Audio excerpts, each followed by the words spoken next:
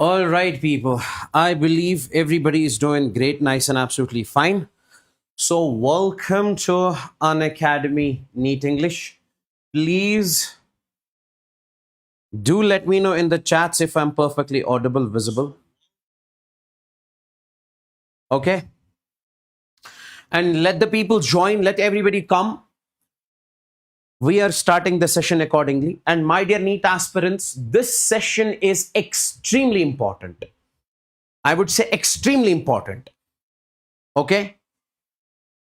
And when it comes to NEET 2000, Re-NEET 2026, my dear NEET aspirants, a lot of people I saw saying that the paper will come out to be the difficult one. But that is not the case. Paper will not be that difficult, but it will be having the good level. Okay. We have seen this pattern previously. In 2024 also, they did the same thing. Okay. So when Re-NEET was conducted for certain number of students in certain centers, so the paper was, I would say, of moderate level. So same is going to happen in Re-NEET 2026. In 2027, we can expect the difficulty level will be higher, but this year it will be basically okay. So my dear NEET aspirants, let's smash the 6 to 7 chapters in this particular session from the scratch. Okay.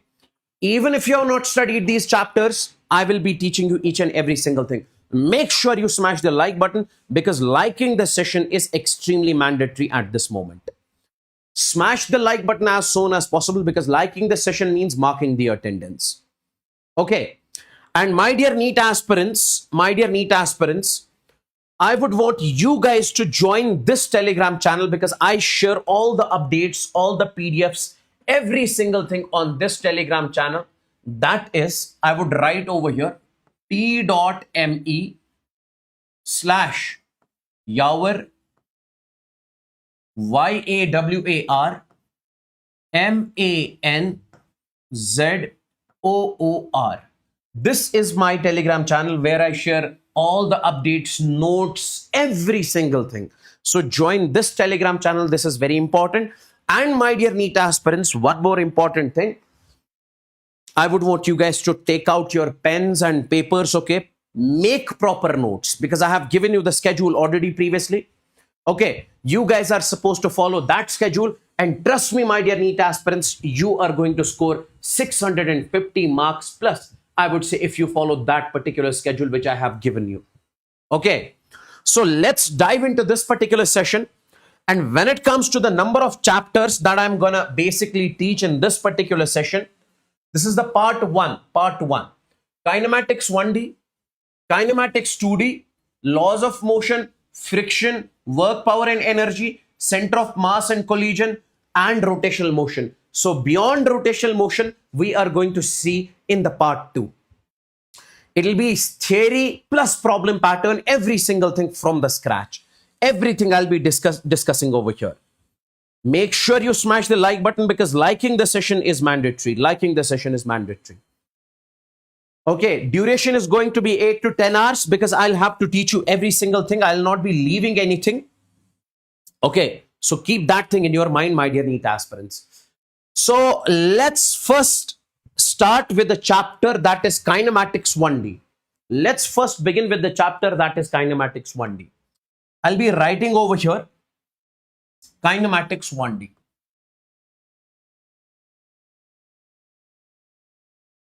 Kinematics 1D. Okay, yes. Now, my dear NEET aspirants, when it comes to the kinematics 1D, first topic that we need to understand over here is distance and displacement. Distance and I would say displacement. Distance and displacement. These are the first two topics that we need to understand over here. Just a second, guys.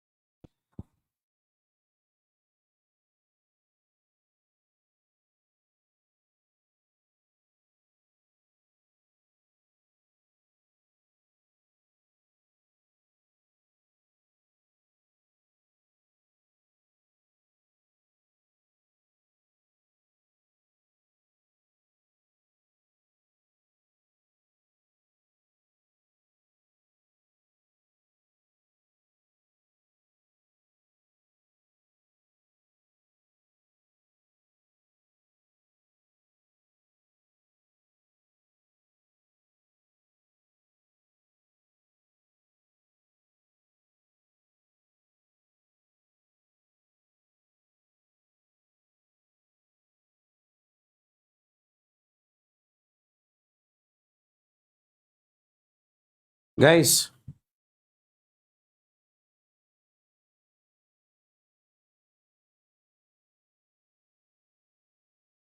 join quickly, join quickly. Call your friends.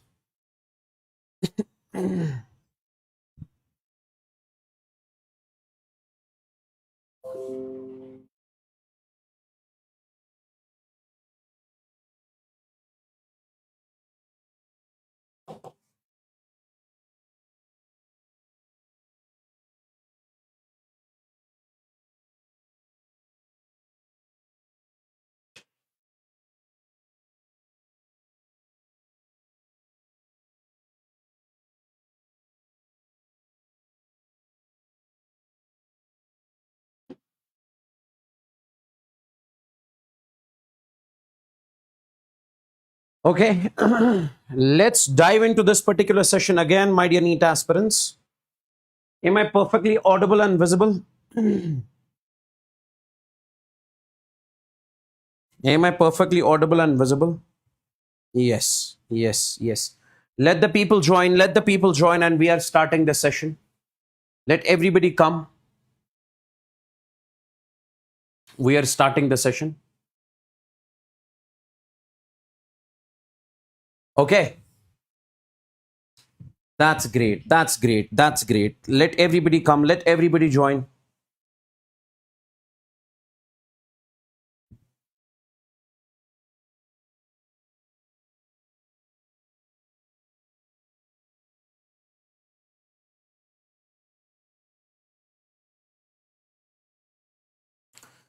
Now, guys, next is that we need to understand over here is that is displacement.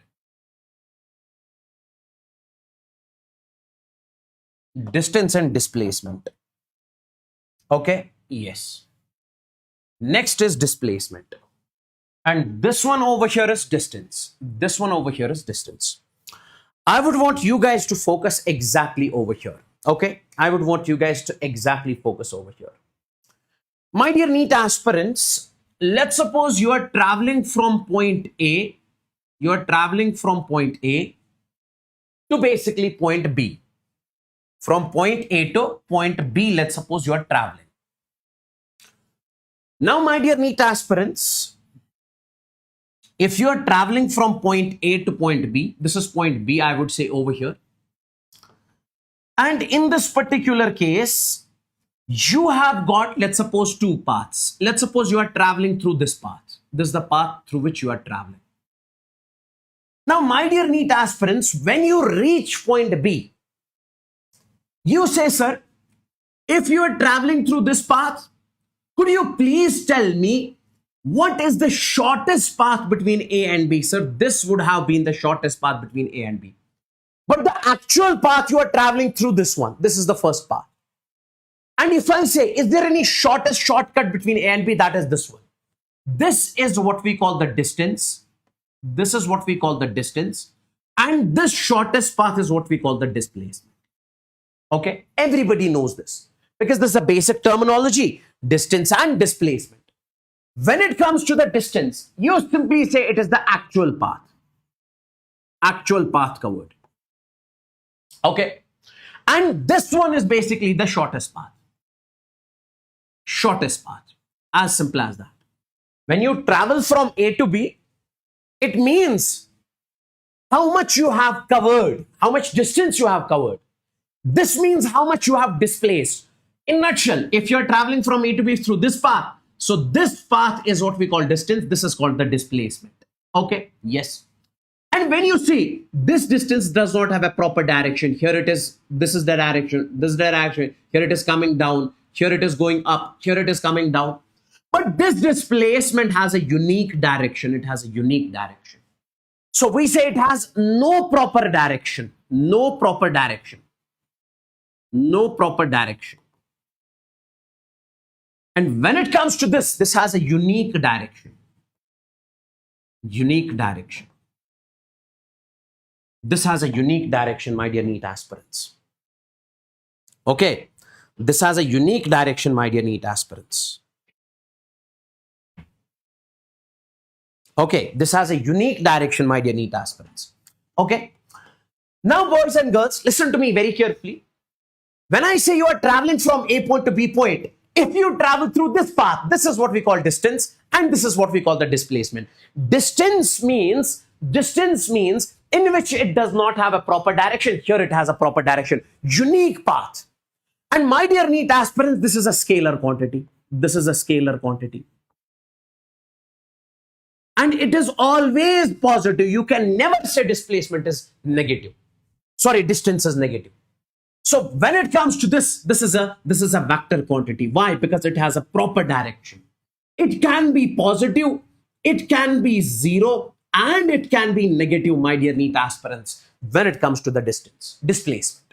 So if you travel from A point to B point, this is what we call distance, actual path covered. And this shortest path is called displacement. Displacement has got, I would say, sir, unique direction. It's a vector quantity. It can be positive, it can be zero, it can be negative. But when it comes to the distance, it is always positive, and we say it is a scalar quantity. And my dear NEET aspirants, we say it cannot decrease with time. It cannot decrease with time. Decrease with time.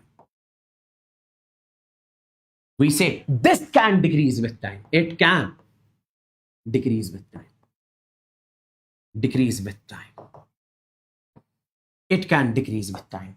As simple as that. As simple as that. Now let me give you the example over here, my dear NEET aspirants. Listen to me very carefully. Let's suppose an object started from point A and it has reached point B. Listen to me very carefully.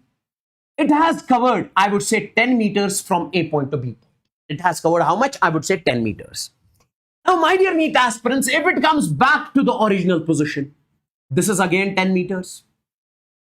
Now, if I say how much is the distance covered, you would say, sir, distance is the actual path covered. Actual path means, sir, this is 10. This is 10. 10 plus 10 is total of 20. So this is 20 meters. Okay. And when I say displacement, my dear NEET aspirants, listen carefully. Sir, displacement in this particular case is, if it is initial point and final point is same, so displacement will be zero. Why? Because it has come back to the original position. So that's why we say displacement in this particular case is zero. So displacement can be zero, displacement can be positive, and displacement can be negative, my dear NEET aspirants. One more important thing, my dear NEET aspirants, listen to me very carefully. Listen to me very carefully. Let's suppose I give you this basic example. Basic example. This is 4 meters. This is 3 meters. Okay. A particle traveled from A point to B point. Then particle traveled from B point to C point. Okay. If I ask you in this particular case, could you please tell me what is the distance? This is 3 meters.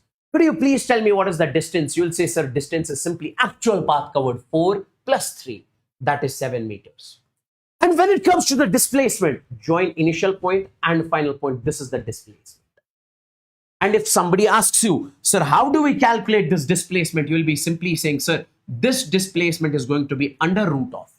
Guys, base, perpendicular and hypotenuse. What is the value of hypotenuse? It will be under root of base square plus perpendicular square. So this is going to be 16 plus 9, that is root 25. So this will come out to be 5 in this case. Is this clear till over here? Give me the signal in the chats. Everybody out there, come on, quick, give me the signal in the chats. Is this clear till over here? Is this clear till over here? I will teach you every single damn thing, my dear NEET aspirants. Make sure you stay till the end. Make sure you stay till the end. What did I tell you? Sir, actual path covered, no proper direction, scalar quantity, positive always. It cannot decrease with time. Now, my dear NEET aspirants, it cannot decrease with time. I'll make you understand. If you travel from A point to B point, distance is 10. If you travel from B point to A point, distance is again 10. 10 plus 10 is 20. Now see displacement. If you travel from A point to B point, distance is 10. If you travel from B point to A point, sir, displacement is 10. When you travel from B to A, displacement becomes 0. So displacement is decreasing. From A to B, displacement is increasing. From B to A, displacement is decreasing. It can decrease with time. Now, one more important thing I just want you to understand over here. Displacement, we also say it is final position minus initial position. Whatever I tell you in this particular case, please do remember directly. Please do remember directly.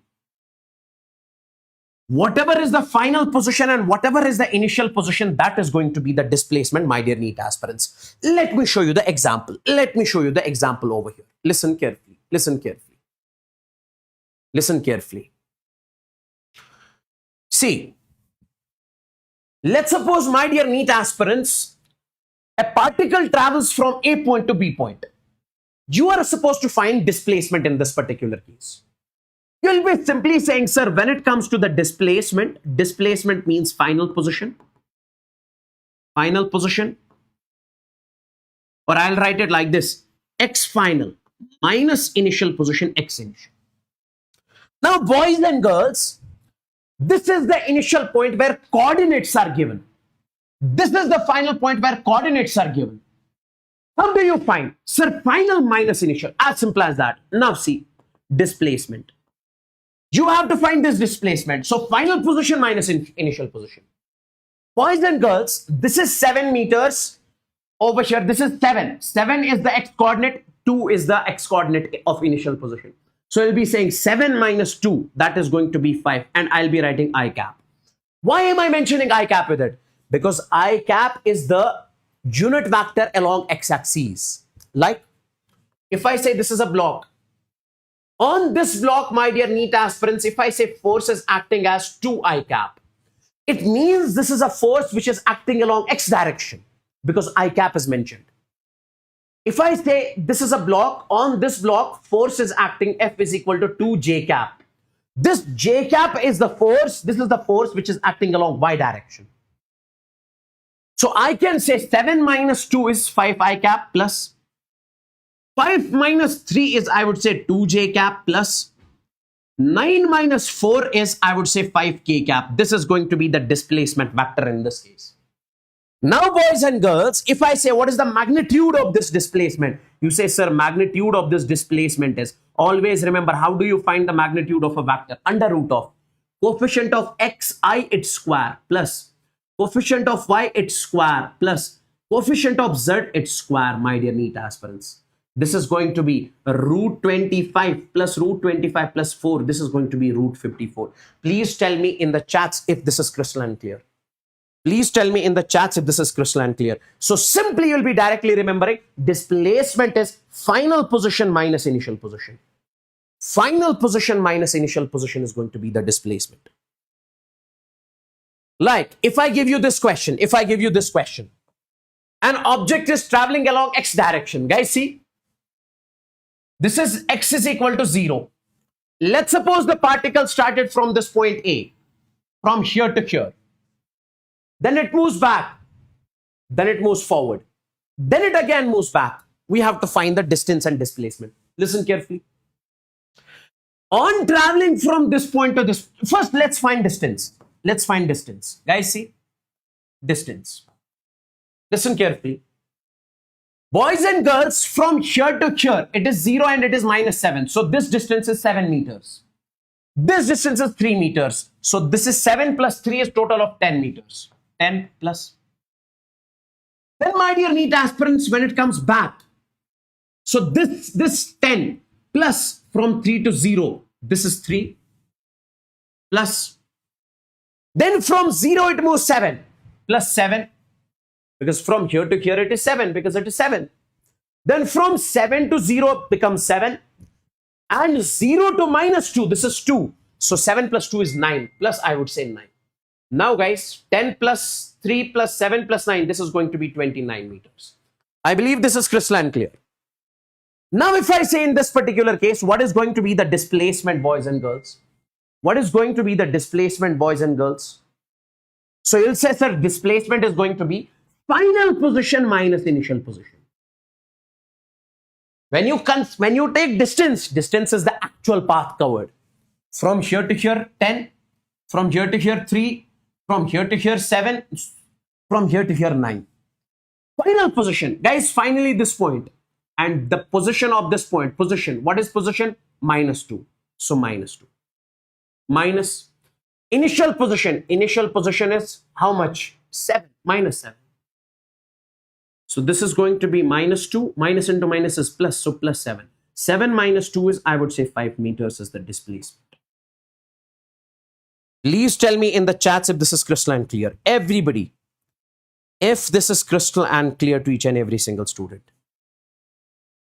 Tell me, guys, if this is crystal and clear. Smash the like button if you're not like the session yet. Come on, quick, quick.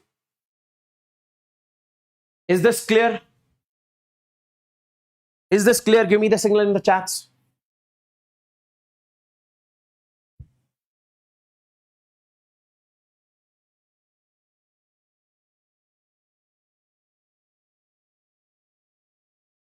That's great. That's great. That's great.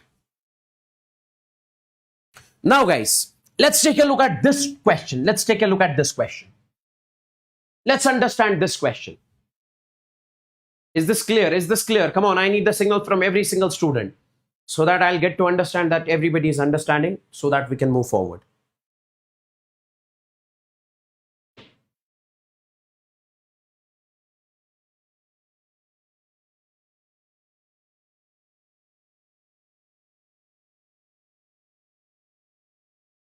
Now, guys, take a look. A particle, I'll be starting from the scratch.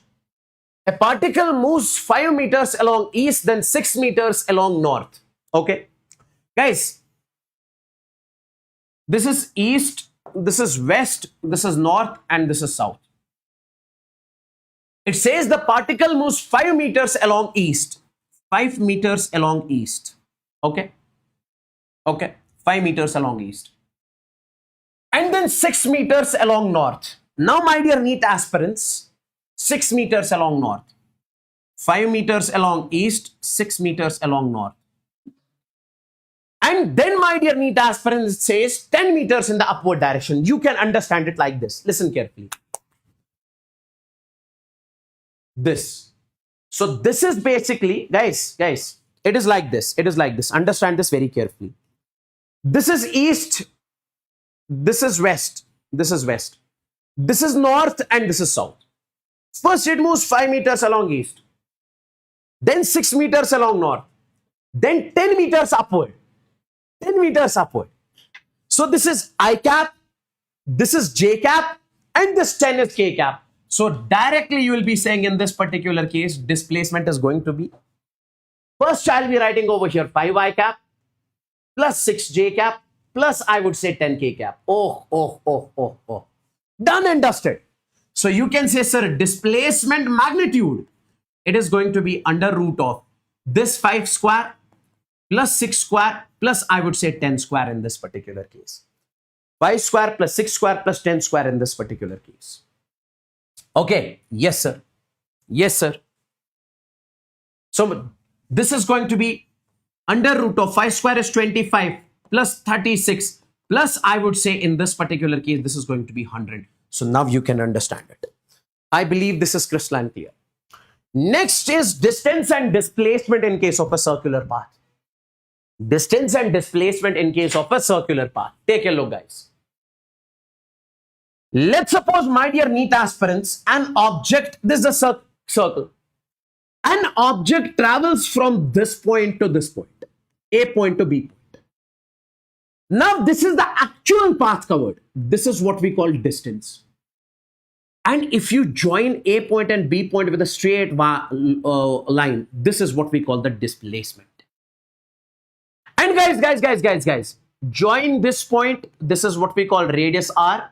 Join this point, this is called radius R. Angle between the two is theta. Now you have two things over here. How do you find displacement? How do you find distance? Distance and displacement. First of all, this distance, directly you will be remembering. When it comes to the distance, you'll be saying simply R into theta. Don't ask me how. Directly remember. In case of a circular path, in this particular case, this is what we call distance and it will be R theta. Theta is this angle between this and this. And when I say displacement, boys and girls, displacement is going to be 2R sine of theta by 2. Please do remember this directly over here, 2R sine of theta by 2. Let me just give you an example. Here only, let me just give you the example. The question is, let's suppose an object has traveled from this point to this point. Listen carefully. Let's suppose an object has traveled from point A to, I would say, point B. Now, my dear NEET aspirants, if an object travels from point A to point B, this is going to be the distance, this one. And this will be the displacement. This is the distance. This is the displacement. Now, boys and girls, if I say in this particular case, when it comes to the distance is going to be R theta. Could you please tell me if this is R? This is R. How much is this theta? Here, theta in this particular case is pi by 2. That means 90 degrees. So you can simply say, sir, this is going to be R into pi by 2. Pi R by 2. When I say displacement, boys and girls, you will be simply saying, sir, displacement in this particular case will be 2R sine of theta by 2. 2R sine of theta by 2. So I'll be saying, sir, this is 2R sine of theta by 2 means pi divided by 2. 2 into 2 becomes pi by 4. Okay. Now, my dear NEET aspirants, I can say in this particular case, when it comes to the displacement is going to be, guys, sine pi by 4 is 1 by root 2. So this is going to be 2R into 1 divided by root 2. Now do the rationalization. Multiply with root 2 and divide with root 2. So root 2 into root 2 becomes 2. So this is 2R divided by root 2. Okay, 2R. Root 2 into root 2 becomes 2 into this root 2 in the numerator. So 2 and 2 will cancel. So this will be root 2R in this particular case displacement. Please tell me if this is crystalline clear. Everyone means everyone. Come on. If this is crystalline clear in case of a circular path. Now, guys, take a look. Over here. Take a look in this particular case. An object moves in a circular path by an angle of 60 degrees.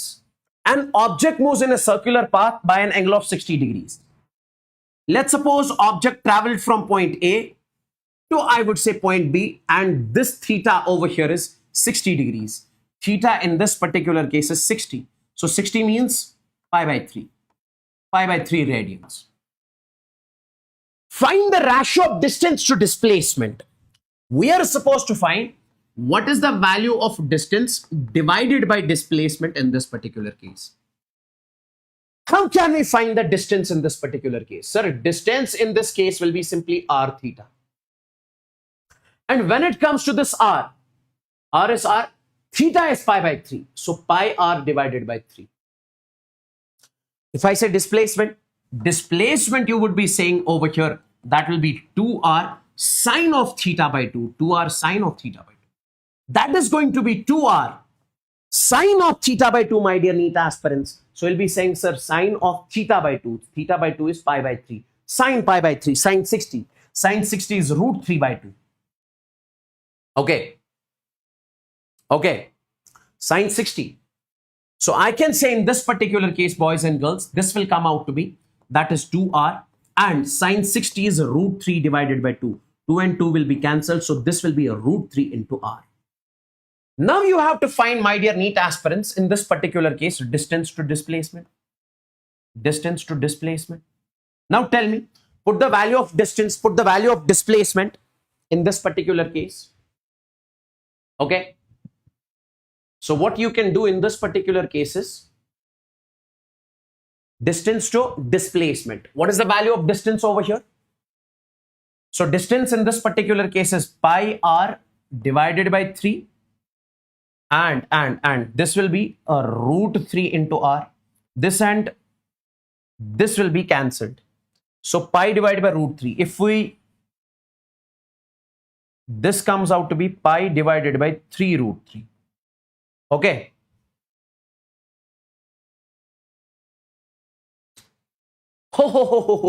Sorry. I made a mistake here. Sorry. Sine of theta by 2. Theta in this particular case is, yes. Sine of theta by 2. What is the value of theta? Theta in this particular case is pi by 3. So 2 into 3. So pi divided by 3 into 2. Because it is theta by 2. So it becomes pi by 6. So this is 2r sine of pi by 6. Now tell me, sine pi by 6. Sine pi by 6 means pi by 30. That is 1 by 2. So this is going to be 2r into 1 divided by 2. This and this will cancel. So it will come out to be r. Sorry. So this will be pi r divided by 3 upon divided by r. So this will be pi r divided by 3r. So this and this will be cancelled. So pi by 3. Now it is okay. Because it is pi theta by 2, pi r by 3 into 2. Now I hope you would be able to understand. You would be able to solve the questions of this sort. Okay. Now, boys and girls, listen to me very carefully. Now comes speed and I would say velocity. Speed and velocity. Listen carefully. I would want you guys to focus exactly over here. My dear NEET aspirants, when it comes to the speed, when it comes to the velocity, let's suppose I say this is a car over here. This car is moving with 40 km per hour. 40 km per hour. And this car is basically moving with 40 km per hour towards east. Now tell me, what is the difference between the two? Sir, in this particular case, you are saying how fast the car is moving. In this particular case, you are saying how fast the car is moving along with the direction. Okay. Here only you are saying magnitude. Here you are saying only magnitude. How fast the car is moving. Here you say magnitude plus I would say direction. So my dear NEET aspirants, when you say how fast the object is moving along with the direction, in that particular case, my dear NEET aspirants, this is what we call velocity. And this is what we call speed. So speed only gives you the information how fast the car is moving. Velocity gives you the information how fast the car is moving along with the direction. Yes. Now, my dear NEET aspirants, listen to me very carefully. Now comes average speed and average velocity. I would want you guys to focus exactly over here. Listen carefully. Let's suppose if you travel from A point to B point. Okay. And my dear NEET aspirants, when you are traveling from A point to B point, if I say how fast an object is moving in an interval or from A point to B point, this is what we call the speed, but what? Average speed. There are two things. Guys. Plus, listen. If I say you are traveling from A point to B point, A point to B point. If I say how fast you are traveling from A point to B point, that is what we call average speed from A to B. If I say how fast you are traveling at a particular instant, what is the speed at this instant? Like, if I'm traveling from Delhi to Mumbai, what was my speed from Delhi to Mumbai? That is average speed. What was my speed exactly when I was at the petrol pump? What was my speed exactly when I was basically at this instant? At this instant, there is some particular place between Delhi to Mumbai. What is my speed at that particular instant? That is called instantaneous speed. Speed at particular instant is called instantaneous speed. And between A to B is what we call the average speed. So my dear NEET aspirants, if I say how fast an object is moving in an interval means from A to B. This is called average speed. Now see, how fast an object is moving in an interval along with the direction, this is called average velocity. Now clearly you can see over here, when it comes to this speed, it has magnitudes only, it is a scalar. And this is a vector. Now boys and girls, listen carefully. If you have to find the speed from A point to B point, so you will be simply saying, guys, when it comes to the average speed, you'll be simply saying total distance traveled divided by total time taken. How much distance you have covered, how much time you have taken. This is called average speed. And when it comes to the average velocity, since it's a vector quantity, here you will be taking the displacement. So total displacement traveled divided by total time taken. So this is how we exactly find. Now, my dear NEET aspirants, in this particular case, when I say this average speed, I know, guys, I have to complete the 6 chapters. That is my job. I have done this before. Go check this out on this channel only. Don't tell me I'm going slow, I'm going fast, okay? I know my speed. So please wait, okay? So don't panic. I know how to finish all these chapters within the given time frame. I have done this before. We have experience of 15 to 20 years. Don't worry about that. So when it comes to the average speed, we mathematically write it like this: delta D, total distance traveled, upon delta T, total time taken. And this average velocity over here, VAVG, here I'll put vector because this is a vector quantity. This is total displacement. Displacement we represent with S divided by delta T. This is what we call the average speed, and this is average velocity. In a nutshell, from A to B, how much is your speed? In a nutshell, how much is your speed from A to B along with the direction, that is velocity. Okay, yes. Now, boys and girls, listen to me very carefully. Now, these are the questions, pattern of questions where these are the important pattern questions where they will be asking you the questions. Very important. In JEE-Mains, frequently they ask you this question. Now, before this, let me tell you something. Guys, take a look. If an object travels along a straight line, A to B, okay? Always remember, in this particular case, we say distance is equal to displacement. And if distance and displacement are same, time is same, we say average velocity will be equals to average speed. Amazing, sir. If the particle travels along a straight line without change in direction, don't say, sir, it comes back. Without change in direction from A to B, then distance and displacement are same, average velocity and average speed will be same. Now take a look. First pattern question that is given over here. An object is moving in a straight line without change in direction. An object is moving in a straight line without change in direction. So means distance and displacement will be same. Okay. Moves x1 distance in time t1. Listen carefully. It says that it has covered this x1 distance in time t1. and it has covered x2 distance, this x2 distance in time t2. So this much of distance is covered in t1, this much of distance is covered in t2. They are asking you to find, then find the average speed and average velocity. We know here average speed will be equals to the average velocity, already explained. Now how do you find average speed? Total distance traveled upon total time taken. Now tell me, how much is the total distance? From here to here it is x1, from here to here it is x2. So it is going to be x1 plus x2. Total time is t1 plus t2. Oh. Sir, amazing, amazing, amazing, amazing. Take a look. Next. An object moves with a speed v1. Now speed is given. An object moves with a speed v1 for time t1.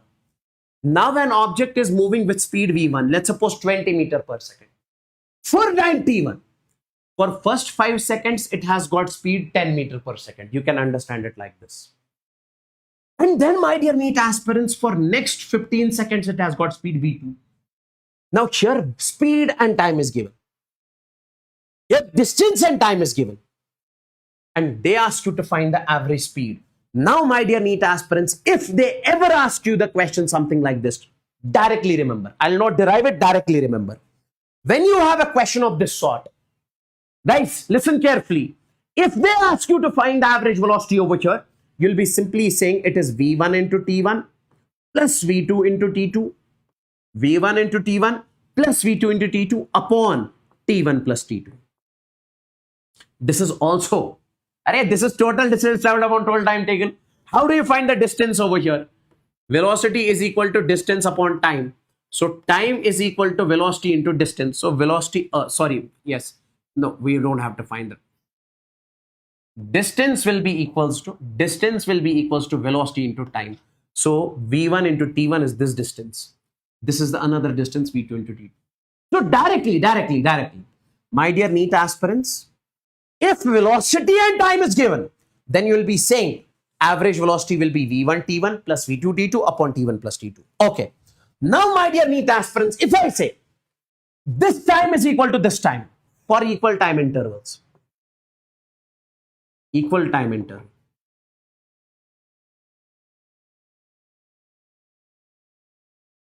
that means t1 is equal to t2 is equal to t3 is equal to t. Don't say t3 is equal to t. Means this time and this time are equal. So then in that particular case, you'll be directly remembering average velocity will be. Guys, this is t, this is t. This is t plus t is 2t. T will cancel. So eventually it will come out to be v1 plus v2 divided by 2. Please don't get confused over here. From here to here, velocity is v1 times t1. Velocity is v2 times t2. So average velocity will be v1 t1, v2 t2 upon t1 plus t2. If the time is same, then v1 plus v2 plus v divided by 2. Now, for 3 equal time intervals.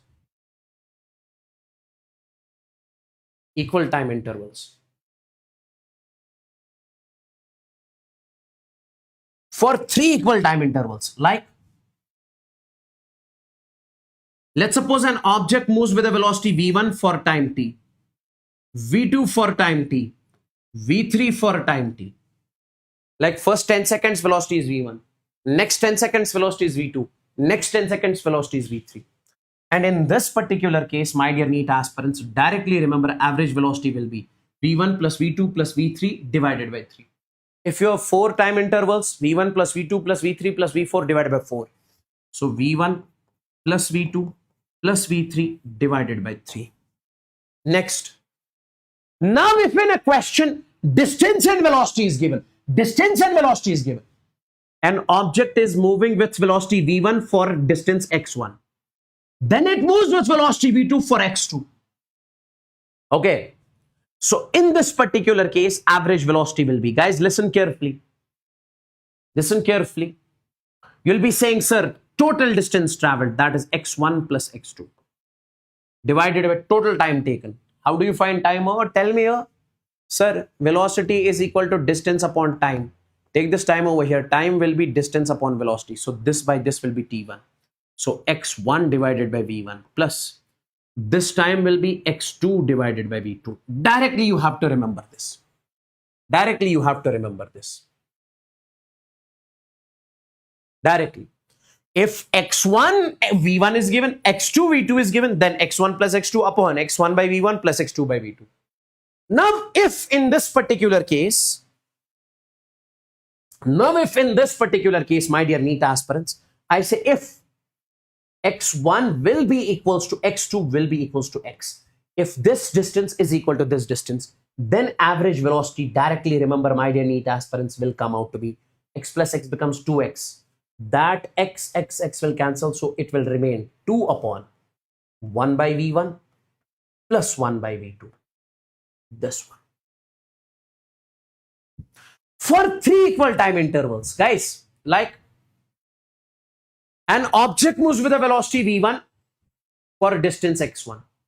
Then for distance x2, its velocity is, let's keep the equal distance, x1, this is x, and this is x, this is v2, this is v3. In this particular case, average velocity is going to be 3 upon 1 by v1 plus 1 by v2 plus 1 by v3. This is going to be the average velocity in this particular case. Tell me, is this clear, boys and girls? Is this clear, boys and girls? Tell me. Like this is the question. A bus travels 1/3 of its distance with speed 10 km per hour. Guys, let's suppose this distance is x. So it covers x by 3 with v1. v1 is 10. Next 1/3 means this x by 3 distance with v2 is equal to 20 km per hour.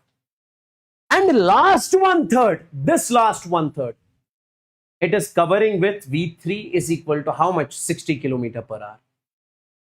You have to find the average speed. Guys, average speed of the bus. When you have equal distances, in that particular case, average velocity is going to be simply 3 upon 1 by v1 plus 1 by v2 plus 1 by v3. So this is 3 upon 1 by v1, 1 by 10 plus 1 by 20 plus 1 by 60, and it will come out to be 18 km per hour. Please tell me in the chats if this is clear. Please tell me in the chats if this is clear. Come on, guys, quick. Give me the signal in the chats if this is crystalline clear. Quick. Tell me, is this clear? Is this clear, boys and girls?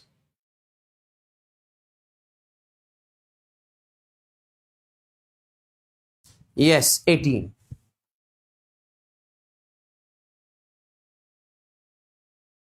Is this clear? Oh, I need the signal in the chats. Let's move on to the instantaneous velocity. Let's move on to the instantaneous velocity. Let's move on to the instantaneous velocity.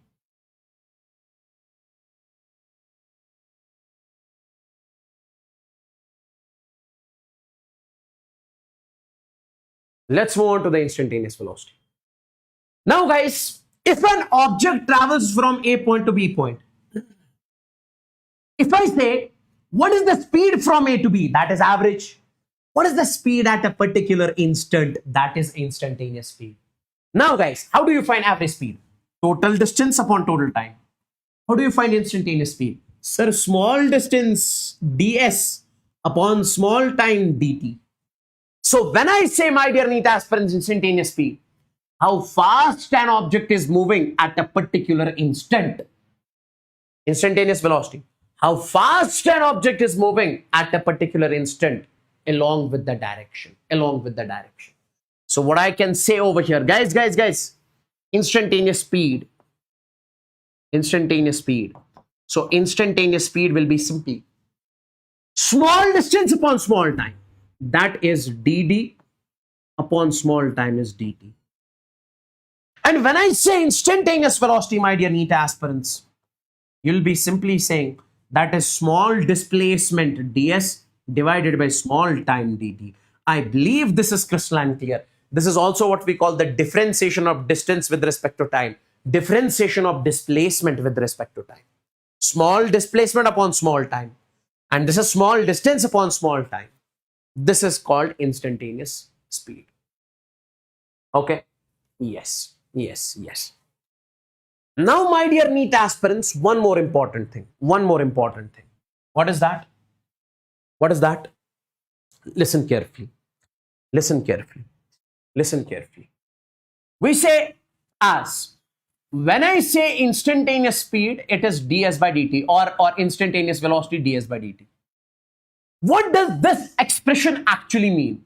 This expression means that if displacement is given, you are supposed to find velocity, you'll have to do the differentiation. Do one thing, take it over here. So ds will come out to be v dt. Integrate both sides. If you do the integration on both sides, so integration of ds will be integration of v dt. Now, my dear NEET aspirants, in this particular case, integration means adding. ds is what? Small displacement. Delta s is large displacement. If you integration means addition of small displacements, it gives you total displacement, will come out to be integration of v dt. So boys and girls, what does this expression tell you? This expression tells you if you have to find the displacement, velocity is given, you do integration. If you have to find the velocity, displacement is given, you have to do the differentiation. Okay, one more important thing. We say average velocity is equal to total displacement, S total, divided by total time total. Yes. Now tell me, can I write it like this? Average velocity will be, what is the value of total displacement? We can write it integration of v dt. Yes, upon, what is the value of total time? Guys. If I say integration of delta t, integration of dt. dt is the small time. If you integrate the small time, you will get large time. So that will be over here time t, or we say delta t, or this is total time. This. So instead of total time, I can write integration of dt. This is one more expression for average velocity. My dear NEET aspirants. Please tell me how many of you understood this. Come on. Tell me quickly in the chats how many of you understood this. Quick. Now guys, sir, when should we use this expression? When velocity is given and you are supposed to find average velocity, use this expression. Like, this is a question. If an object is moving with velocity, v is equal to 3t square. Find the average velocity or average speed. Now guys, listen carefully. If we have to find the average speed, let's suppose, what will you do? Sir, integration of v dt upon integration of dt. Why are you using this expression? Because velocity is given. So you'll be saying, sir, average speed, average velocity in this case will be integration of, what is the value of v? 3t square. So it is going to be 3t square and dt upon integration of dt. Now it says you have to find the average speed in 2 seconds. So this will be limit 0 and this is 2. 0 and this is 2. Now boys and girls, what can I do over here? See, take this 3 out.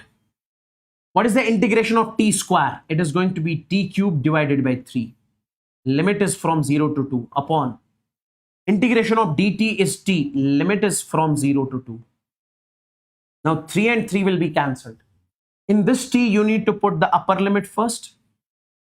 Okay, upper limit is 2. So this will be 2 cube minus lower limit is 0 upon t 2 minus 0. This will be 2 minus 0. Upper limit minus lower limit. Okay. Okay, now 2 cube is 8 divided by 2. So it will come out to be 4 meter per second. 4 meter per second. Now take a look. If the position of an object is given as this one, position is given as t square minus 4t plus 5. Find the instant when velocity becomes 0. Okay. You have to tell me the time when velocity becomes 0. Guys, see, find velocity first. Velocity will be dx by dt. Now tell me, differentiation of this, that is going to be 2t minus 4. This is going to be the velocity. This is going to be the velocity. Now, my dear NEET aspirants, in this particular case, if this is the velocity, put this velocity is equal to 0. So you'll be saying, sir, 2t minus 4 will be equals to 0. Why are we putting the velocity 0? Because we have to find the time when velocity is 0. Find the instant when velocity becomes 0. So find velocity first, put that equal to 0. So take it over there. So 2t will be equals to 4. 2 1s are 2 2s are 4. T will be equals to 2 seconds. So this is the time, my dear NEET aspirants, when velocity is 0. Put, you can check it also. Put t is equal to 2. 2 into 2 is 4. 4 minus 4 is 0. So at t is equal to 2 seconds, velocity is 0. Second, and displacement when object comes to rest. Also, displacement when object comes to rest. This is a very good question, I must say. Now, my dear NEET aspirants, what I'm trying to say in this particular case over here, listen to me very carefully. Can I say in this particular case, when velocity is 0, time is 2 seconds. So, my dear NEET aspirants, it means object has traveled from t is equal to 0 to t is equal to 2 seconds. Yes, sir. Because at t is equal to 2 seconds, velocity is 0. Now, guys, here it is called initial position. Here it is called final position. And this is what we call displacement. So what can I say? Displacement is going to be final position minus initial position. Now you have to find the final position. Final position is when? Time is 2 seconds. This is the position. Put time is equal to 2 seconds. At t is equal to 2 seconds. Find the final position. Put t is equal to 2 seconds. 2 square is 4 minus 4 into 4 is 16 plus I would say 5. Okay. Now tell me, guys, in this particular case, this is 4 plus 5. That is going to be 9. X final. This is going to be 9 minus 16. This is going to be minus 7 in this particular case. Okay. 5 plus 4 is 9. Okay. So this is going to be 16 minus 7. Now, my dear NEET aspirants, if this is minus 7 over here, 4 into 2 is, okay, 4 into 2 is 8. Sorry. 4 into 2 is t square, 2 square is 4, 4 into 2 is 8, plus 5. 5 plus 4 is 9, this is 1. Initial position, at t is equal to 0. Let's find the position. Put t is equal to 0 over here. Initial position will be, put this 0, 0, and it will come out to be 5. So x initial is 5. Now tell me what is the displacement. So displacement will be final minus initial. Final minus initial. So that is 5 minus 1. That will come out to be 4 meters. Final minus initial. Array, yaar. 1 minus 5. Minus 4. Because this is final, this is initial. Final minus 4. Minus 4. Don't say 4. Minus 4. Is this clear? Is this clear? Is this clear? Is this clear? Come on, give me the signal in the chats.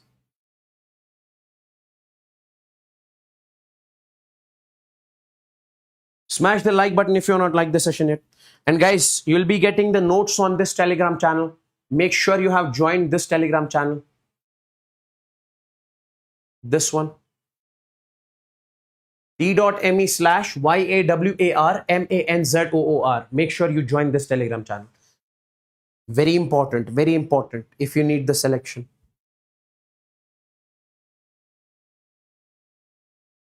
Now, guys,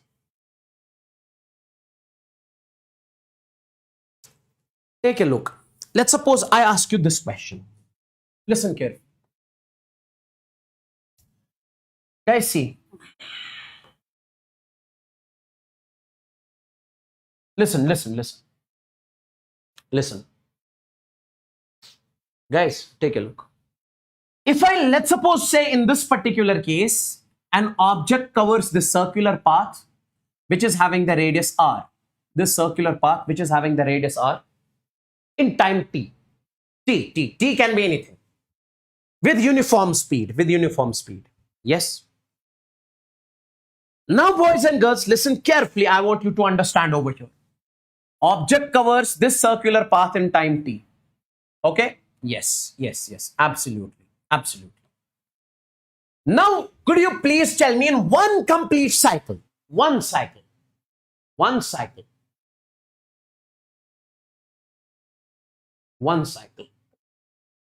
is the distance? What is the distance? That is going to be 2 pi r. Yes, sir. And what is the time? Time taken in one cycle, that is t. Yes. Now, if you break this this 2 pi r, that is circumference. If you break this in 4 parts, how much will be this? 2 pi r divided by 4. Okay. How much is this? 2 pi r divided by 4. How much is this? 2 pi r divided by 4. How much is this? 2 pi r divided by 4. Are you getting me? And how much is that? 2 pi r by 4. That is pi r by 2. Pi r by 2. Pi r by 2. Pi r by 2. Okay? Yes. And if I say how much is the time? How much is the time? Guys, and how much is that? That is pi r by 2. Pi r divided by 2. 2 ones are 2 twos are 4. Pi r by 2. How much is the time? If this is t, so this time will be t by 4. Time in this journey will be t by 4. Time in this journey will be t by 4. Time in this journey will be t by 4. It's amazing. Crazy. Yes. Now, guys, tell me one thing. Could you please tell me how much is this displacement? How much is this displacement? Displacement from this point to this point. Sir, this is a root 2r. Sir, how? Arey, see na. See, bro. When object travels in 90 degrees from here to here, this displacement is root 2r. This is the calculation which I have done already. Displacement, I'm saying. Okay? Yes. Okay? And how much is this displacement from here to here? This is r. R plus r is 2r. Even you can find the displacement by using that formula also. But here r plus r is 2r. Cool. Okay, when the object reaches this point, now this is initial point, this is final point. How much is this displacement? If this is root 2r, this will be root 2r. Arey, sir. Okay, tell me, what is the displacement in complete cycle? Displacement in complete cycle will be 0. Yes. Guys, this displacement is root 2r. This displacement is 2r. This displacement is root 2r. And in complete cycle, it is 0. Yes. Now, let's suppose if I'm saying this is point A, this is point B, this is point C, and this is point D. If I'm saying from A to B, could you please tell me what is going to be the distance you know, that is pi r by 2. Displacement you know, root 2r. Time also you know. Find average speed. Average. Speed average will be total distance upon total time. What is the distance? Pi r by 2. What is the time? T by 4. Take this in 2 ones are, 2 twos are. So this will go 2 pi r divided by t. Now what is the average speed? Average velocity. That is total displacement. How much is the displacement? Root 2r divided by time, t by 4. Array, time will be t by 4 for both. Take this in the numerator. This will be 4 root 2 r divided by t. Cool. Now if I say from A to C. Could you please tell me what is the speed, average speed? So total distance. So total distance is, guys, pi r by 2 plus pi r by 2. That is 2 pi r by 2. 2 pi r divided by 2. 2 times now. Pi r by 2 plus pi r by 2. 2 pi r by 2. Divided by time. Guys, see, t by 4 plus t by 4. T by 4 plus t by 4 is t by 2. T divided by 2. Now this 2 and this 2 will cancel. This will go in the numerator. 2 pi r divided by t. If I say average velocity, that is total displacement. From here to here, what is displacement? R plus R is 2R. Join initial and final point. And time. Time is how much? T by 4 plus t by 4. That is t by 2. Take this in the numerator. 2 into 2 is 4R divided by t. How many of you understood this? Please tell me in the chats. How many of you understood this? Please tell me in the chats. Everybody out there. Quick, quick, quick, quick. How many of you understood this? Please tell me in the chats.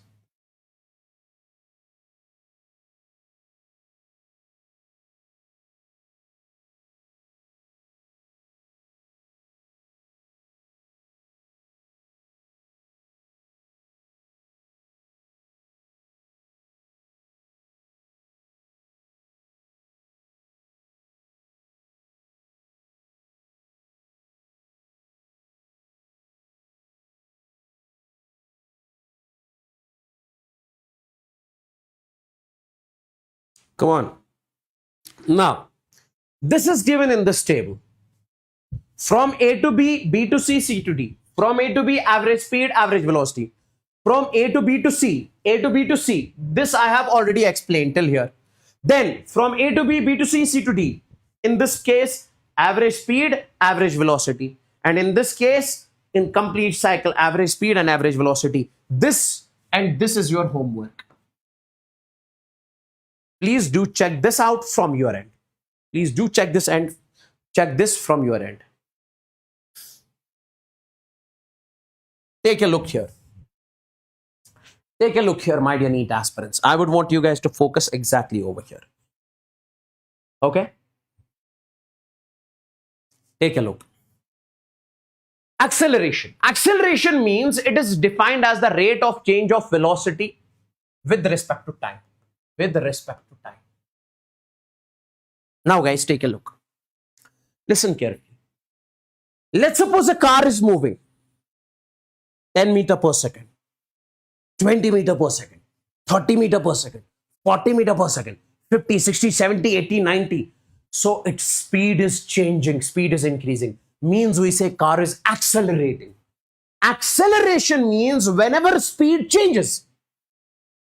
So if I say here, velocity of the car is 10, here velocity of the car is 20. So what is the acceleration? 20 minus 10. Change in velocity. It is defined as the rate of change in velocity with respect to time. Okay. How fast the velocity is changing, that is called acceleration. So I would say acceleration will be change in velocity. Change in velocity. Guys, that will be final velocity minus initial velocity. 20 minus 10.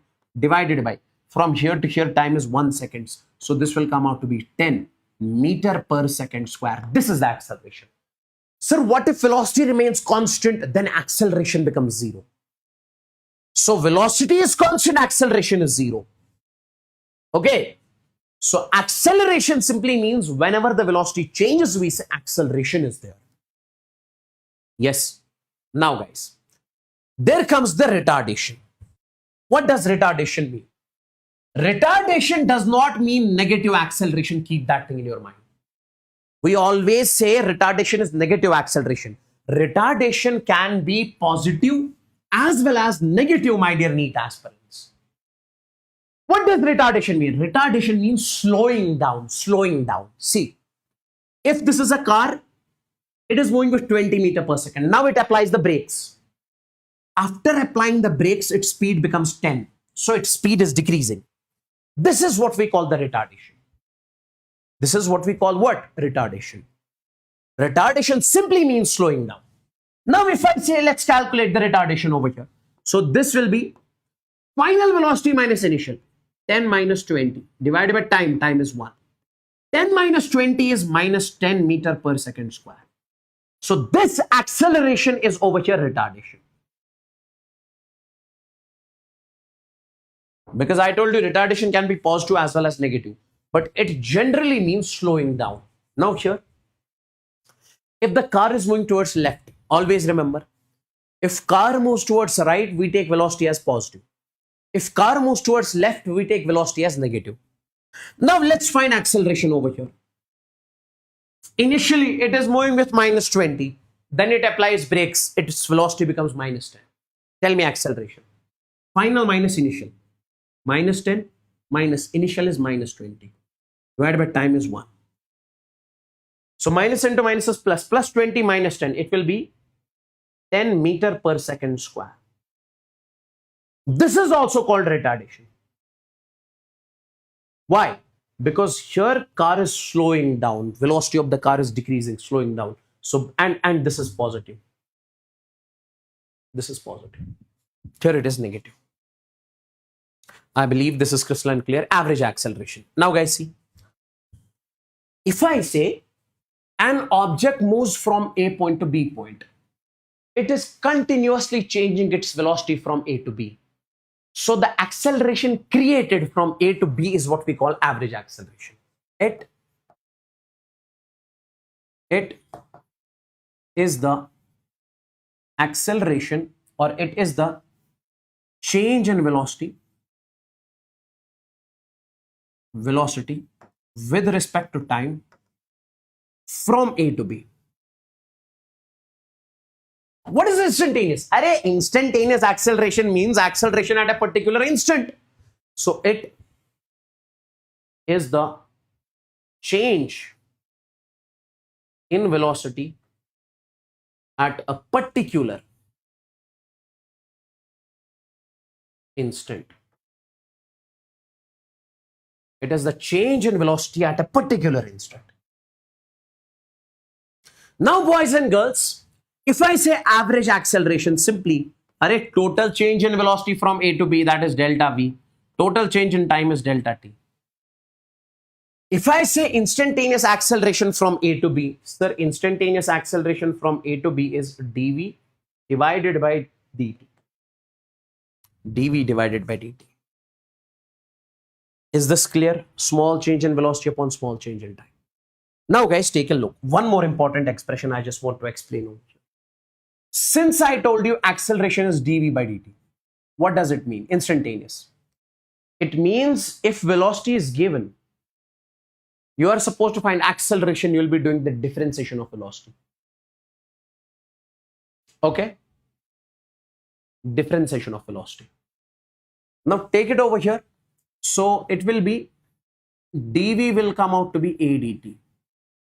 Integrate both sides. Integrate both sides.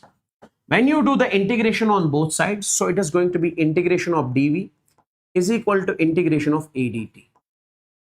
Now boys and girls, integration of dV. dV is small change in velocity. When you do the integration, it will give you large change in velocity, that is delta V. And this is integration of a dt. So boys and girls, if acceleration is given, you are supposed to find change in velocity, you do integration. If velocity is given, you are supposed to find acceleration, you do differentiation. Okay, one more important thing. How do you write? Okay, this one. Acceleration in terms of position. Listen carefully. We say acceleration is V dV by dt. Multiply with ds, position, multiply with dx, divide with dx.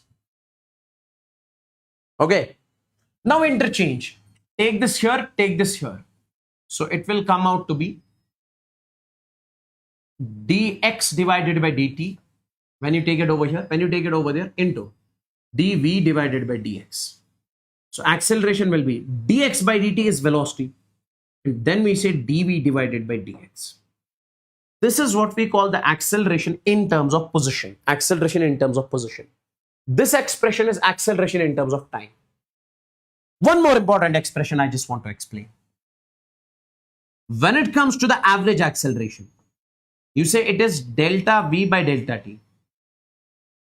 What is the value of delta V? Integration a dt. So average acceleration we can write also as integration a dt upon integration of delta T. oh sorry, delta t means integration of dt. So this is what we call the average acceleration. This is what we call the average acceleration. Is this clear? Is this clear, boys and girls? Is this clear? Give me the signal in the chats if this is crystal and clear.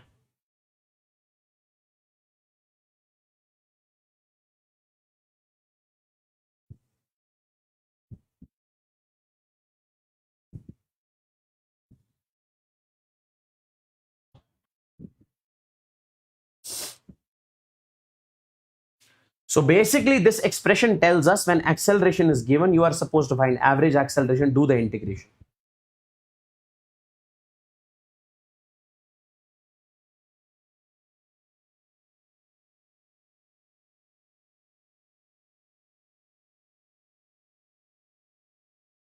Now see, position or you say displacement. Position or you say displacement. Let's either you say position or you say displacement over here. Take a look, boys and girls. You're going to love this.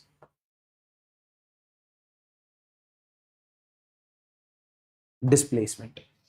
My dear NEET aspirants, if displacement is given, if this is given, and you are supposed, this arrow means you are supposed to find velocity. You do differentiation, dx by dt or ds by dt.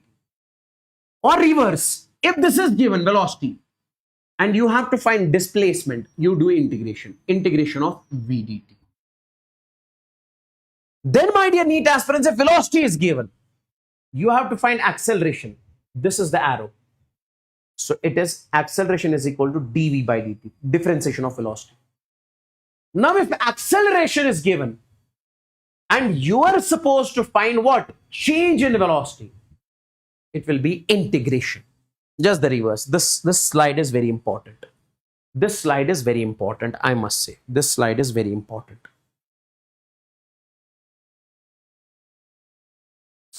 Okay. Now guys, take a look. There is a question. This question is extremely important. I would want you guys to understand this. The initial velocity of a particle is u. Initial velocity is u at t is equal to 0. The acceleration is given by alpha t raised power 3 by 2. This is the acceleration of the particle. Which of the following relations is valid? If you take a look over here at the options. In the options, we can clearly see we are supposed to find velocity. In all the 4 options, we get to see the velocity over here. Now, could you please tell me what is the expression I'm supposed to use? If acceleration is given, I'm supposed to find the velocity. Means this expression you guys are supposed to use. So I can clearly say over here as delta V is equal to integration of A dt. Absolutely, sir. Now put this, instead of A, I can put alpha t raised power 3 by 2 over here. So delta V will be integration of, instead of this, alpha t raised power 3 by 2 into dt. Now, my dear NEET aspirants, alpha is constant, so take it out. So this will be alpha.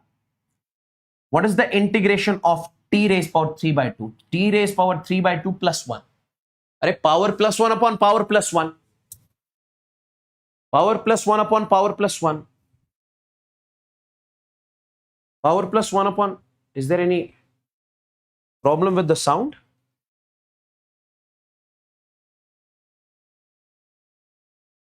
The initial velocity of a particle is u.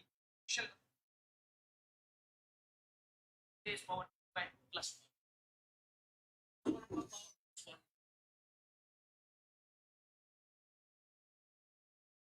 Now guys, take a look.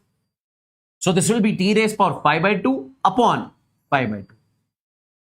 Now change in velocity will be final velocity minus initial velocity. Initial velocity is given as u is equal to alpha. Okay, do one thing. Take this in the numerator. This become 2 by 5. Alpha t raised power 5 by 2. Now take it over there. This is going to be plus u plus 2 divided by 5 alpha t raised power 5 by 2. U plus 2 by 5 alpha raised, option C. Option C. Now take a look, boys and girls. The acceleration of a particle is increasing linearly with time as bt. Acceleration of a particle is linearly increasing with bt. Okay. Acceleration of the particle is linearly increasing with bt. Acceleration is given as bt. The particle starts from the origin with an initial velocity v naught. Initial velocity is v naught. The distance traveled by the particle in time t is. You are supposed to find distance here, guys.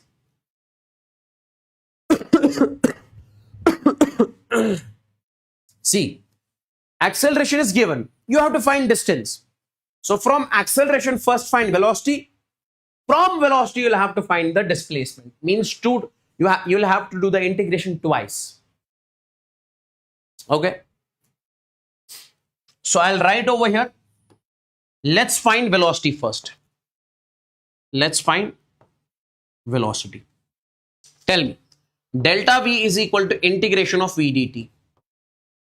Now delta V is equal to integration of integration of A dt. Now tell me integration A. A is B into T. Then we say dt. So delta V is final velocity minus initial velocity is V naught is equal to B is constant. Now integration of T, it will be T square divided by 2. Now we can say, my dear NEET aspirants, in this case, take it over here. This V will be equals to V naught plus BT square divided by 2. V naught plus BT square divided by 2. Now, boys and girls, what I want you to understand in this particular case, let's find displacement. S is equal to integration of V dt. So S is equal to integration of V. V is V naught plus BT square divided by 2 dt. Now, my dear NEET aspirants, so displacement is equal to, first you will have to do the integration of V naught, then BT square by 2. I see, for V naught, integration is V naught into T plus, for this integration will be B divided by 2, and for T square, it is going to be T cube divided by 3. Okay. Now 2 into 3 is 6. So displacement will come out to be V naught into T plus BT cube divided by 6. This is going to be the displacement. This is the answer.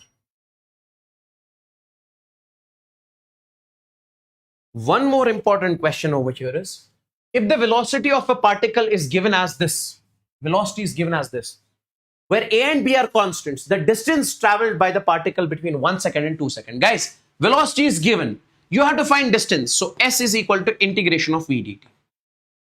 So S is equal to integration of V. V is what? AT plus BT square. Then we say dt. Okay. Now, my dear NEET aspirants, from 1 second to 2 seconds, because it is saying from 1 to 2. From 1 to 2. Now, what is the integration of AT? You'll be saying, sir, it is AT square divided by 2 plus. What is the integration of BT square? It is BT cube divided by 3. For T square, it is T cube by 3. And limit is from 1 to 2. So this displacement will come out to be A divided by 2. For T square, first we'll be putting 2 square minus 1. Then plus B divided by 3. For this T, we will be putting T cube minus 1. Now, boys and girls, I can say in this particular case, S is equal to 2 square is 4. 4 minus 1 is 3. So this will be 3A divided by 2 plus 2 cube is 8. 8 minus 1 is 7. 7B divided by 3. This is going to be the displacement. This is going to be the displacement. This is going to be the displacement. Is this clear? Is this clear?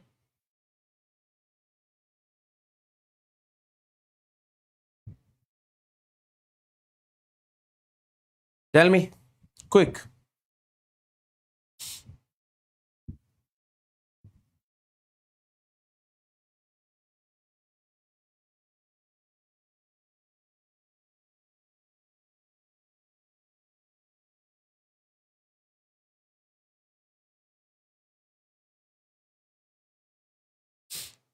Is this clear?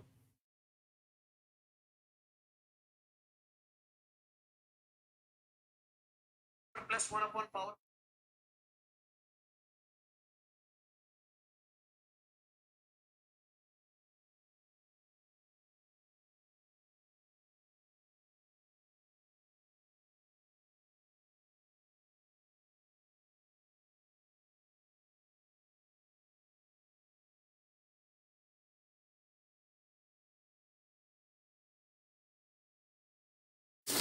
Now, guys,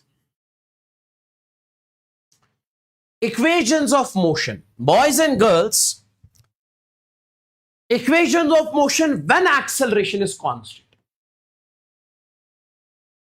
What about these equations? What about these equations? These equations. S is equal to integration V dt. Delta V is equal to integration A dt. This.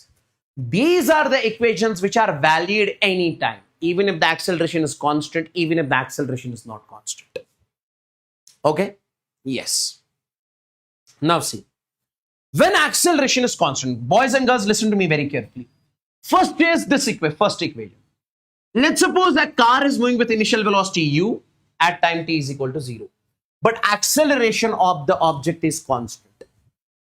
And after time t, you have to tell me its velocity. A car is moving. After time t, it reaches here. What is the velocity after time t?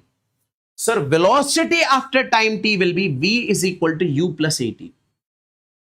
This is the velocity of the car after time t. This is the velocity of the car after time t. This is valid. U means initial velocity. A is acceleration. T is time. This is valid when acceleration is constant. If acceleration is not constant, what is the equation that you can use? V is equal to ds by dt. You can use this. V is equal to delta V is equal to integration of A dt. These are the equations that are valid even if the acceleration is not constant. Next, displacement after time t. This car moves. It starts with initial velocity u. After time t, the car has reached here. Acceleration is constant. So displacement covered from here to here, ut plus 1 by 2 at square. This is the displacement covered after time t. Velocity after displacement s. This is the object. This is the object. Sir, will you please give an example acceleration with respect to the position? If I say velocity of an object is 4x square, find acceleration. V acceleration will be V dv by dx. Put V here. V will be 4x square. Then d divided by dx of 4x square. So it will be 4x square, d by dx of 4x square. 4 2s are 8, so it will be 8x. Now 8 4s are 32 x cube.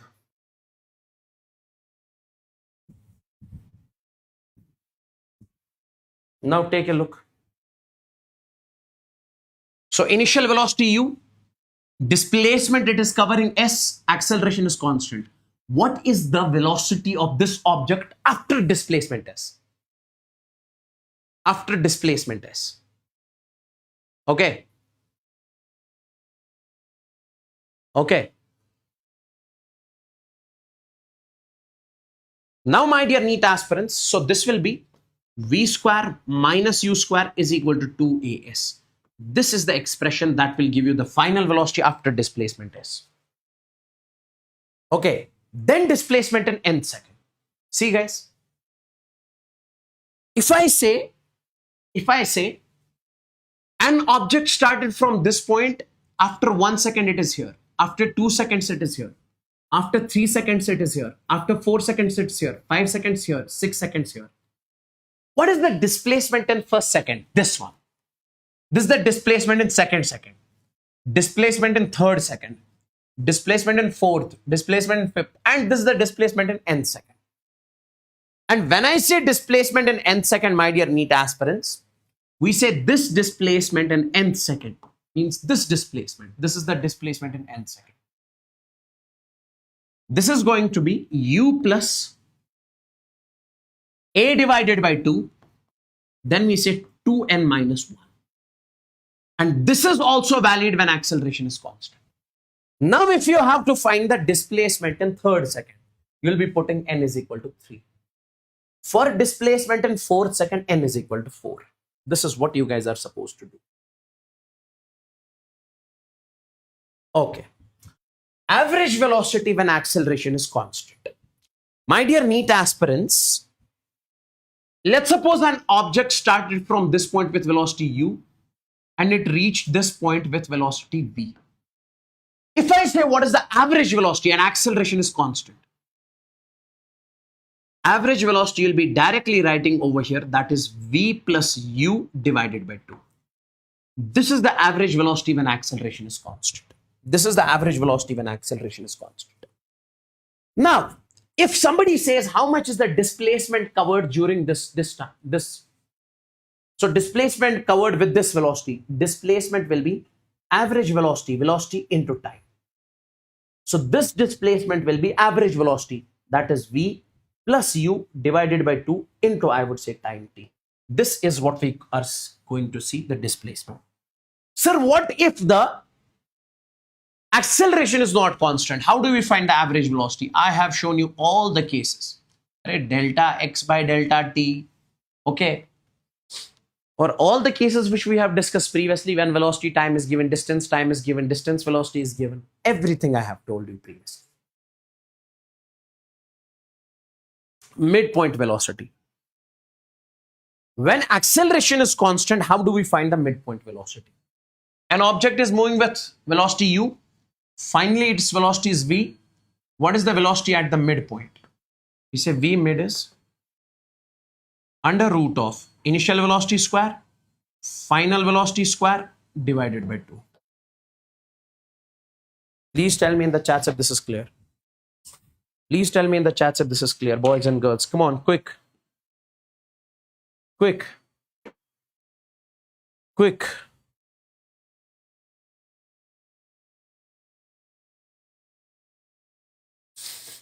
Tell me, quick, is this clear?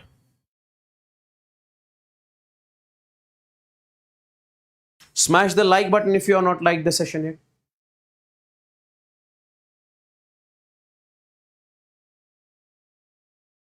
Now, this expression you need to remember. Guys, this you need to remember. This is very important. Let's suppose, my dear NEET aspirants, an object is having initial velocity 0. Okay, an object is having initial velocity 0. An acceleration constant. An object is having 0 initial velocity and constant acceleration. An object is having 0 initial velocity and constant acceleration. And my dear NEET aspirants, this is the object which is having 0 initial velocity and constant acceleration. After t is equal to 1 seconds, object reaches here. After t is equal to 2 seconds, object is here. After t is equal to 3 seconds, object is here. After t is equal to 4 seconds, object is here. If somebody says, what is the displacement covered in 1 second from here to here? You'll be saying x. Directly remember this ratio. I'll show you the questions. What is the displacement covered in 2 seconds from here to here? Means this. This is 4x.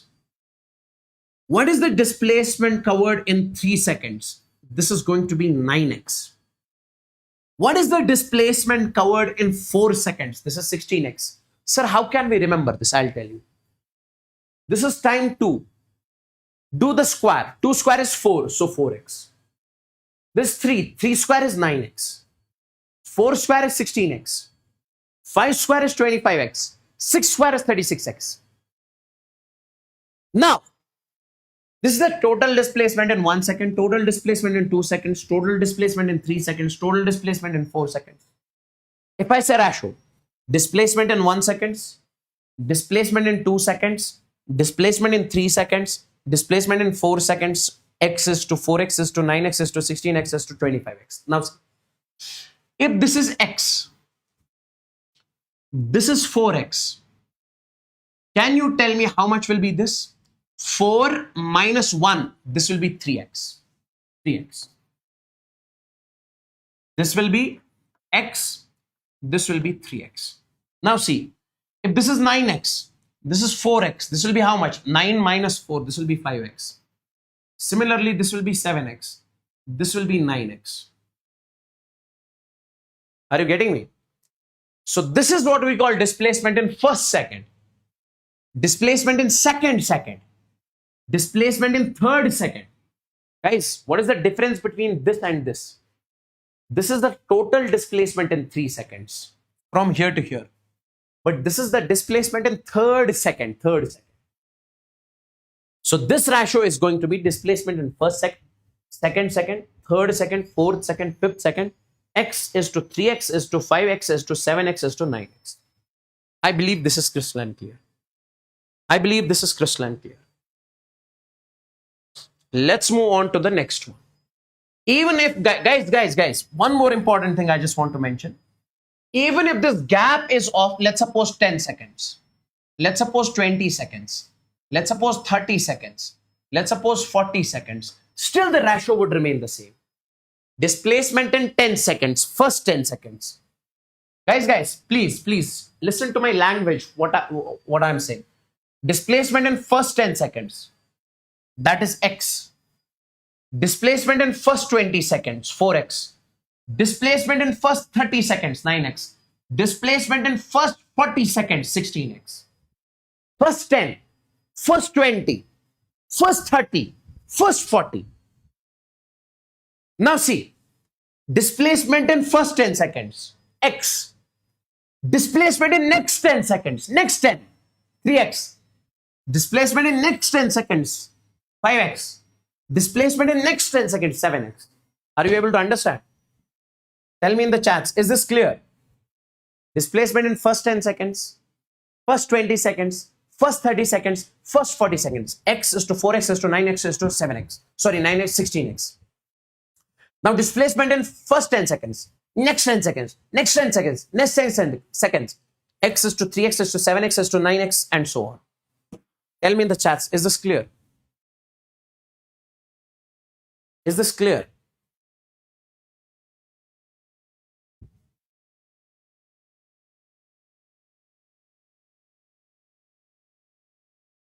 I need the signal in the chats. Is this clear?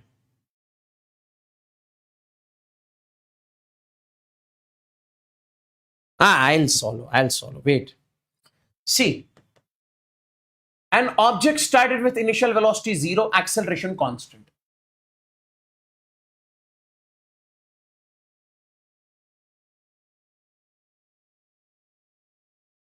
Okay. Question is, an object covers S1 displacement in first 100 seconds. Wait, don't say no, wait. And S2 displacement in first 200 seconds. Okay, find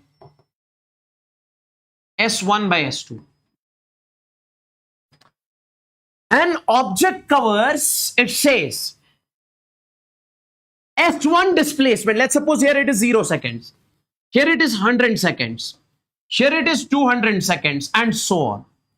It says object covers S1 displacement in first 100 seconds. This displacement is S1.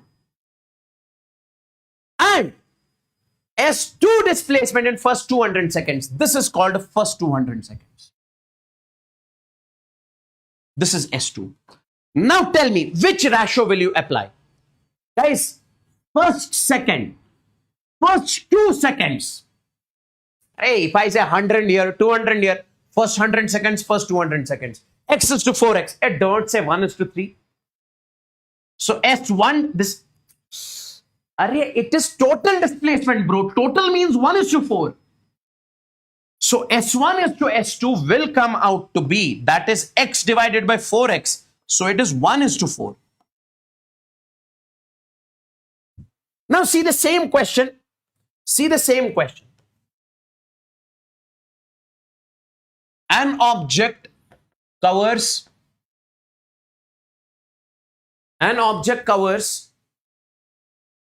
S1 distance in first 100 seconds and S2 distance in next 200 seconds. Next 100 seconds. Now, and this is 0 second, this would be 100 second, this is 200 second, 300 second, and so on. An object covers S1 distance, S1, in first 100 seconds and S2 in next 100 seconds. Tell me the ratio. Tell me the ratio. Sir, S1 divided by S2 is 1 is to 3. Ray, if I say first 100 seconds, first 200, first 300, first 400, then ratio is 1 is to 4 is to 9 is to 16. If I say display first 100 seconds, next 100, next 100, next 100, then 1 is to 3. Tell me in the chats, is this clear? Tell me in the chats, is this clear? Quick, and smash the like button if you're not liked this session yet.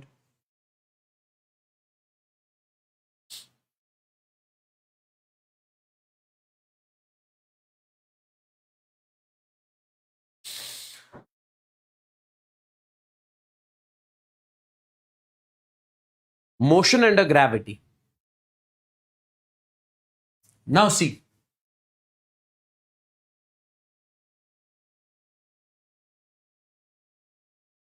Motion under gravity. Let's suppose you have an object over here. This is the object. So, what is the force acting on this object due to the earth?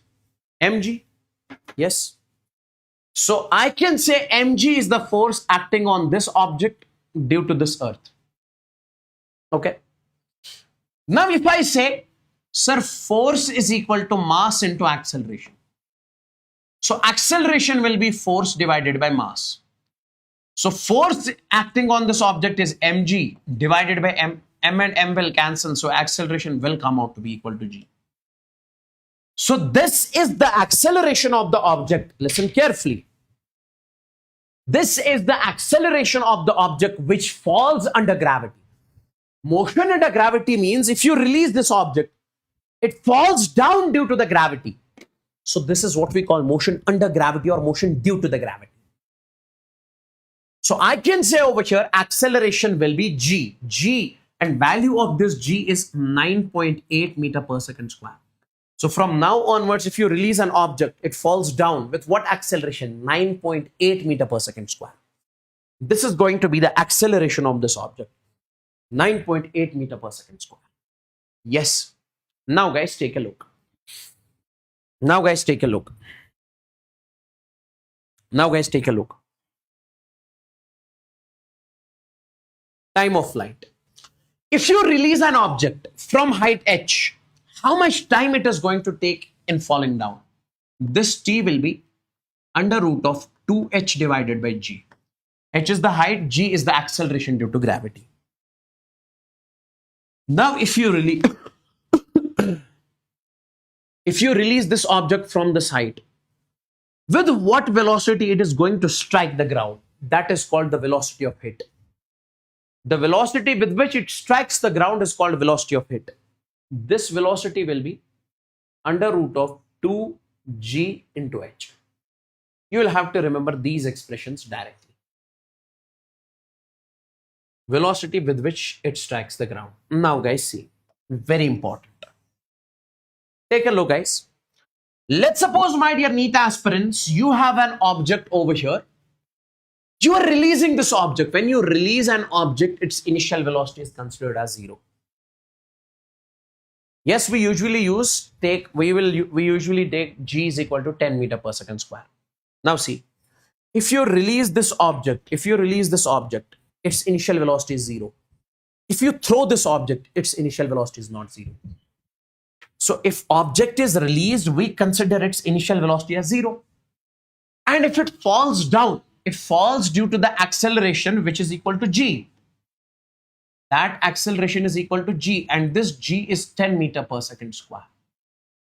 This is called acceleration due to gravity. The acceleration with which it falls down, that is what we call acceleration, which is constant, or 9.8. Now when initial velocity is 0, acceleration is constant. When initial velocity is 0, acceleration is constant. We can use this ratio, 100%, sir. So if we use this ratio, my dear NEET aspirants, now see. After 1 second, object is here. After 2 second, object is here. After 3 second, object is here. 4 second, object is here. Now see.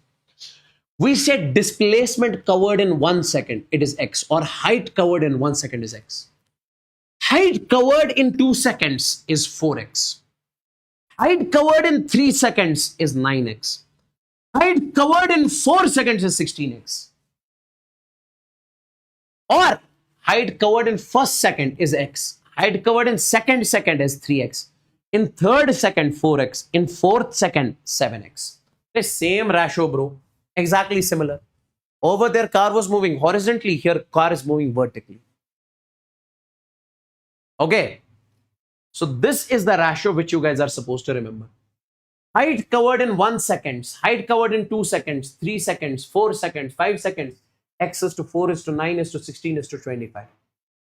Height covered in first second, second second, third second, fourth second, fifth second, x is to 3x is to 5x is to 7x is to 9x.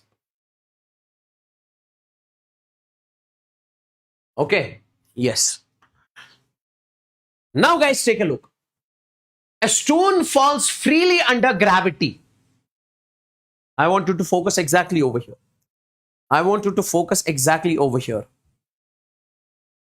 A stone falls freely under gravity. It covers distance h1, h2 and h3 in the first 5 seconds. Okay, take a look. Guys, a stone falls freely under gravity means initial velocity is 0, acceleration is constant. It covers h1, h2 and h3 in first 5 seconds. Let's suppose after 5 seconds, it is here. And in next 5 seconds, so 5, this will be 10 seconds. This will be 15 seconds. A stone falls freely under gravity. It covers distance h1, h2 and h3 in first 5 seconds, next 5 seconds and next 5 seconds. It covers h1 in first 5 seconds, h2 in next 5 seconds, h3 in next 5 seconds. Could you please tell me what is h1 is to h2 is to h3? I told you already. First 5, next 5, next 5. So this will be x is to 3x is to, I would say 5x. Are you able to understand? Now, the relation between h1, h2 and h3. Yeah, it is asking us the relation between h1, h2 and h3. Let me show you. Guys. See, divide this and this. h1 divided by h2 will come out to be x is to 3x. This and this will cancel. So h1 will be h2 divided by 3. Now if you divide h1 and h3, h1 divided by h3, it will be x divided by 5x. 5x. This and this will cancel, take it over there. h1 will be h3 divided by 5. Okay. Now my dear NEET aspirants, h1 is equal to this. h1 is equal to this. So we can say h1 is equal to h2 divided by 3, which will be equals to h3 divided by 5. This is the method by which we can find the relation between the three. Now guys, is there any shortcut? Yes. See, guys, this is the ratio that we got to know. Now see, how do we find the relation? H1, see, in front of H1, I'll be putting X. H1 divided by X is equal to, in front of H2, I'll be putting 3X. H3 divided by 3X is equal to, in front of H3, I'll be putting H3 divided by 5X. X will cancel. H1 is equal to H2 divided by 3 is equal to H3 divided by 5. Just one liner. Is this clear? Is this clear? Is this clear? Come on, tell me in the chats.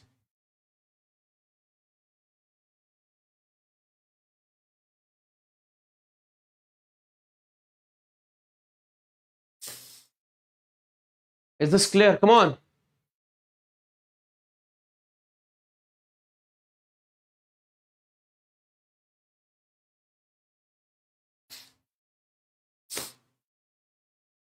It will be mentioned in the question if G is taken at 10 or 9.8. It will be mentioned in the question. In 99% cases, they will be asking you to take G as 10. Now, guys, a body is dropped from the tower, falls 40 meters during the last 2 seconds. Very important question. Very important. Okay. A body is dropped from the top of a tower. Let's suppose there's a tower. And the body is dropped from the top of this tower. It falls down.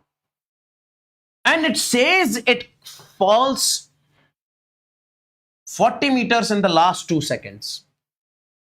And it falls 40 meters in the last 2 seconds. Guys, see, initial velocity is 0, acceleration is constant. So after 1 second, it would be here. After 2 seconds here. After 3 seconds, it would be here. After 4 seconds, it would be here, and so on. Now, guys, how much would be this? After 3 seconds, it would be here. After 4 seconds, it would be here, and so on. Okay. This would be X. This would be 3X. This height, this height. This would be 5X. This would be 7X. Okay. Now, the questioner says that it covers 40 meters during the last 2 seconds. Oh. During the last 2 seconds, it is covering the distance of 40 meters. Let's check. Sir, I think this second and this second is the last 2 seconds. Let's check. Okay, one more important thing. Guys, before this question, let me show you something. Sure. This is the distance covered in first second, second second, third second, fourth second, fifth second. Now see. If I say what is the value of this X, use S is equal to UT plus 1 by 2 AT square. Now guys, if you have to find this distance, S means X. Initial velocity is 0, so this term would be 0 is equal to 1 by 2. Acceleration is 10. Because acceleration is G, na? G is how much? 10. T square. How much is the time from here to here? 1 second. So it is 1 square. So 10 by 2, X is 5 meters. If X is 5 meters, my dear NEET aspirants, this is 3X. 3 into 5 is 15, 25, 35. Okay. So I can write this as 5. From now onwards, this is 5. This would be 15. This would be 35. This would be 25. This would be 35. This would be 45, and so on. Similarly, this is 5. This is 20. This is 45, and so on. Now, guys, can I use the same ratio over here? This would be 5. This would be 15. This would be 25. This would be 35. Now, what does the question say? It covers 40 meters during the last 2 seconds. If I believe that these are the last 2 seconds, these 2 seconds are the last 2 seconds. So, in the last 2 seconds, it must cover 40 seconds. So, this is 25, 35 plus 25. This is 60. No, these cannot be the last 2 seconds. Okay. Now, let's see this. this one and this one. So 25 plus 15, 40. So means, my dear NEET aspirants, the actual diagram is this. The actual diagram is this. Listen carefully. The actual diagram is this. An object is released from here to here. It reaches. So this is 1 second. This is 2 seconds. And this is 3 seconds. Because it says in the last 2 seconds, it covers 40 meters. Now tell me. This is 35. This is 5. This is 15. This is 25. Now, what is the height, total height of the tower? 25 plus 15 plus 5, that is 45. I hope this question is crystalline clear. I hope this question is crystalline clear.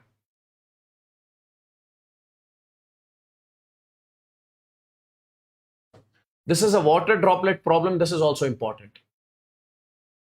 This is a water droplet problem. This is also important. Guys, this question is clear, na? This question is clear, na?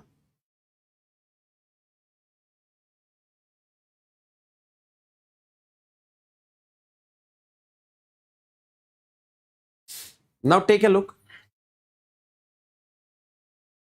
The water drops fall at regular intervals from a tap above the ground. The third drop leaving the tap at that instant when first drop touches the ground. See, guys. This is the tap. This is the tap. So from this tap, my dear NEET aspirants, from this tap, my dear NEET aspirants, from this tap, my dear NEET aspirants, okay, take a look. From this tap, my dear NEET aspirants, I would want you guys to understand one thing. Water droplets are falling. Water droplets are falling. Okay, at regular intervals. Okay, these are the water droplets falling. Okay, 5 meters above the tap. This height of the tap is given as 5 meters. This is given as 5 meters. H, this is 5 meters. Okay, the third drop leaving the tap at that instant when first drop touches the ground. Okay. It says when third drop leaves the tap, at that instant first drop touches the ground. This is the first drop. So this is first drop, this is third. So can I say in between first and third, this is going to be the second drop? This is the second drop. The third drop leaving the tap at that instant when first drop touches the ground. When first drop touches the ground. Now, my dear NEET aspirants, what I'm trying to say in this particular case is, in this case, these fall with the regular intervals. Initial velocity is 0. Regular interval means, guys, when first drop falls, after 1 second, second drop falls. First second, second second, third second. Okay. So could you please tell me how much is this distance x and how much is this distance? This is going to be 3x. Yes or no? Yes. So my dear NEET aspirants, what I can say in this particular case, x 3x. I can say this x plus 3x in this particular case has to be equal to 5 meters. So this x plus 3x is 4x is equal to 5 meters. So x will be 5 divided by 4. Are you able to understand? Yes. So when first drop leaves, when third drop leaves, first drop touches the ground. So this is going to be x, 3x, this is going to be x because it falls at the regular intervals. 1 second, 2 second, 3 second and so on. Then my dear NEET aspirants, what does it say? What is the height of the second droplet from the ground? What is the height of second droplet from the ground? Height of second droplet from the ground is 3x. And this is second droplet. So height of second droplet, that is going to be 3x. That is 3 into 5 by 4. So that is going to be 15 by 4. That is 3.75. Is this crystalline clear? Is this crystalline clear? Let me show you one more on this. Guys, let's suppose I say this is a tap. From this tap, water droplets are falling. Let's suppose it says that this tap is at 40 meters above the ground. 40 meters. When first drop touches the ground, 6 drop leaves the tap. This is first, this is sixth. I'll make a difficult question. So what does it mean? If this is first, this has to be second. This has to be third. This has to be fourth. This has to be fifth, and this has to be sixth. How much is this distance? X, 3x, 5x, 7x, 9x. Oh. Now, my dear NEET aspirants, can I say this plus this plus this plus this plus this is equal to 40? So 40 meters is actually equal to x plus 3x plus 5x plus 7x plus 9x. Now, 9 plus 7, 16. 16 plus 4 is 20, 21. 21 plus 3 is 24, 25. So let's keep this 25 for easy calculation. So 25 will be equals to 25x. Let's keep this 25 for simple calculations, okay? So now x will be equals to 1. Now they can ask you any question like, what is the height of third droplet from the ground? First, second, third. This is the height of third droplet. Height of third droplet. Height of third droplet. How much is that? 9 plus 7, that is going to be 16x. So that is going to be 16 into 1, that will be 16 meters. So this is first, second, third, fourth. What is the distance between third and fourth? Distance between third and fourth. How much is that? That is 5x. That is going to be 5 meters. Oh, tell me, is this clear? Shall I move on to the next? This is the water droplet problem.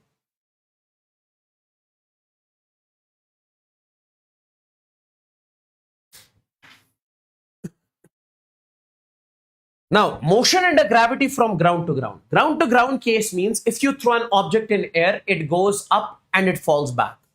If you throw an object with velocity u, at topmost point its velocity becomes 0. Obviously, then only it will fall back.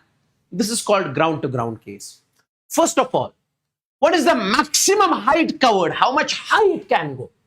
So this maximum height you can directly remember. U square divided by 2g. U is the velocity with which you are throwing divided by 2g.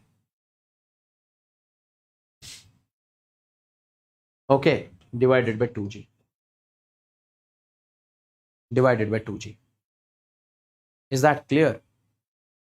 Is that clear, my dear NEET aspirants? Now tell me, boys and girls, time of flight. How much time it is going to take in this particular case?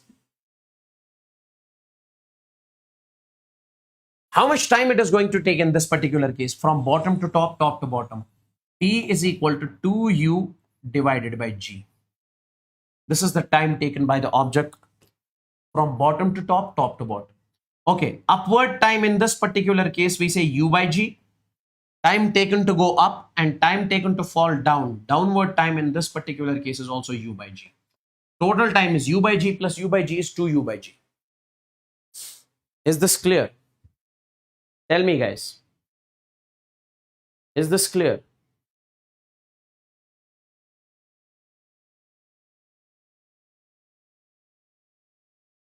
Now,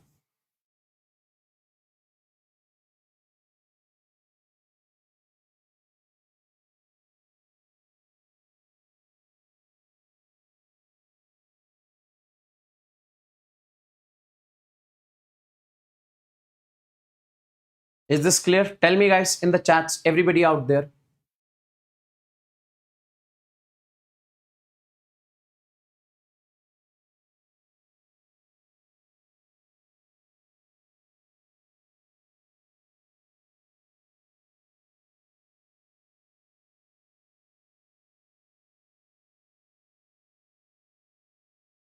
Let's move on to this one. Now guys, take a look. Now guys, take a look. Take a look.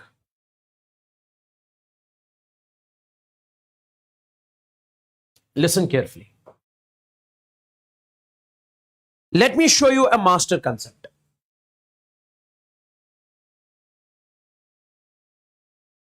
Master concept. Boys and girls, what I want you to understand over here. Let's suppose you throw an object from the surface. Okay. It goes to the top and then it falls back. Then it falls back. Okay. Then it falls back. Now, my dear NEET aspirants, what I want you to understand in this particular case. Let's suppose time of flight in this particular case is 8 seconds. So what is the time upward? Time upward, 4 seconds. Time in the downward journey, 4 seconds. So this is 1 second. After 2 seconds, object is here. After 3 seconds, object is here. After 4 seconds, object is here. This would be 5 seconds. This would be 6 seconds. This would be 7 seconds. This would be 8 seconds. Total time of journey. Now, my dear NEET aspirants, what I want you to understand over here is, what is the velocity of this object at the top? That is 0. Remember this directly. Whenever you have a question of this sort, if you throw an object in the upward direction,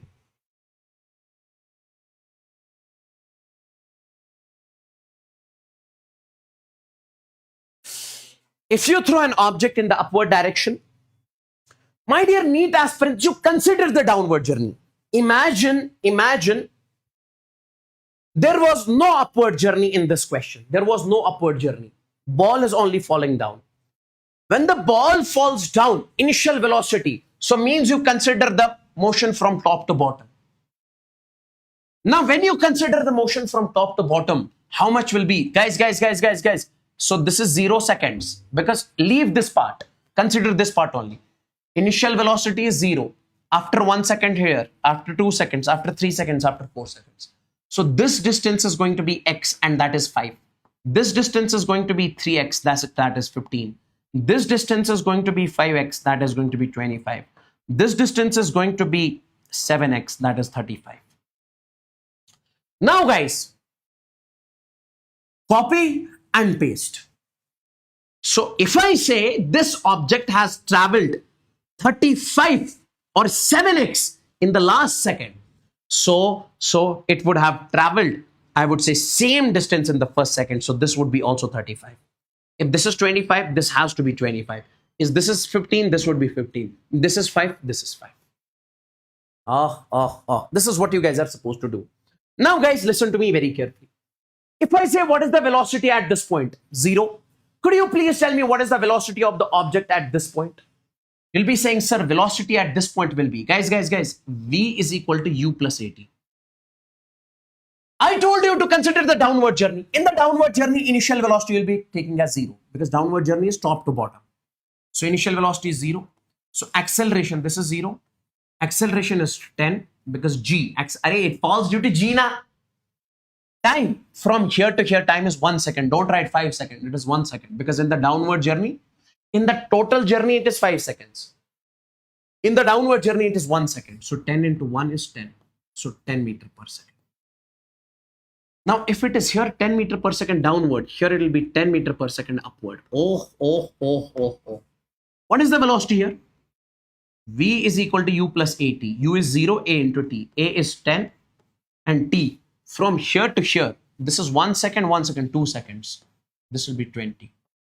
If here it is 20 meter per second downward, here it is going to be 20 meter per second upward.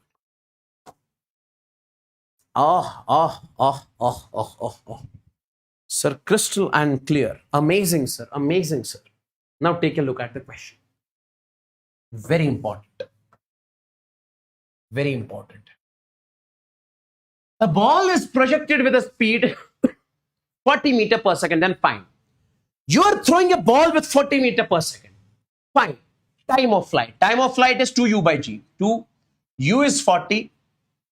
divided by g is 10. 0 and 0 will cancel, it will be 8 seconds. So total time of flight is 8 seconds. What is the upward time? That is 4 seconds. What is the downward time? That is 4 seconds.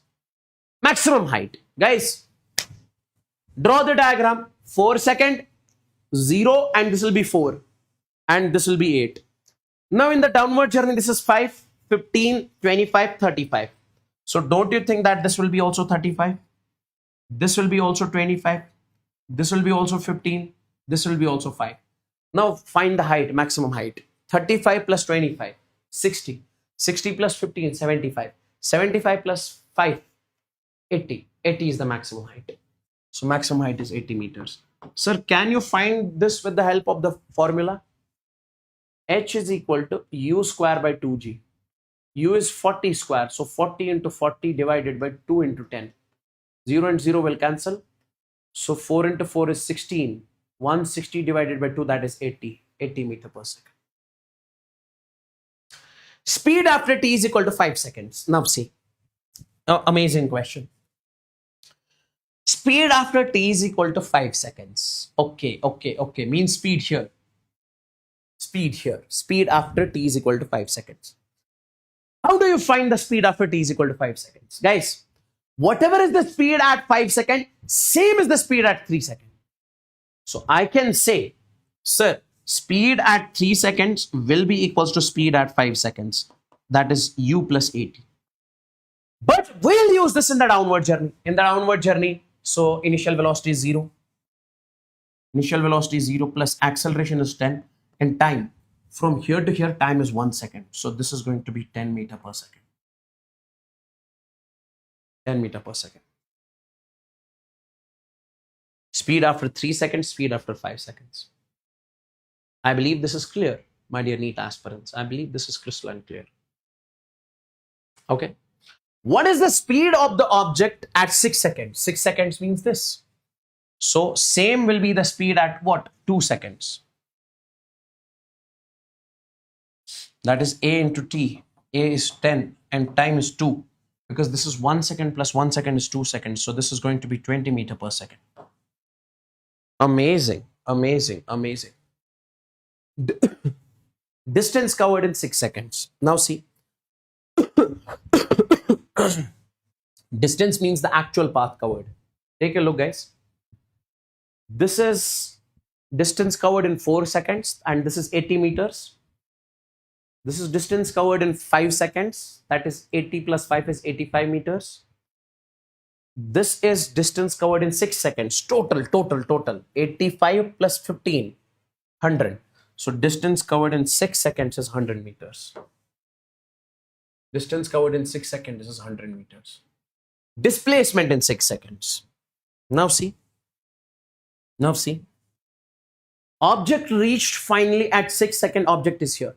How do you find the displacement? Initial point, final point. Join the two. This is the displacement. And this displacement is 25 plus 35. So 30 plus 20 is 50. 50 plus 10 is 60. 60 meters. So displacement is going to be 60 meters. Average speed in 7 seconds. Average speed is total distance traveled upon total time taken. Now tell me, how much is the distance in 7 seconds? Distance. 80, 85, 100, 125. So this is the distance covered in. Distance means actual path. That is 125. Total distance in 7 seconds is 125.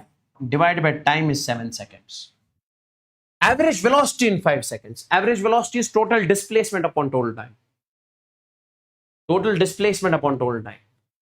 So from here to here it is 4 seconds, 5 seconds. So 8 total displacement in 5 seconds. Okay, displacement. Displacement is this. Join initial point and final point. 35 plus 25, 60. 60 plus 15 is 75. So total displacement is 75 divided by 5. Total times. Distance moved in the 8th second. How much is the distance moved in the 8th second? This is the distance moved in 1st second, 2nd second, 3rd second, 4th, 5th, 6th, 7th, 8th. And in 8th, it is 35 meters. Distance moved in the 8th second is 35 meters. Guys, please tell me in the chats if this question is crystal and clear. I have shown you all the problem patterns which has the probability to come in your NEET examination from this particular portion. Come on. Tell me quickly in the chats.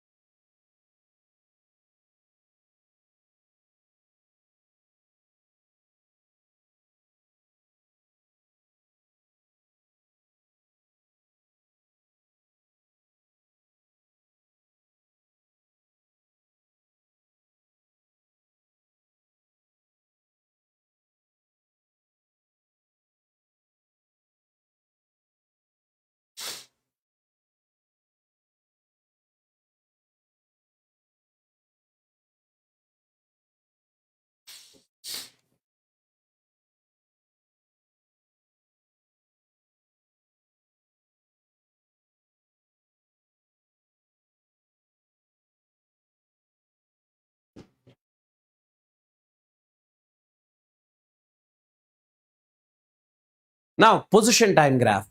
Guys, see,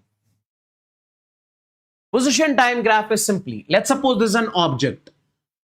After time t is equal, this is an object, it is moving. After t is equal to 1 second, it is at x is equal to 1. This is the position of the object after 1 second. Then after t is equal to 2 seconds, it reached x is equal to 2. After 3 seconds, x is equal to 3. After 4 seconds, x is equal to 4. This is the position. Now, if I say plot this situation graphically, so obviously you will be plotting its position versus time graph, because position and time is given in the situation. So its position time graph will be the straight line. Why?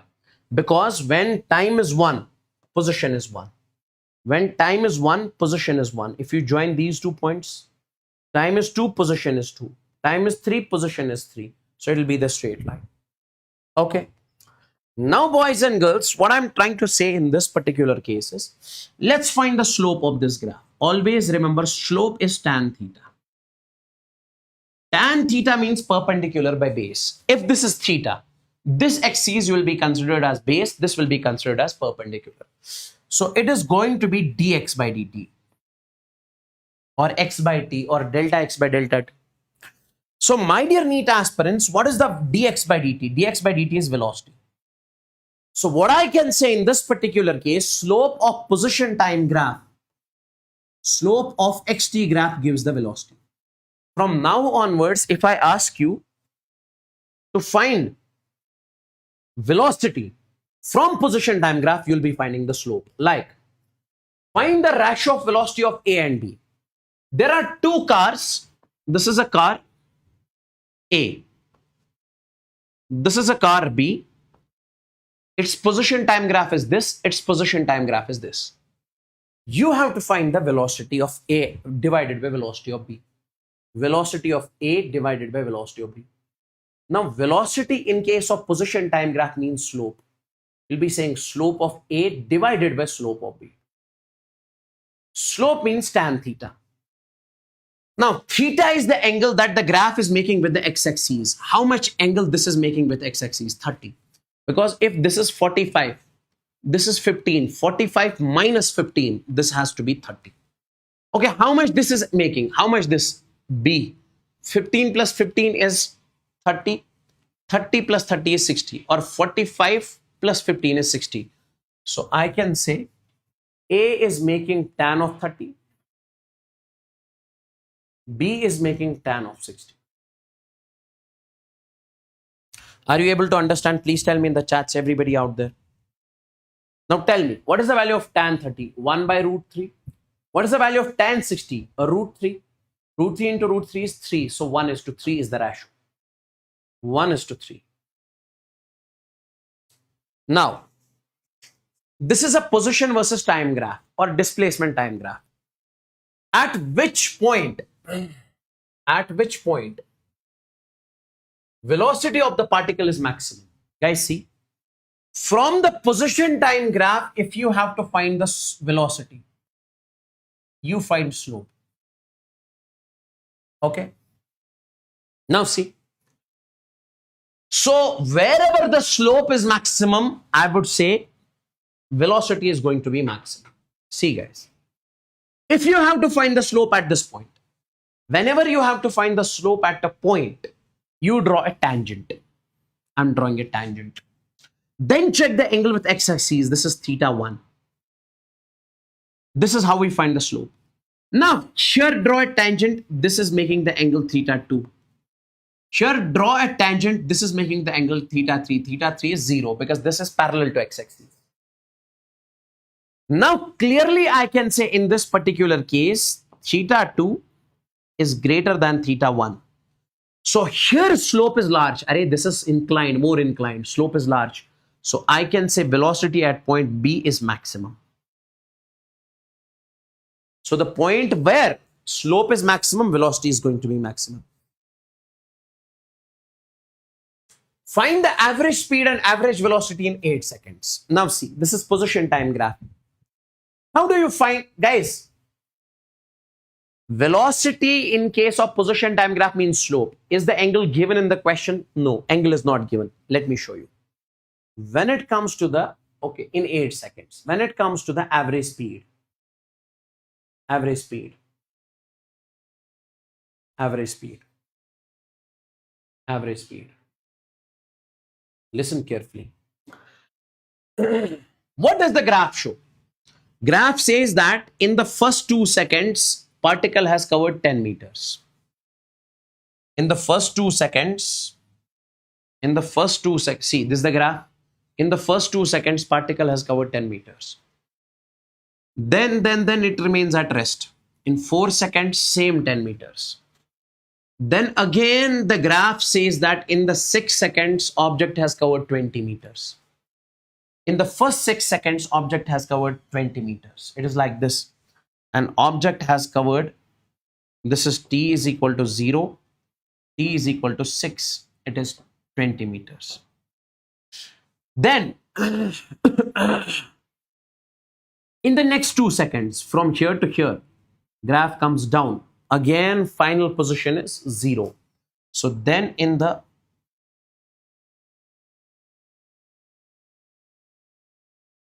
this is again 20 meters and this is t is equal to 6 and this is t is equal to 8 seconds. So in the next 2 seconds, again it covers 20 meters. If I say, could you please tell me how much is the distance? Distance is 20 plus 20. So total distance divided by total time. Distance is 40 times 8. So that is 5 meters per second. Oh, yes or no? Because object comes back now from see.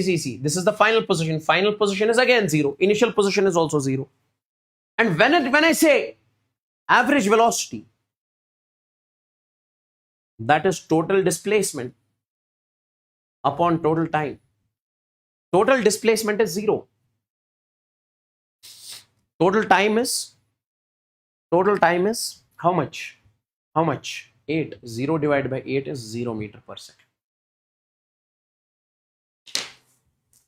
Tell me, is this clear?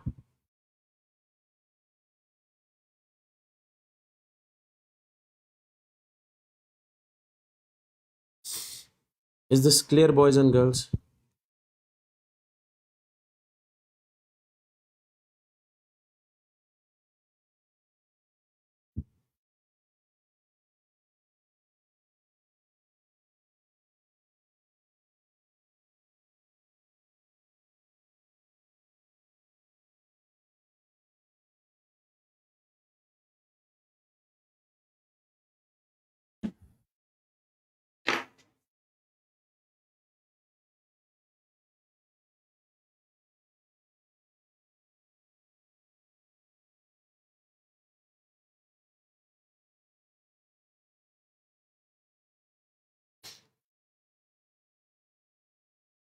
Okay, let's take a look at this graph. Guys, if I say what is the equation of this graph, always remember its equation is s is equal to t square, upward parabola.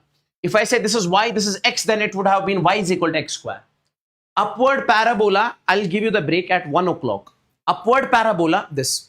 Now, could you please tell me velocity? Velocity is dx by dt. For differentiation of t square is 2t. What is acceleration? Acceleration is dv by dt. So what is the acceleration of this? That is 2. And 2 is constant. So this is the position time graph where acceleration is constant. This is that position time graph in which acceleration is what? Constant. This is that position time graph in which acceleration is constant. Let's move on to the velocity time graph. Let's move on to velocity time graph.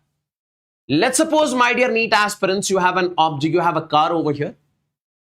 This car is moving. After t is equal to 1 second, its velocity is 1. After t is equal to 2 seconds, its velocity is 2. After t is equal to 3 seconds, its velocity is 3 meters per second. After t is equal to 4 seconds, its velocity is 4 meters per second. Now, my dear NEET aspirants, if I say plot this situation graphically, you'll be plotting its velocity versus time graph. It would be the straight line. Now, let's understand its slope. Let's understand its slope. Slope will be again tan theta. Tan theta is perpendicular by base. Perpendicular is dv, base is dt, or delta v by delta t, or v by t. What is dv by dt? That is acceleration. So slope of velocity time graph gives us acceleration. Slope of velocity versus time graph gives us acceleration. Now, my dear NEET aspirants, if I say area under velocity time graph, area under velocity time graph, this area, always remember, guys, listen to me very carefully. If I say this is VT, this area is going to be this. Let's suppose this is a velocity time graph, this curve, and below this curve, how much is this area? Area under the curve, always remember, it is integration of whatever is on y-axis and whatever is on x-axis dt. Like this is the graph versus y versus x, and this is the graph. If I say how much is area under the curve, you'll be saying, sir, this area will be integration of whatever is on y-axis multiplied by dx. Similarly, this is the area. Now, you recently studied what is integration of v dt. Arey, sir, it is displacement s. So I can say this area is basically displacement. So area of velocity time graph gives us what? Displacement. Area of velocity time graph gives us displacement. Area of VT graph gives us displacement. Keep that thing in your mind. Okay. Yes. Now, my dear NEET aspirants, if area of velocity time graph gives us displacement, see, find the distance and displacement covered by the body. You are supposed to find what is the distance and displacement covered by the body. This is V versus T. This is V versus T. Okay. Now, guys, this is area A1. This is area A2. So when I say distance, always remember, guys, whenever they ask you to find the distance or displacement, you'll be finding what? Area. So here you can say, if you have to find the distance, you'll be saying A1 plus A2. This area plus this. When I say displacement, you'll be saying A1 upper area minus lower area A2. Why? Because displacement can be positive as well as negative as well as zero. But when it comes to the distance, distance can never be negative. You can't say minus A2 because distance cannot be negative. That's why when you find distance, you add. Now tell me, guys, in this particular case,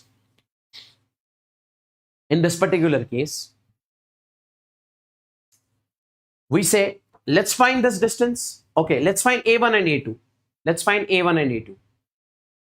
This area of triangle, 1 by 2 base. Base is how much? 2. Altitude is 10. This and this will cancel, so it will come out to be 10. A2. This area is also 1 by 2. How much is the base? Base is also 4 minus 2. This is 2. And this height is 10. Don't say minus 10 because you are already subtracting here. So this is 10. This and this will cancel, so this is 10. Now, when I say distance is 10 plus 10. 20. When I say displacement, 10 minus 10, that will be 0. I'll give you the break at 1 o'clock. Find the distance displacement covered from 0 to 2 seconds. Find the displacement covered from 0 to 2 seconds. Take a look. Find the displacement covered from 0 to 2 seconds. Guys, this is VT graph, displacement covered from 0 to 2 seconds. Find the average acceleration from 2 to 3 seconds. Okay, guys, see, displacement from 0 to 2. In case of velocity time graph, displacement means area. So that means area. That means area 1 by 2 base. Base is 2, height. Height is 4. This and this will cancel, so it will be 4 meters. And average acceleration. Okay, guys, take a look. When I say average acceleration, that is delta V divided by delta T. Now, don't say, sir, we'll be using the slope. In case of, if we have to find the acceleration from VT graph, we'll find slope. Angle is not given over here. We are finding, this is slope only, na? This is slope only, delta V by delta T. So this is what? Final velocity minus initial velocity divided by final time minus initial time. Now see. Final velocity. From 2 to 3. What is the final time? 3. What is the initial time? 2. So first we'll be writing 3 minus 2. Final velocity minus initial velocity. Final velocity is 0. Initial velocity is 4. So 4 minus 0. So 4 minus 0 is final minus initial. Sorry. Final is 0 minus 4. So this is 3 minus 2 is 1. So it will be minus 4 meter per second square. I hope this is crystal and clear. Find the average acceleration from 0 to this. This I'll give you as homework.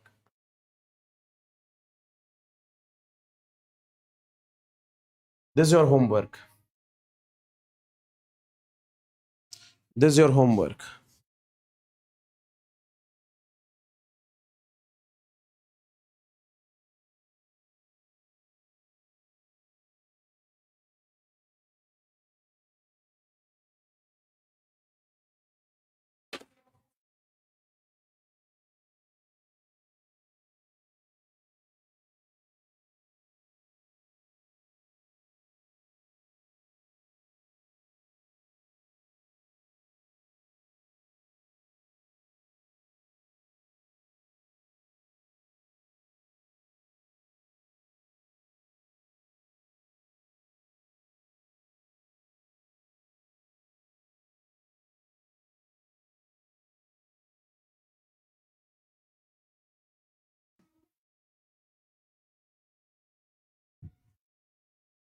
Okay, now guys, take a look. Acceleration versus time graph. Let's suppose this is an object. It started from here. After t is equal to 1 second, its acceleration is 1 meter per second square. After t is equal to 2 seconds, its acceleration is 2 meter per second square. After t is equal to 3 seconds, its acceleration is 3 meter per second square. If I say plot this situation graphically, you'll be plotting its acceleration versus time graph. That will be the straight line. You'll be plotting its what? Acceleration versus time graph. Okay? Yes. You'll be plotting its acceleration versus time graph. Now, my dear NEET aspirants, since you are plotting its acceleration versus time graph,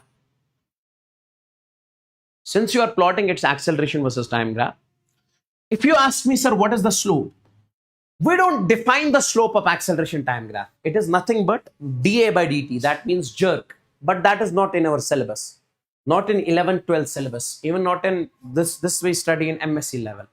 So, but in acceleration time graph, we define area. Area under the curve. How much is this area? Let's suppose this is the acceleration versus time graph. This is the area under the graph. So, this area is basically integration of whatever is on y-axis, whatever is on x-axis, a dt. Now, what is integration of a dt? This is change in velocity. We have already seen. So, when it comes to the area under AT graph, It gives you the change in velocity. It does not give you the velocity, it gives you the change in velocity. Okay, now take a look. Now take a look. The question is that if the initial velocity is minus 10 meter per second, if the initial velocity of an object is minus 10 meter per second, okay, yes, initial velocity u is equal to minus 10 meter per second, then the velocity at t is equal to 4 seconds is, and AT graph is given. Guys, why don't we find the area? Area is 1 by 2 base is 4, and height is 10. So 2 1s are 2 2s are 4, 2 into 10 is 20. 2 is 10 into 10 is 20. Now we say, sir, this area in case of AT graph gives us change in velocity. It gives us change in velocity. Now area is how much? 20. This will be final velocity v minus initial velocity. So this is 20 minus final velocity is how much? We have to find. Initial velocity is minus 10. Minus into minus is plus. This plus 10, if you take it over here, it becomes minus. So this will again be 20 minus 10. It will be 10 meter per second. So you got the final velocity at t is equal to 4 seconds as 10 meter per second. Is this clear, boys and girls? Come on, tell me.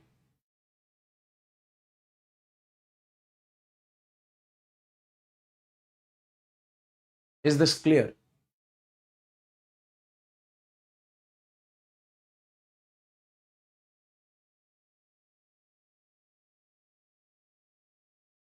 Is this clear? Okay. That's great.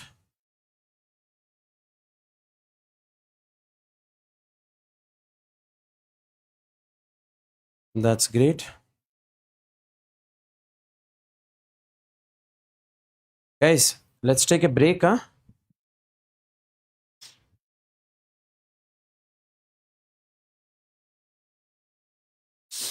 Let's take a break. Okay, before the break, let's solve this question. Okay, let's solve this question. Before the break, let's solve this question. Find the average acceleration from 0 to 8 seconds and t is equal to 5. This v and t, average acceleration, that is delta v by delta t. That is final velocity minus initial velocity divided by final time minus initial time. Guys, final velocity. Final velocity is, guys, c. In this particular case, this is exactly the same. Whatever is the velocity at t is equal to 0, that is 20. Same as the velocity at t is equal to 8. So final velocity at t is equal to 8 seconds, velocity is 20. Minus. At t is equal to 0, what is the velocity? 20. Divided by time, 8 minus 0. This will be 0. 20 minus 20 is 0. Then, my dear NEET aspirants, if I say what is the velocity at t is equal to 5 seconds? What is the velocity at t is equal to 5 seconds? You have to tell me the velocity of an object at t is equal to 5 seconds. Velocity at t is equal to 5 seconds. My dear NEET aspirants, what I want you to understand in this particular case, since this is a straight line, in case of a straight line, slope is same at every point. Slope is same means acceleration is same. Because in case of VT graph, slope means acceleration. So straight line has same slope. So acceleration will be same. So I will find acceleration. Acceleration at t is equal to 5 seconds will be same as acceleration from 4 seconds to 8 seconds. That will be final velocity minus initial velocity upon final time minus initial time. Why am I saying this? Because slope here will be same. If slope is same means acceleration is same. So if the acceleration at t is equal to 5, same will be at 5.5, 6, 8, 4. Between 4 and 8, that will be same. Now, between 8 and 4, what is the final time? 8. 8. What is the initial time? 4 divided by final velocity minus initial velocity. At t is equal to 4 seconds, this is initial velocity. At t is equal to 8 seconds, velocity is 20. At t is equal to 4 seconds, velocity is 0. So this will be 20 minus 4. It will come out to be 5 meter per second square. Please tell me if this is crystalline clear. Please tell me if this is crystalline clear. Okay, guys. Next chapter is projectile motion. Next chapter is projectile motion.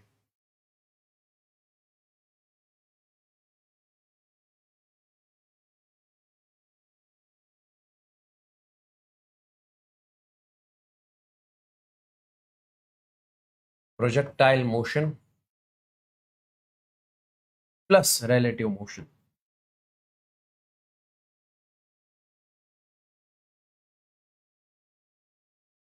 After break.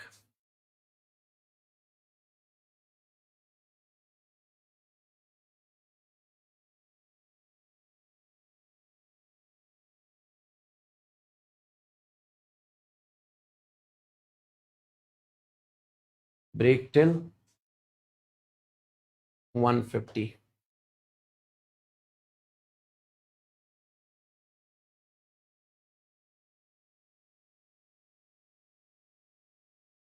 Okay.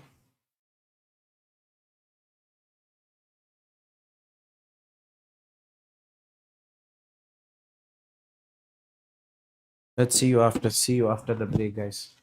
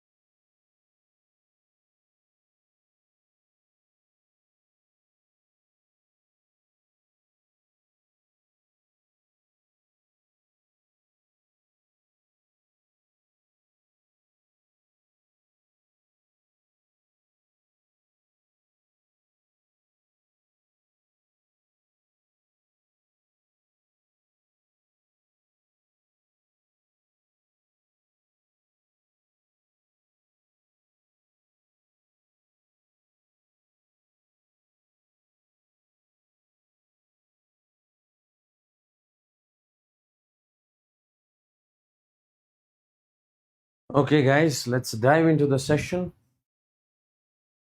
Let's dive into the session. Projectile motion we have now. Okay. Now, guys, take a look. I would want you guys to understand very carefully. Kinematics 2D we are starting. Projectile motion we are starting. And my dear NEET aspirants, projectile motion is simply, if you throw an object in air, it follows this parabolic path. This is what we call the projectile motion. If an object is launched in air and it follows the parabolic path, this is called the projectile motion. Like, let's suppose you throw an object with velocity u at an angle theta. It is going to follow this path.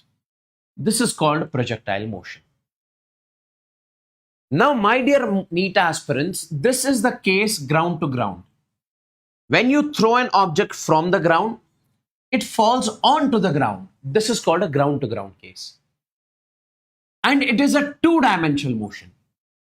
Two-dimensional motion means the object is moving along x direction. It is moving forward as well as it is going up.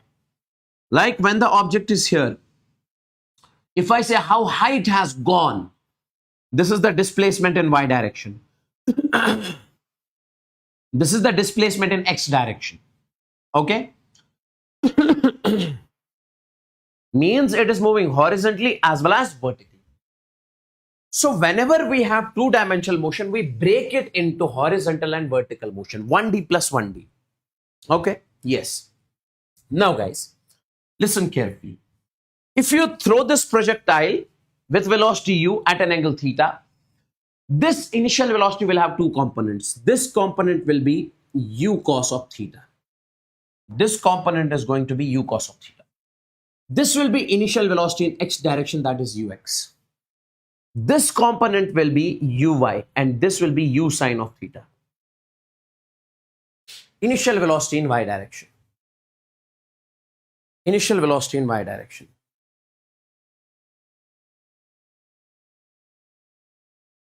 This component will be. Okay, yes. Now, my dear NEET aspirants, if I say what is the initial velocity in x direction, you say simply it is u cos of theta. If I say initial velocity in y direction, you say it is u sine of theta. If I say, is there any force acting on this object in the x direction? No. No force acting on the object in the x direction. Force in x direction is 0. Sir, what is the force in y direction on this object? Guys, understand this very carefully. What I can say in this particular case, force acting on this object in the downward direction is going to be mg. So you can say, sir, in y direction it is going to be mg. What is the acceleration of this object in x direction? That is, acceleration is force divided by mass. Since force in x is 0, so acceleration in x is 0.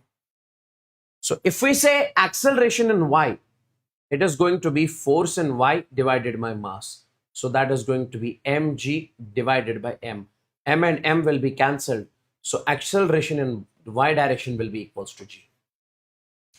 Let's suppose after some time object reached this position. Here it has got velocity v after some time t. This will be its x component vx. This will be y component vy. And this is the angle alpha making with the horizontal. If I say, what is the final velocity in x direction? I'll be using u plus at. But I'll be using this equation in x direction. Okay. Now tell me, so this is vx is equal to acceleration in x is 0. So this term would become 0 is equal to ux is equal to u cos theta. Because initial velocity in x direction is u cos theta. And if I say vy will be u plus a into t. But I'm using this equation in y direction. So vertical component will be initial velocity in y direction, that is u sine theta. U sine of theta minus, I would say, g into t. Sir, why are you taking minus? Because acceleration, we usually take minus g. Always remember, acceleration we take as minus g. Because acceleration is always downward, that's why we take it minus g. Okay? Absolutely, sir. Absolutely, sir. So this is what we can say in this particular case. Now, my dear NEET aspirants, what I want you guys to do in this particular case over here is, that is, let's move on to this one. First of all, velocity at any point. Like velocity at any point means velocity at this point. We got its horizontal component, we got vertical component. We can write this velocity will be simply, that is Vxi cap plus I would say Vyj cap. Now tell me, this velocity is going to be, tell me, this will be u cos of theta into I cap, because Vx is u cos theta, plus u sine of theta minus gt into I would say j cap. Even you can find the magnitude of this velocity also. Magnitude of this velocity will be under root of, that is u cos of theta its whole square plus u sine of theta minus gt its whole square. This is going to be velocity magnitude in this particular case. I believe this is crystalline clear. I believe this is crystalline clear. One more important thing, my dear NEET aspirants. If somebody says how much is this angle, this angle you can find tan alpha, that is perpendicular by base. So you can say this tan of alpha is equal to Vy divided by Vx. This is the angle made by the velocity with horizon. So tan of alpha will come out to be Vy. Vy will be u sine of theta minus gt. Okay, this is going to be u cos of theta. U cos of theta. U cos of theta. U cos of theta. Time of flight. My dear NEET aspirants, let's suppose you are launching a projectile over here. Okay, it reached this point. You are launching it velocity u at an angle theta. How much time it is going to take from here to here? That is called time of flight. And this time of flight is basically 2u sine of theta divided by g. And if somebody says what is going to be the upward time means time taken in the upward journey. How much is the time taken in the upward journey? Means from here to here. This is called upward journey. So time upward in this particular case is going to be, that is u sine of theta divided by g. And when I say time in the downward journey, how much time it will take from top to bottom? That is going to be u sine of theta divided by g. So total is 2u sine theta by g. 2u sine theta by g plus u sine theta by g is 2u sine theta by g.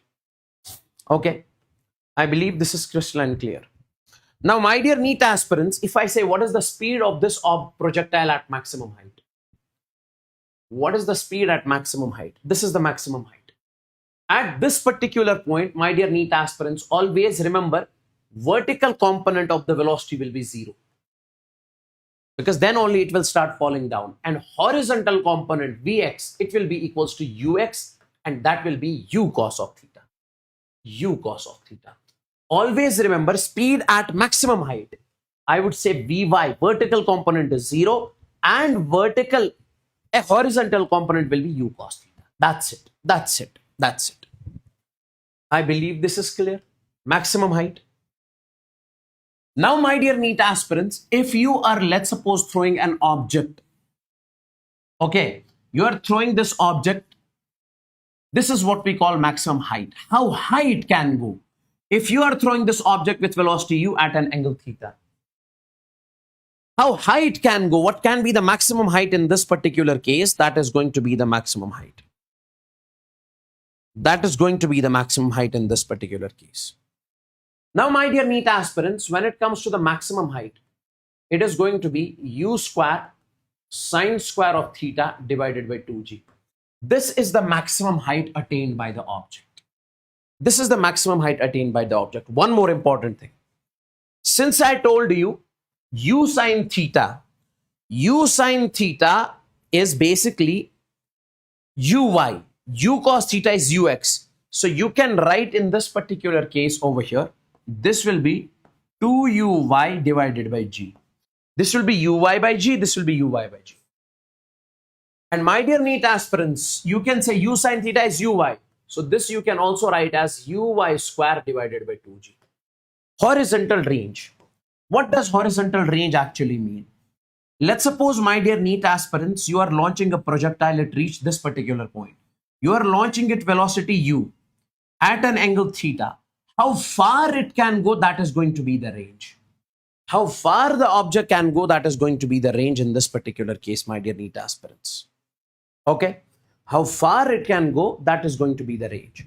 And if I say this range is u, it is 2 u sine theta, u cos theta divided by g. This is going to be the range. Directly remember this. And my dear NEET aspirants, you can write it like this also. Range will be 2 ux uy divided by g. Because ux is u sine theta, sorry, ux is u cos theta, uy is u sine theta divided by g. This is going to be the range. This is going to be the range. Okay. How far it can go, that is the range. Now, this is a question of JEE 2014, my dear NEET aspirants.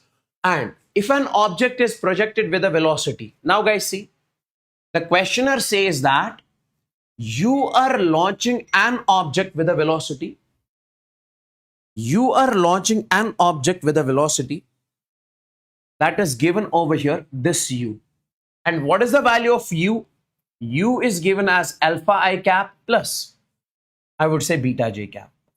Now guys, this is the velocity given in vector form. Clearly you can see whatever is mentioned with I cap, that is alpha. So whatever is mentioned with I cap, that is the x component. So ux is given as alpha. Uy in this case is given as beta. Ux is given as alpha and uy is given as beta. Now you are supposed to find height, time of flight, range. First of all, time of flight. That is 2uy divided by g. Okay. Maximum height, uy square divided by 2g. Range, 2ux uy divided by g. Now tell me, first and the foremost thing, 2uy by g. So that is going to be 2 beta divided by g. Uy square by 2g. Uy is beta square divided by 2g. Range, 2 times of alpha beta divided by g. This is going to be the height, time of flight and range. Range यही है भाई.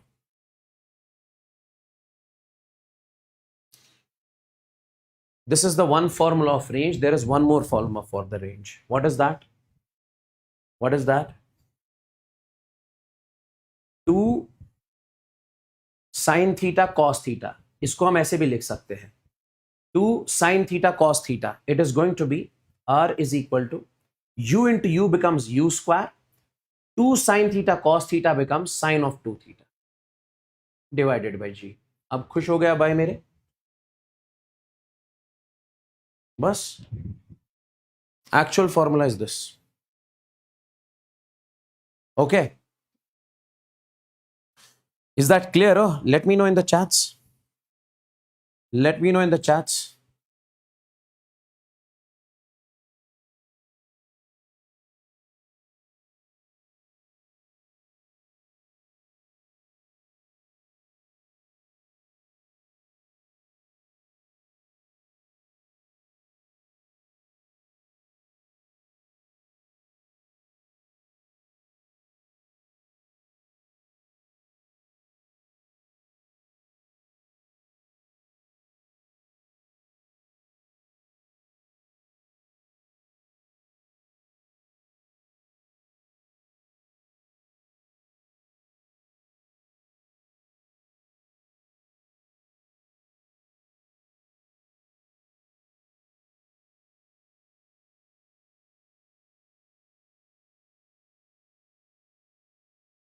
Okay.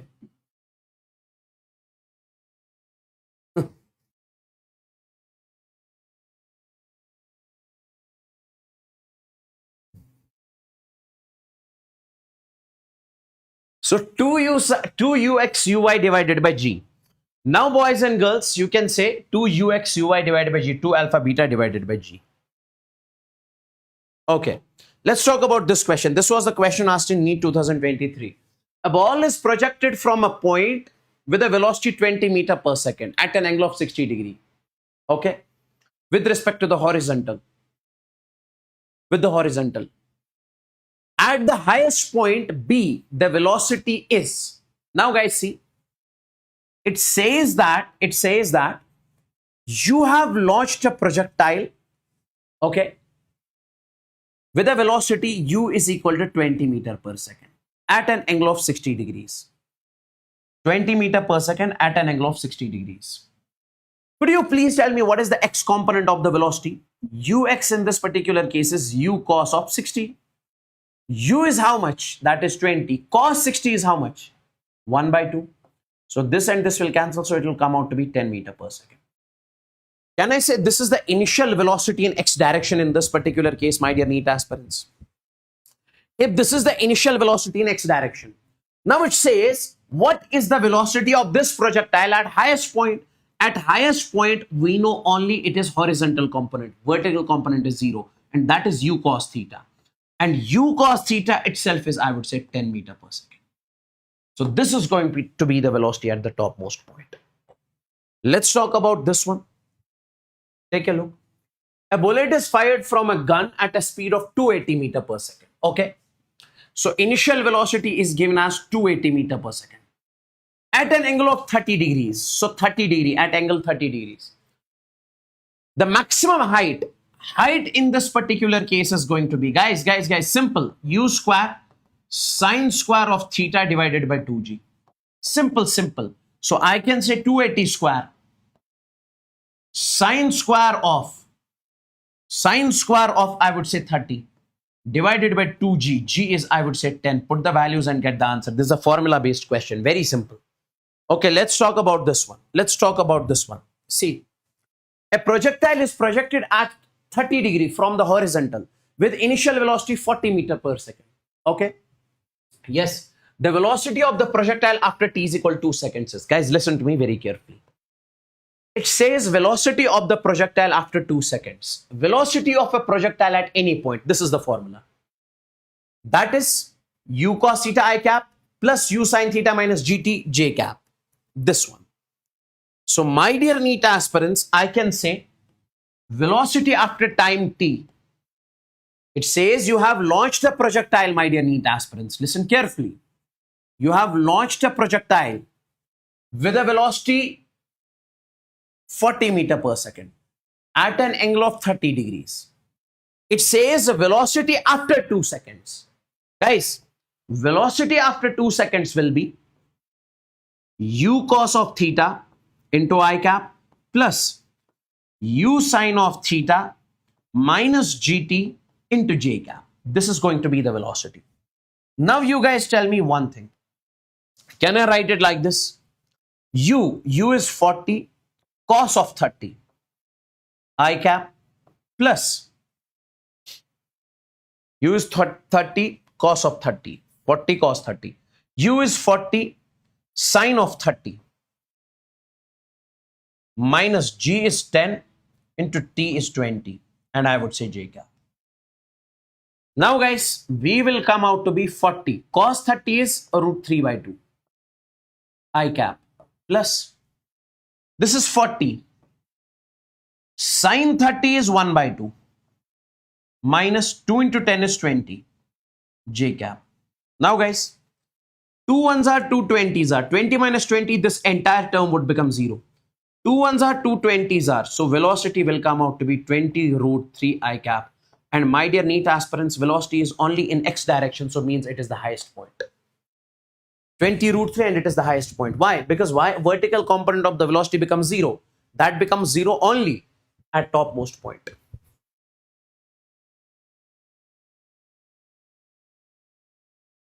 This I'll give you as homework. Please do this from your end. Next, relation between horizontal range and maximum height. Relation between horizontal range and maximum height. Guys, see, let's suppose if you throw an object and it reached this point. This is going to be the range. This is going to be the maximum height. Is there any relation between horizontal range and maximum height? See guys, relation is h is equal to r tan of theta divided by 4. You guys are supposed to remember this directly. So theta is the angle at which you have launched this projectile initially.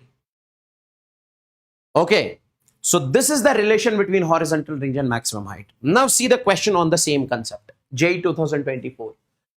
The angle of projection for a projectile to have same horizontal range and maximum height. Guys, it says that you have launched a projectile. It has same horizontal range as maximum height.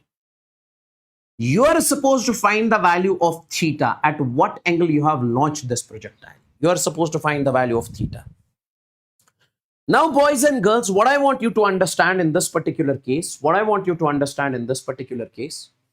we can say as H is equal to R tan of theta divided by 4. This is same, so keep this R. R is equal to R tan theta divided by 4. Now tell me, my dear NEET aspirants, R and R will be cancelled. So take it over here. So tan of theta will come out to be 4. So theta will be, I would say, tan inverse of 4. This is going to be the theta. The range of a projectile is given as 4 root 3 times of maximum height. The angle of projection is, here also we have to find angle of projection. Now, can you tell me in this particular case, we will be again using H is equal to R tan of theta divided by 4. So you can say H is equal to R. R is 4 root 3 H tan of theta divided by 4. 4 and 4 will cancel, H and N will cancel. So tan theta will come out to be 1 by root 3. When is the value of tan theta as root 3? Oh, tell me. How much? 30, 60? Tell me.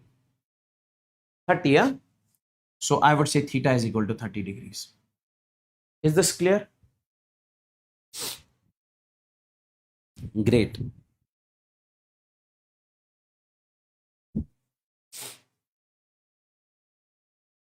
Okay. Yes. Yes.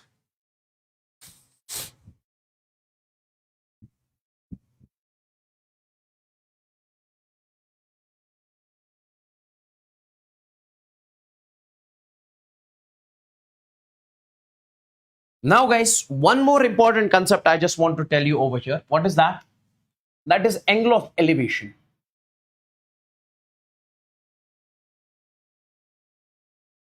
Angle of elevation.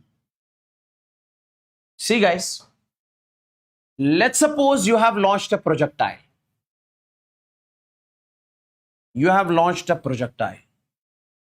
Okay. This is the highest point. This is the point from which you have launched it at an angle of theta. Now, I would want you guys to join this initial point with this point, topmost point. This one is going to be the maximum height, H max. This one is the range, but this is R by 2. Half of this range is R by 2. This angle is what we call alpha, angle of elevation. Guys, see, join initial point with topmost point. Now, angle between this line and horizontal is going to be angle of elevation. So, alpha in this case will be angle of elevation. So, this is angle of elevation alpha.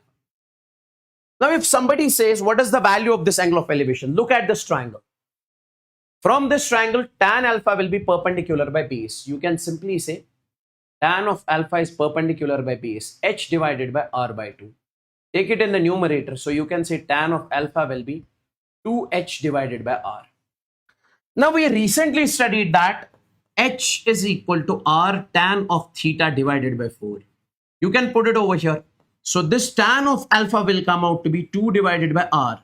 Instead of this H, you can say R tan of theta divided by 4. Now, boys and girls, R and R will be cancelled. 2 1s are 2, 2s are 4.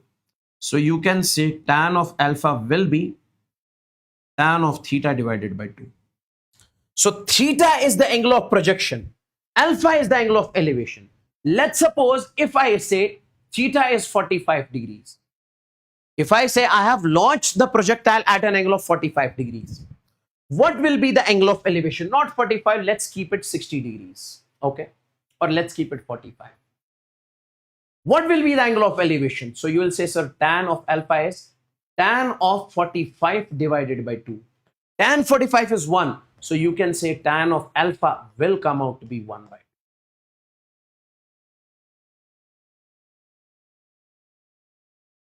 Is that clear? Is that clear? Yes. Now, equation of trajectory, my dear NEET aspirants. Equation of trajectory. Listen to me very carefully. Listen to me very carefully. See, let's suppose you have launched an object. You have launched an object. Or first, let's suppose this is the graph between y versus x. What does it mean? It means that if x is equal to 1, y is equal to 1. Why? Because what is the equation of this line, straight line, y is equal to x? If x is 1, y is 1. If I say x is 2, y is 2. If I say x is 3, y is 3. If I say x is 4, y is 4. This is the equation of this line. Now, if I say path of a projectile is this, what will be the equation of this? What is its equation? What is the equation of this path? Equation of this path is y is equal to x. What is the equation of this path? So equation of this path is called basically equation of trajectory. So equation of this trajectory is this: y is equal to x tan theta 1 by 2 gx square by u square cos square of theta. Theta is the angle at which we have launched it. Now, my dear NEET aspirants, in this particular case, can I write over here? We can write this equation. After doing the derivation, we can write this equation in this form. Y is equal to x tan theta 1 minus x divided by r. So this is what we call the equation of trajectory. Equation of this path, equation of this projectile. Now, guys, see the question on this. The equation of a projectile is given as this. So it is given as y is equal to a root 3x minus gx square divided by 2. Okay. Find the angle of projection. You are supposed to find the angle of projection. Guys, see.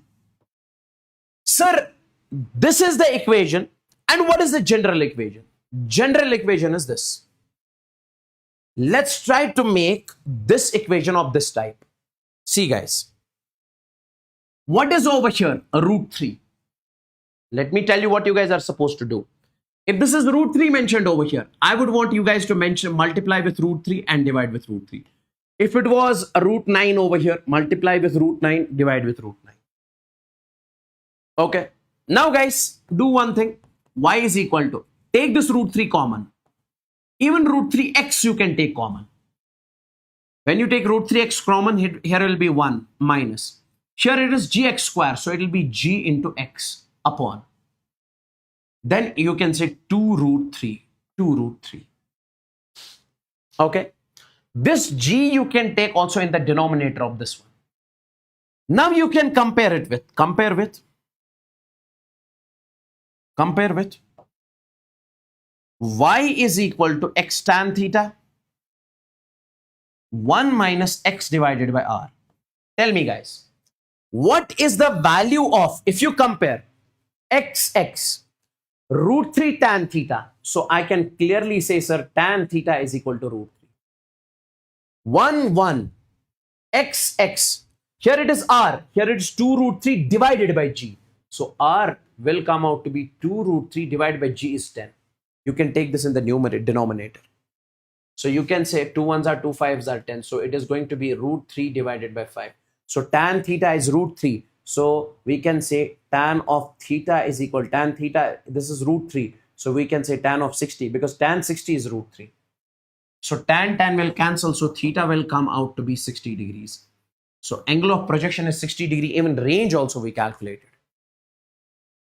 So why did I multiply this root 3 over here? So that I can take this root 3 common. So that I can make this equation like this. Next question. The equation of a projectile is given as y is equal to 16x minus x square divided by 4. Find the range. We are supposed to find range. Guys, see, multiply with 16 and divide with 16 because here it is 16. So you can say, take this 16x common. Take this 16x common. What remains here? 1 minus. What remains here? X divided by 4. Now compare with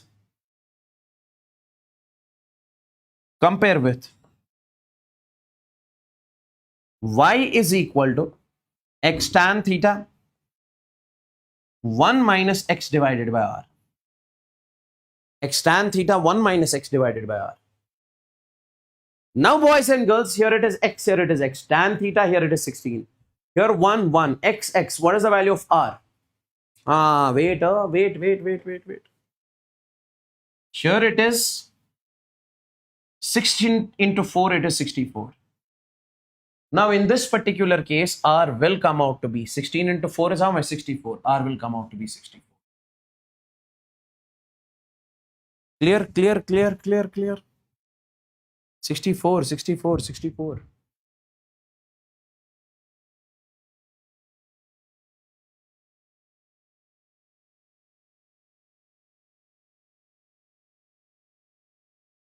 Horizontal projectile. Now, boys and girls, let's take a look at the horizontal projectile. Is it clear till over here? Come on, tell me.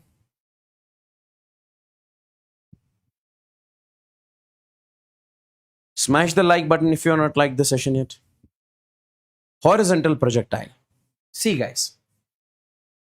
See. Horizontal projectile means you are already standing at top of a building. And from that building, you are throwing a projectile something like this. You are throwing a projectile something like this. Okay. And this is the initial velocity that you are giving. This is the initial velocity that you are giving, that is u. So this is also the motion in 2D. Why? Because the particle moves forward as well as it is coming down. It is moving in x as well as y. It is moving in x as well as y. So x-axis, y-axis. First of all, we will be basically breaking this into in x direction motion, y direction motion. Initial velocity is purely in x direction. So ux, initial velocity in x is u. Initial velocity in y direction is given as 0.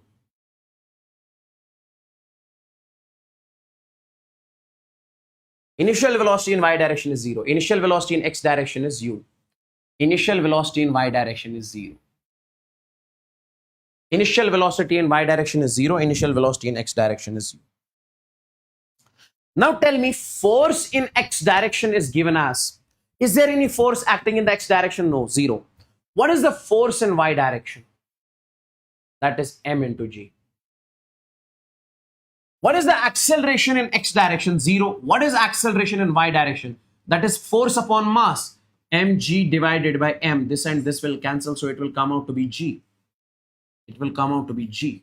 Minus g we take. Minus g because downward.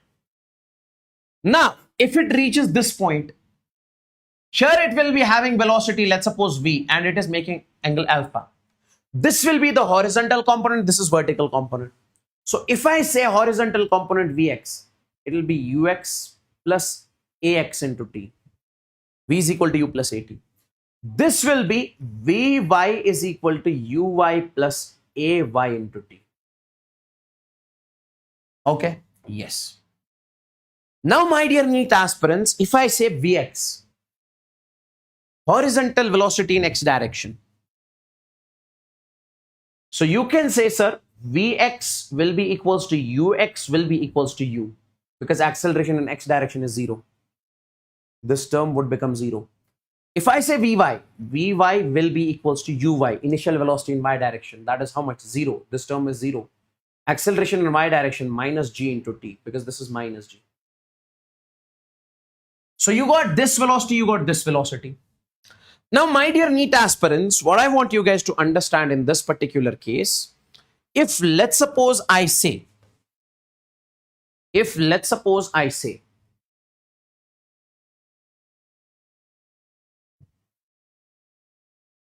okay, Now let's suppose if I say, in this particular case, take a look. What is the value of this velocity? If I say what is the value of this velocity, you'll be saying, sir, this velocity will be Vx into I cap plus Vy into j cap. Absolutely. So you can say in this particular case, this velocity is going to be Vx. Vx is Ui cap minus Vy is minus gt into j cap. Even you can find the magnitude of this velocity also. This will be under root of u square plus gt whole square. Even you can find the value of this alpha also. Angle made by the velocity after time t with the horizontal. So you can say tan of alpha will be, guys, if this is the angle, this is base. This axis from which is connected to the angle is considered as base. This will be perpendicular. So this is going to be Vy divided by Vx.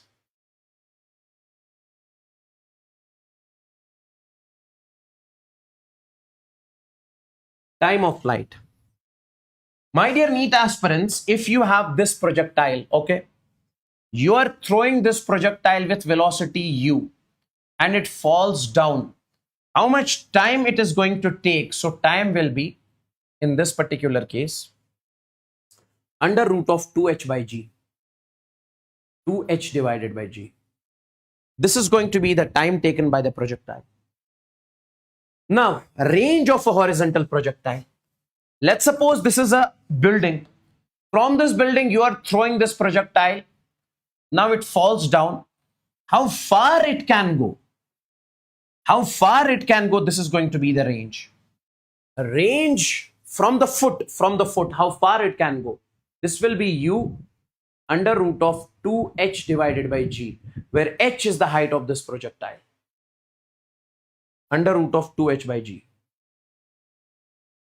Okay. Angle made with the horizontal. This is already done. Tan alpha, na? Tan alpha is the angle made with the horizontal. Okay. Now, my dear NEET aspirants, velocity of hit. The velocity with which the projectile hits the ground. So when the projectile hits the ground, this velocity. So we can say this velocity will be simply this Vx into I cap plus Vy into j cap. So this velocity will be, my dear NEET aspirants, Vx. Vx will remain u only, ui cap. But when it hits, my dear NEET aspirants, at that point, vertical component of velocity will be root 2gh. So root 2g into h, and this will be j cap. This is the velocity when it hits the ground. And this will be minus. Why? Because it is downward, minus root 2gh. So minus root 2gh j cap. Is that clear? Is that clear? Is that clear? Even you can find the magnitude of this one also. Guys, when it hits the ground, at that point of time, its vertical component of the velocity will be root 2gh, horizontal will remain same. You can find the magnitude of this velocity also. It is going to be under root of u square plus 2gh whole square. So that is going to be 2gh because its square and root will cancel. So tell me, is this clear?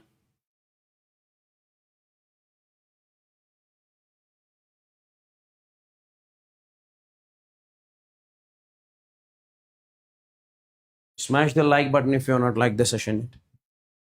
Now see. Now see.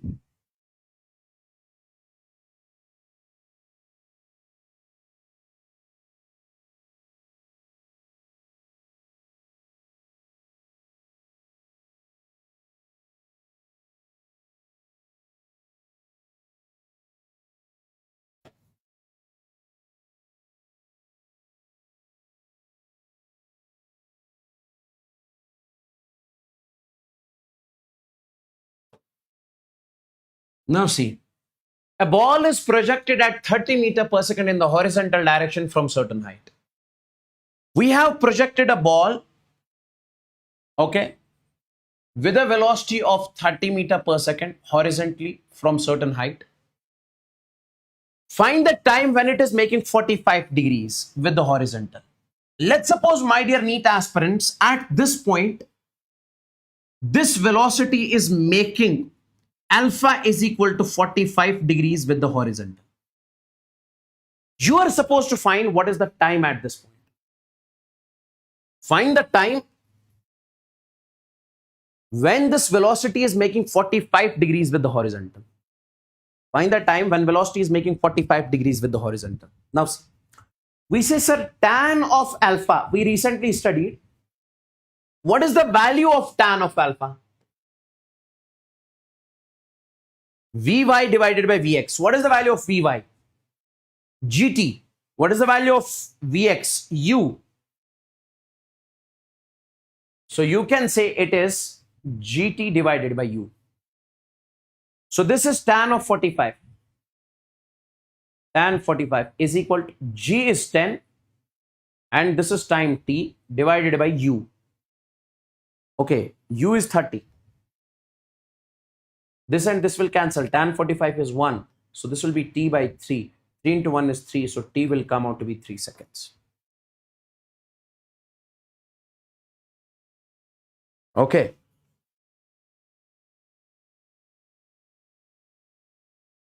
A bomber plane moves horizontally with a speed of 500 meter per second. This is a bomber plane which moves horizontally with a speed of 500 meter per second. U is equal to 500 meter per second. And a bomb is released from it.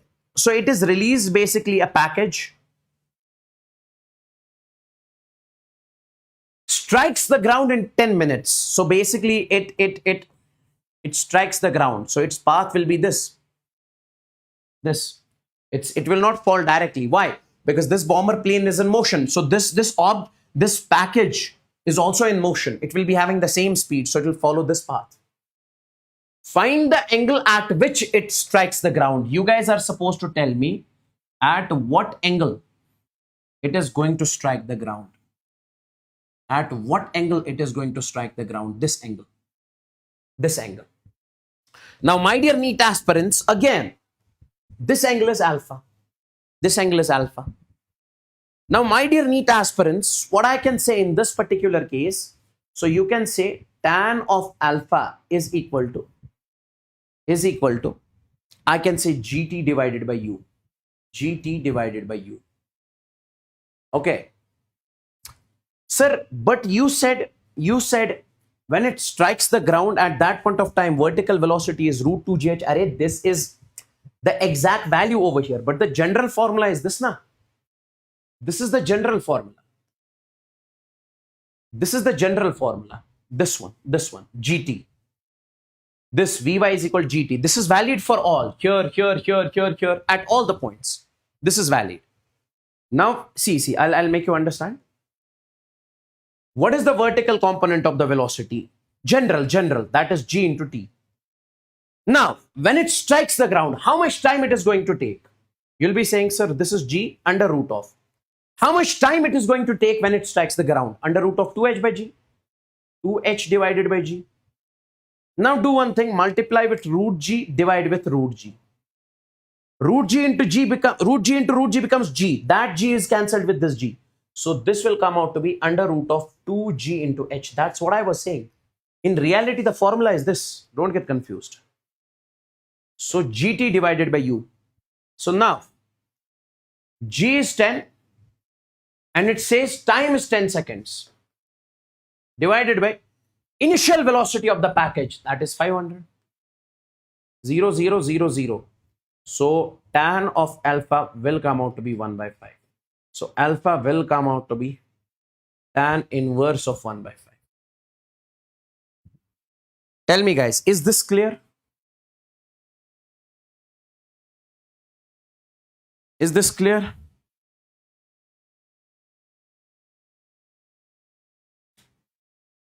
Give me the signal in the chat. So is this clear? Quick. Tell me. Is this clear? Is this clear? Come on.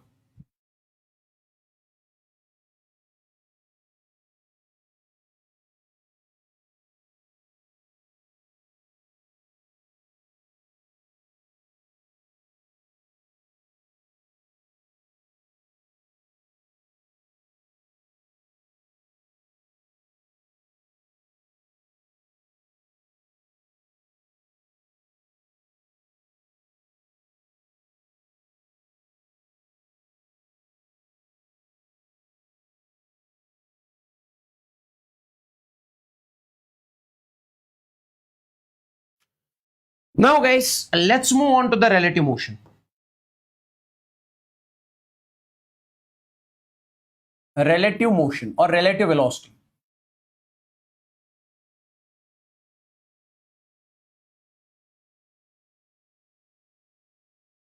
Now guys, see, listen to me very carefully.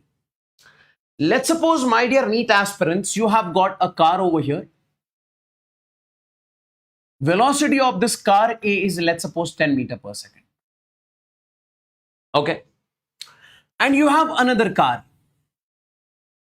Velocity of this car B is 20 meter per second. If I say, what is the velocity of car A with respect to B? There is a person sitting on the ground. With respect to this person, it has got 10 meter per second. With respect to this person, it has got velocity 20 meter per second. But with respect to this, with respect to B, velocity of A, that is velocity of A with respect to B. That is velocity of A with respect to B. This is called a relative velocity. Relative velocity is nothing but velocity of that person with respect to me. Velocity of that person with respect to that person. The relative velocity. So that will be simply velocity of A minus velocity of B. Velocity of A minus velocity of B. So what is the value of velocity of A? That is 10 minus velocity of B is 20. Just a second, guys.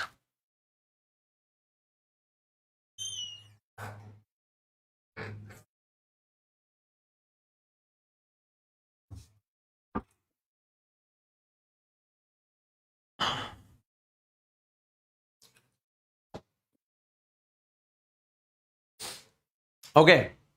So this will come out to be minus 10 meter per second. And both are along the x direction. So you can mention also I cap over here. So minus 10 I cap. Similarly, my dear NEET aspirants, if I say this is a car, this car is moving with a velocity of 10 meter per second. This is another car. This is moving with a velocity of 10 meter per second. If I say, what is the velocity of B with respect to A? That is velocity of B minus velocity of A.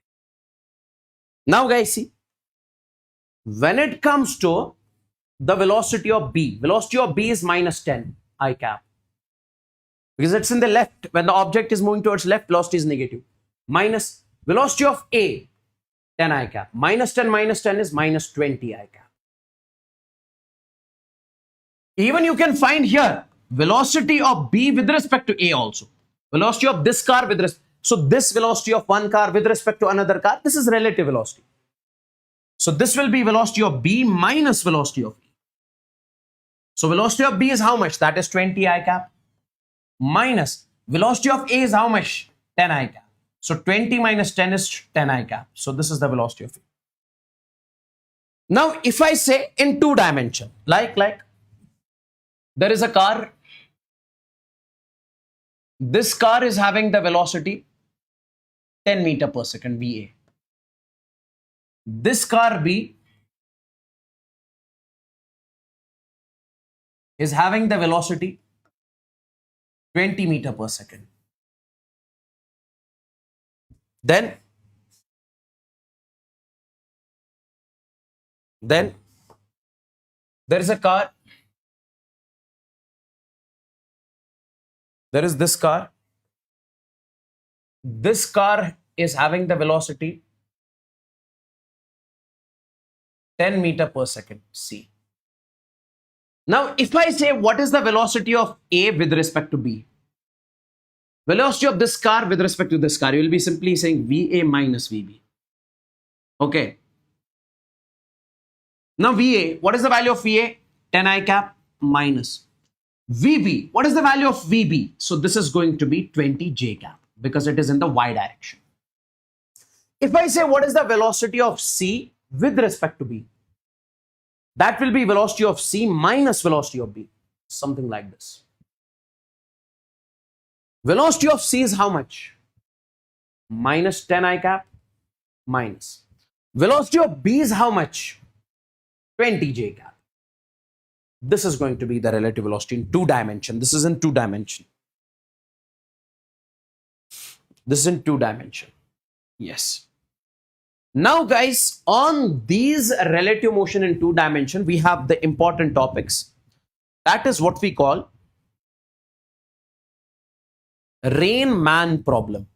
That is called Rain-Man problem. The first one is, sorry, River-Man problem, or we also call it River Swimmer problem. River Swimmer problem. Or you can also consider this as a river boat problem.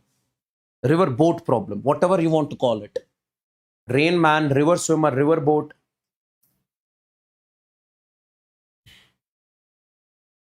Okay. Now, boys and girls, what I want you to understand is,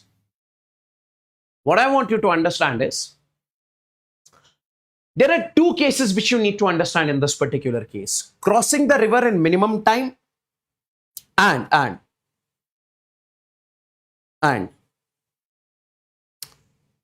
crossing the river along the shortest path. See guys, what is river swimmer problem? Let me make you understand. My dear NEET aspirants, let's suppose this is a river. This is a river. If I say you have to cross this river along the shortest path, this one, this one, this one. Which path? You will say, obviously, sir, the second one. What are the conditions you need to apply so that you can cross the river along the shortest path? This can be the question. What can be the, how you can move so that you cross the river in the minimum time? This is the second case. You should take less time, minimum time in crossing the river. That is the second question that they can ask us in this particular problem. Now, boys and girls, what I want you to understand over here is, listen carefully. That is, first case is crossing the river in minimum time. This is a river over here, and this river is having the width d. And velocity of river is flowing. Velocity of the river in this particular case is given as Vr. Because the river is flowing, it has velocity Vr. Now the swimmer dives into the river. Because swimmer has to cross the river, so he has to dive into the river. So he dives in the river. So let's suppose velocity Vm. This is velocity of man, velocity of swimmer. Now, since, my dear NEET aspirants, when this swimmer dives into the river, he wanted to go straight, but due to the river flow, he is being drifted. He is being dragged by this velocity of river. So eventually, this person who wanted to reach directly on the opposite bank, he is going to reach at this particular point. Why? Because of the drift, because of this river velocity, because of this drag. So, my dear NEET aspirants, first and the foremost thing over here is, we say in this particular case, time is going to be minimum. If the person dives straight into the river, no doubt he will reach this point, but time will be minimum. So, when person dives straight, time will be minimum. Time will be minimum. Sir, but path will not be the shortest path. Yes, path will not be the shortest path, but time will be minimum. And if somebody says, sir, how much will be the minimum time? You say, sir, this minimum time will be Time is distance upon velocity. So distance, how much distance it has to cover, that is d. Now guys, there are two velocities. Due to this velocity, this person is being dragged, drifted. Due to this velocity, this person is crossing the river. So we can write over here Vm. You have to directly remember this. Minimum time will be distance upon velocity of this Vm, velocity of the man. Cool. Then, my dear NEET aspirants, we can also say in this particular case, net velocity of the person, because when the person dives into the river, it will have two velocities.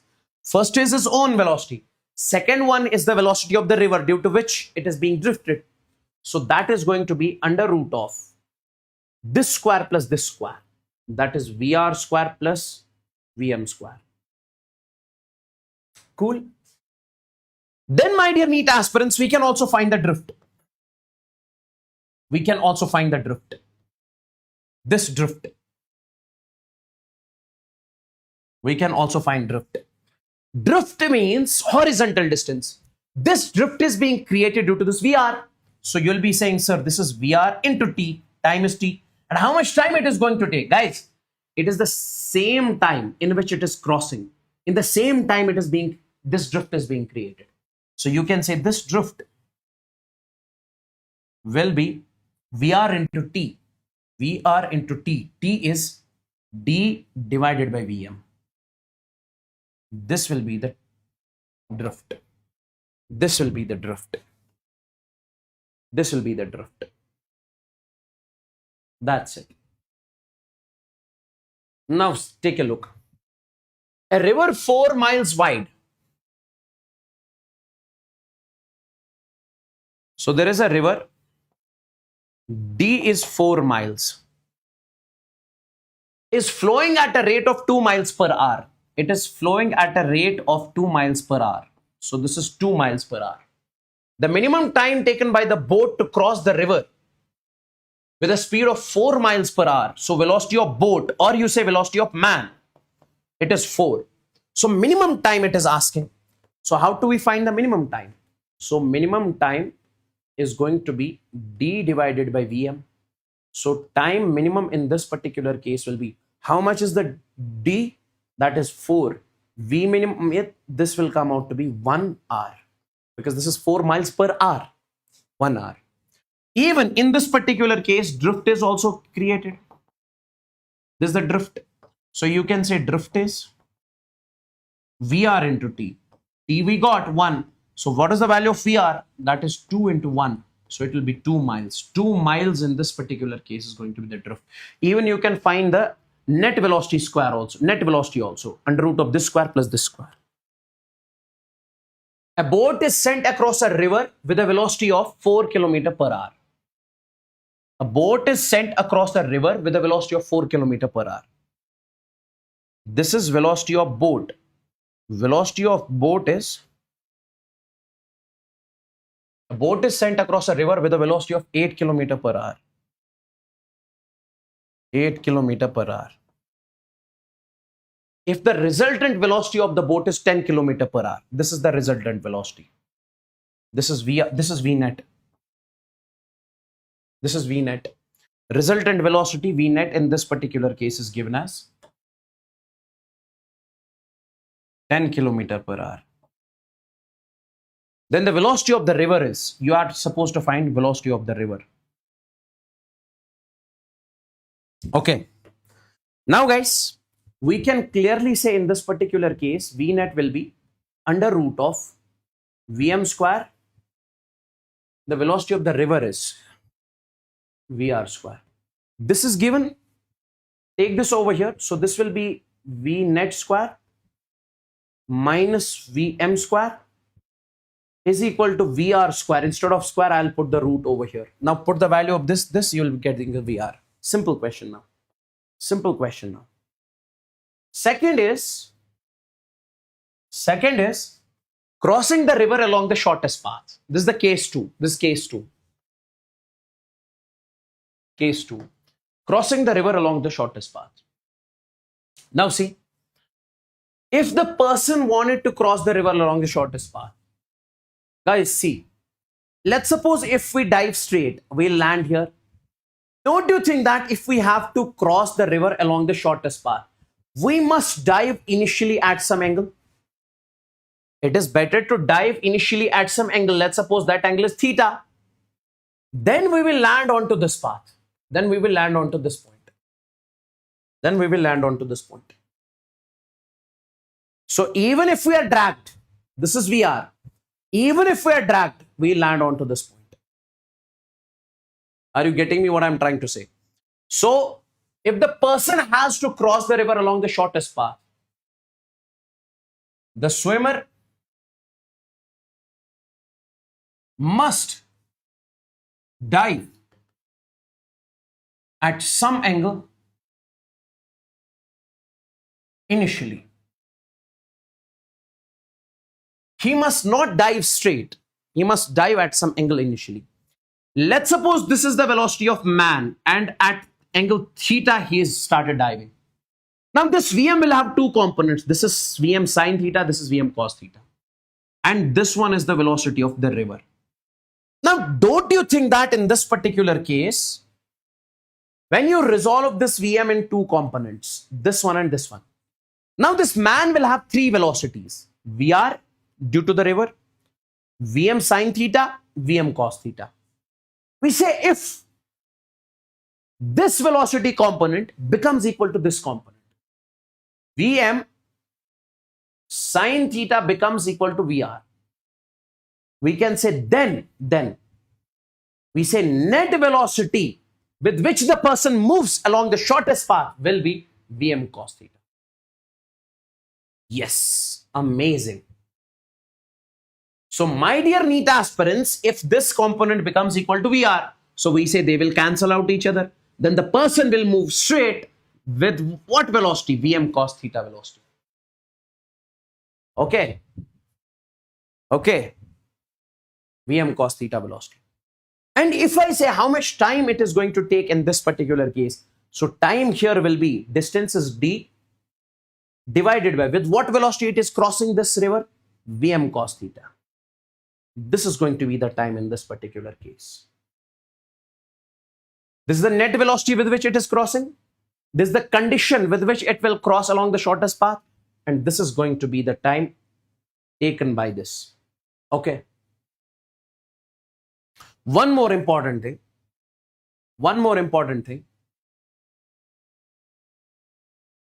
Time taken to cross the river. This I told you, d divided by Vm cos theta. Angle between the, okay, this is important, angle between the man and the river flow. Guys, see, this man is moving at an angle theta. This angle is 90.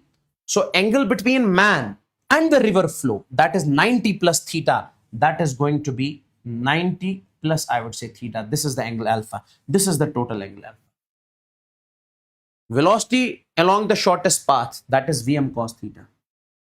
This already I told you. I hope this is crystal and clear.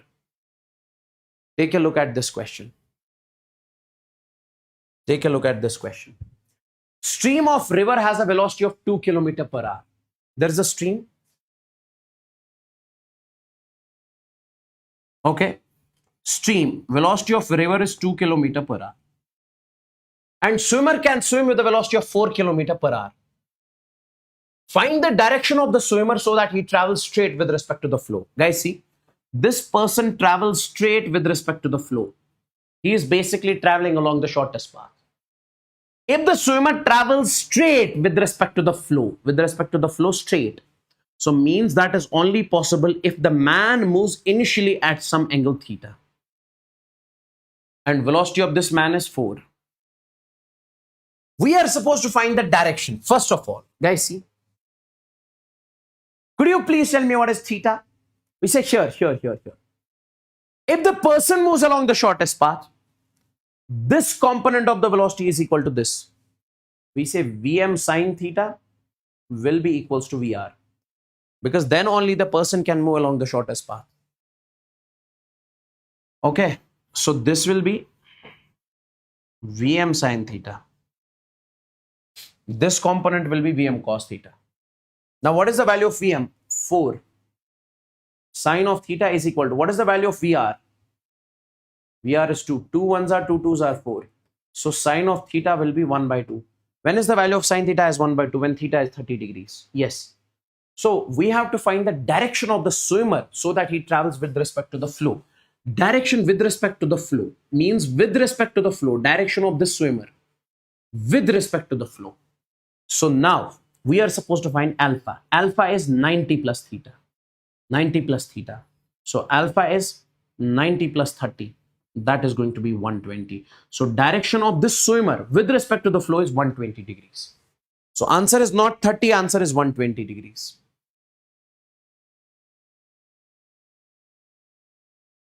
The speed of the swimmer is 4 km per hour in still water. The width of the river is 1 kilometer long. Okay. The speed of the swimmer is 4 km per hour. The width of the river is 1 kilometer long. This width is given as 1 kilometers.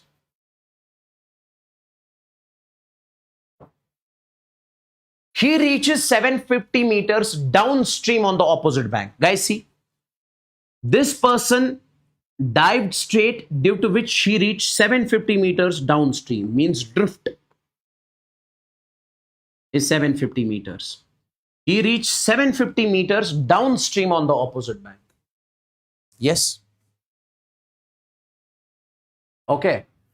750 meters down the stream on the opposite bank.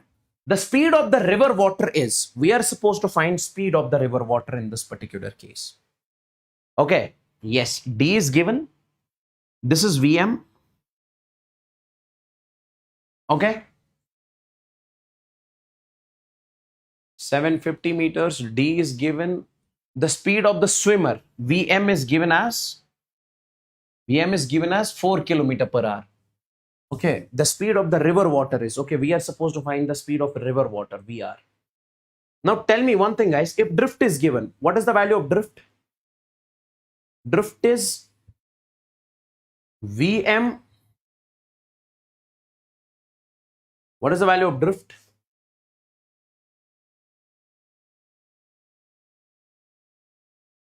Vr into D divided by Vm. Vr into D divided by Vm. Vr into D divided by Vm. So drift is 750 meters. 750 meters into kilometers, that is 0.75. Is equal to 0.75 is equal to Vr. We have to calculate Vm. Vm is 4. Velocity of swimmer, velocity of man into D. D is 1. So this we can write 75 divided by 100 is equal to Vr by 4. 75 ones are 75, 25 threes are 25 fours are. So 4 and 4 will be cancelled. So Vr will come out to be 3 km per hour. Vr comes out to be 3 km per hour. This question I am giving you as homework. This question I am giving you as homework. Okay. These two questions are your homework. Let's move on to the Rain Man problem. Is this clear? Tell me in the chats, everybody out there.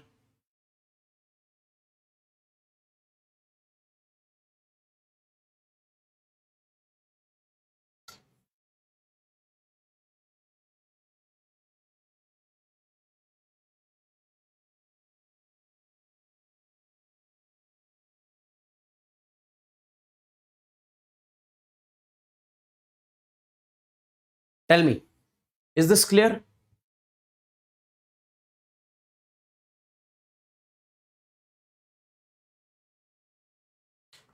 Now, Rain Man problem. My dear NEET aspirants, when it comes to the Rain Man problem, listen to me very carefully. So basically, if I say rain is falling, you have to save yourself from the rain. What will you do? You will open the umbrella opposite to the direction of rain. Now, if the person starts moving, if this person starts moving with velocity of man, when the person moves, it feels like it feels like a rain is falling at some angle, it is hitting my face. It feels like rain is falling at some angle and it is hitting my face. So my dear NEET aspirants, what I can do in this particular case is I would want you guys to focus over here. So I will tilt, it feels like rain is falling at some angle. So I will tilt my umbrella something like this. The question can be at what angle you guys are supposed to tilt the umbrella so that you can save yourself from the rain. What should be the value of theta so that you can save yourself from the rain? What is the velocity of the rain? That they can ask you this question. What is the velocity of the rain with respect to the man? Something like this. Now guys, take a look. Here also you have case 1, when rain is falling vertically downwards. My dear NEET aspirants, there is a person, it is placed on the cart, it is moving with velocity of man. Rain is falling at some angle. So my dear NEET aspirants, first and the foremost thing over here is, if I say, what is the velocity of the rain with respect to the man? Velocity of this rain with respect to the man, because man is in motion. This man feels that rain is hitting his face at some angle. So you can say it will be velocity of rain minus velocity of man. Velocity of rain minus velocity of man. So you can say velocity of rain with respect to man, velocity of rain. Now guys, velocity of rain is downward. So you can say VR, I would say VR, and I would say j cap, and it would be minus j cap. Why? Because it is in the downward direction. Then this formula is minus velocity of man will be this I cap. Now if we draw this in a vector form, we can make it like this, minus VR will be downwards. Okay, this will be VR. Minus VR, j cap will be downwards. Minus VM, VM will be something like this. Minus VM will be something like this. So I'll be drawing it over here. This is going to be VR. This is going to be VM. And the resultant of this is VM. And the resultant of these two is going to be this velocity of rain with respect to the man. So this man will feel like rain is falling at some angle because this is velocity of rain with respect to the man. Now, if you have to save yourself from this rain, you will be opening the umbrella opposite to the direction of this. At what angle? I would say this angle theta. If this angle is theta, I would say this angle would be theta. Can you tell me what is the value of this theta? So tan of theta will be perpendicular by base. This will be perpendicular Vm divided by, I would say, VR. Even if somebody asks you what is the velocity of rain with respect to the man, what is the velocity of rain with respect to the man? It will be under root of this square plus this square. That is going to be Vm square plus, I would say, this is going to be VR square. This is going to be the resultant velocity. Is this clear, boys and girls? Tell me quick. Is this clear, boys and girls? Tell me. So it is because of the relative motion this person feels rain is hitting his face at an angle theta. At what angle? You must tilt the umbrella so that you can save yourself from the rain. VR by Vm, Vm by VR. This is the velocity of rain with respect to the man. Now see, rain is falling with a velocity of 3 meters per second. This is the velocity of rain, that is 3 meters per second. And man is moving with a velocity of, this is the man, it is moving with a velocity of, I would say, 2 meters per second. Find the angle theta and find velocity of rain with respect to the man. If I say find angle theta, guys, we can say tan of theta will be equals to, that is Vm by VR. At what angle you need to open the umbrella, my dear NEET aspirants? Vm by VR. Just one liner question. Find the angle theta means find the angle at which you have to tilt the umbrella. That will be Vm divided by VR. So tan of theta in this particular case will be 2 divided by 3. Theta is tan inverse of 2 by 3. Then it says velocity of rain with respect to the man. Now tell me, under root of Vm square plus VR square. So this is going to be under root of Vm square. Vm is 2 square plus, I would say, 3 square. So this is going to be 4 plus 9. 2 square is 4. 3 square is 9. 9 plus 4 is root 13. Case 2. This case is important. When rain is falling at some angle, my dear NEET aspirants, when rain is falling at some angle. Sir, how is it possible rain can fall at some angle? Rain always fall vertically. Now see, let's suppose rain is falling vertically. Okay. And there is a wind blowing. Due to this wind, the rain will tilt. The rain will tilt. So with respect to the person at ground, he will see that rain is falling at some angle. In this particular case, with respect to the person at ground, he will feel that rain is falling vertically downwards. Guys, here, if there is a person on the ground, he will feel that rain is falling vertically downwards because he is at rest. So it is with respect to this man, rain is falling at some angle. Similarly, here it is opposite. If the person is at rest, with respect to this person, rain is falling at some angle because due to the wind, it is being tilted. With respect to this man, it is falling vertically downwards. That I make you understand. Now, guys, see. In this particular case, what I want you guys to focus over here is when rain is falling at some angle. I would say, let's suppose it is falling at an angle of theta. This is VR, this is angle theta. This component will be VR cos theta. This component will be VR sin theta. Yes. Now, guys, see. Listen carefully. If I say, let's suppose you have a car over here. Understand this very carefully. Velocity of this car is 10 meters per second. If I say you have another car over here, its velocity VB is 10 meters per second. If I say what is the velocity of car A with respect to B, we'll be saying VA minus VB, that is 10 minus 10, that will come out to be 0. Or velocity of B with respect to A, 10 minus 10, that will also come out to be 0. In both the cases, velocity will be 0. Okay, yes. So when the two objects have same velocity, their relative velocity comes out to be 0. When the two objects have same velocity, their relative velocity comes out to be equal to 0. Now see, here this VR and this VM, listen to me very carefully. This VR will have two components, this and this. We say if VR sin theta becomes equal to VM.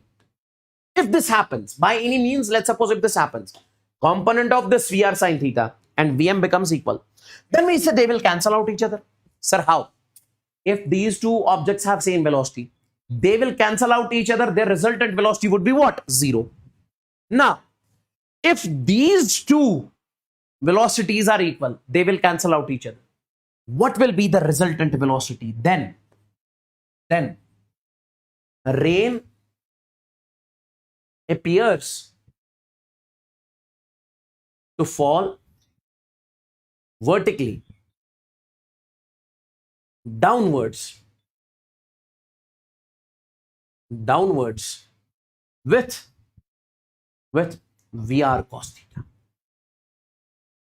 So my dear NEET aspirants, what I'm trying to say is that if this velocity becomes equal to this velocity, so they cancel out each other, then with respect to this man, rain appears to fall vertically. Why? Because if this is cancelling with this. This is already resolved.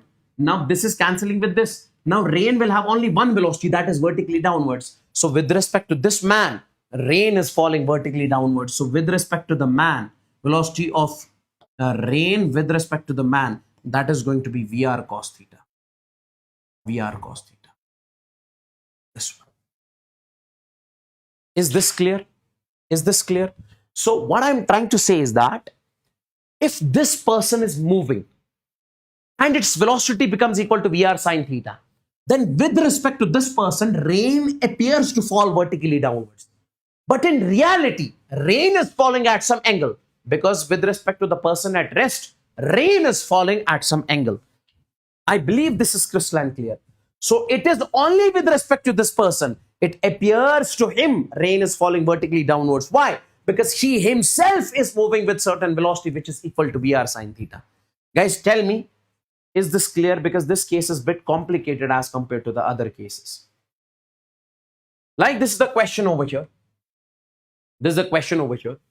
When a person walks on a straight road with a speed of 10 km per hour, there is a person, it is walking on a straight road with a speed of 10 km per hour. This. Okay. Rain appears to fall vertically downwards.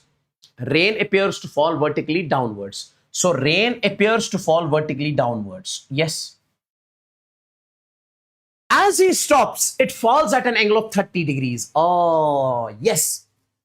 So it says when the person walks on a straight road with this speed, when he is in motion, like this, when the person is in motion, rain appears to fall vertically downwards. As the man stops, like this, rain appears to fall at an angle of 30 degrees. Means this question is from this particular case. So basically it says that rain is falling at an angle of, this is velocity of rain, it is falling at an angle of 30 degrees with respect to the horizontal. This is going to be VR sine theta. This is going to be VR cos theta. And this is going to be the person which is moving with the velocity of man. Now, my dear NEET aspirants, if it says that rain appears to fall vertically downwards if this is in motion, so means here, you can say this is equal to this. Vm will be equals to VR sine theta. Okay, the speed of the rain with respect to the man is, we are supposed to find what is the speed of the rain with respect to the man. Arre, that is VR cos theta. Because the rain appears to fall downwards with respect to this man. Now tell me, first of all, you need to find VR. VR we don't know. So Vm.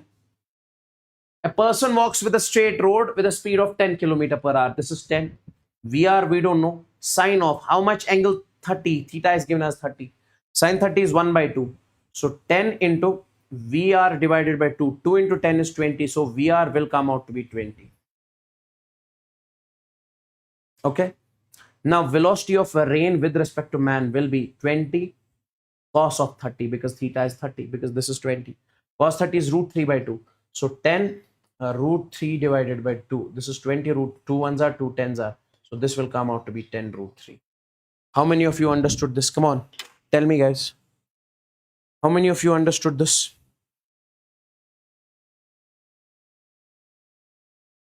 Tell me. Oh, is this clear?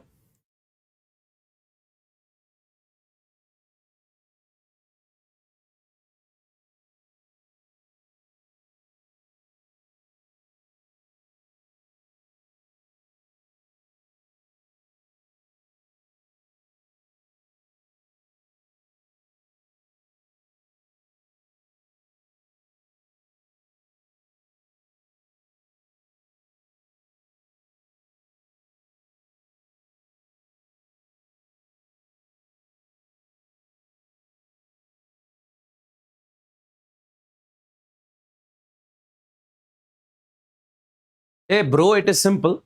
What does the question say? When a person walks on a straight road with a speed of 10 km per hour, when this person walks with a speed of 10 km per hour, rain appears to fall vertically downwards. Then he feels that rain is falling vertically downwards. When is it possible?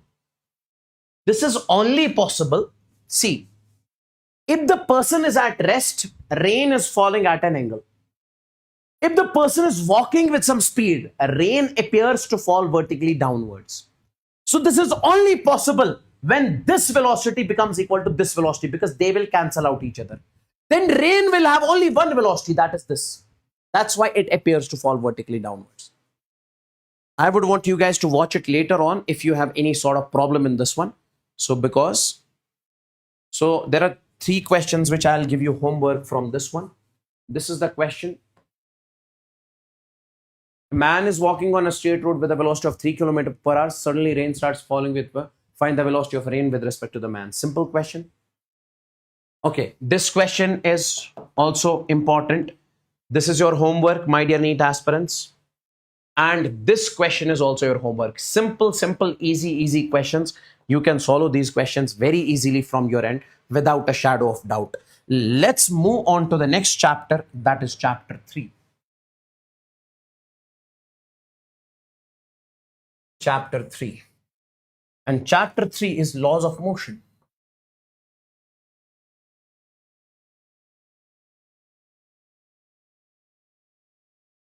Very important chapter.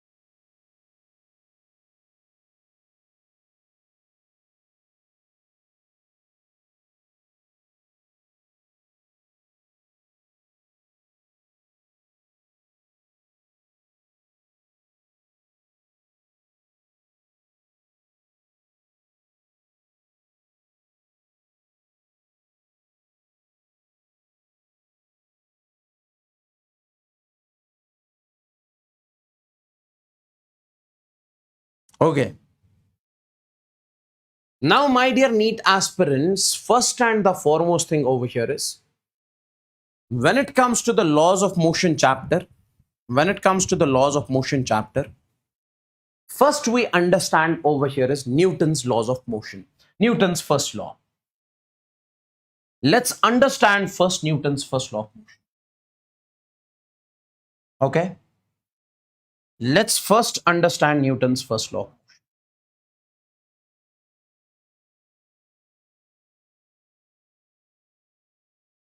Let's first understand Newton's first law of motion. I'll write over here.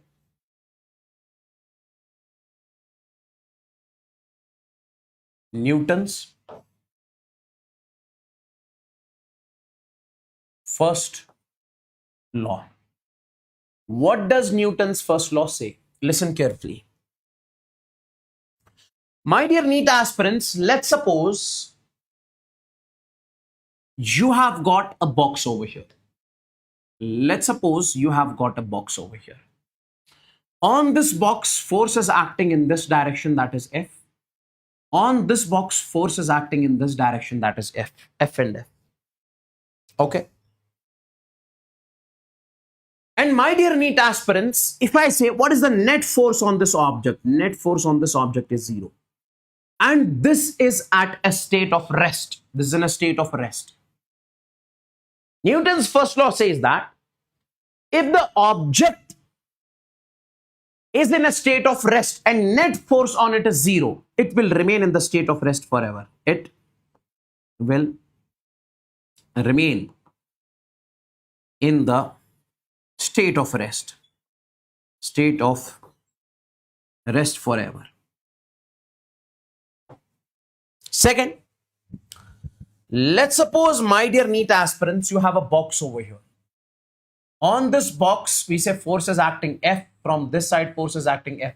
We can say net force in this case is 0. Net force in this case is 0. Net force in this case is 0. Okay. Yes.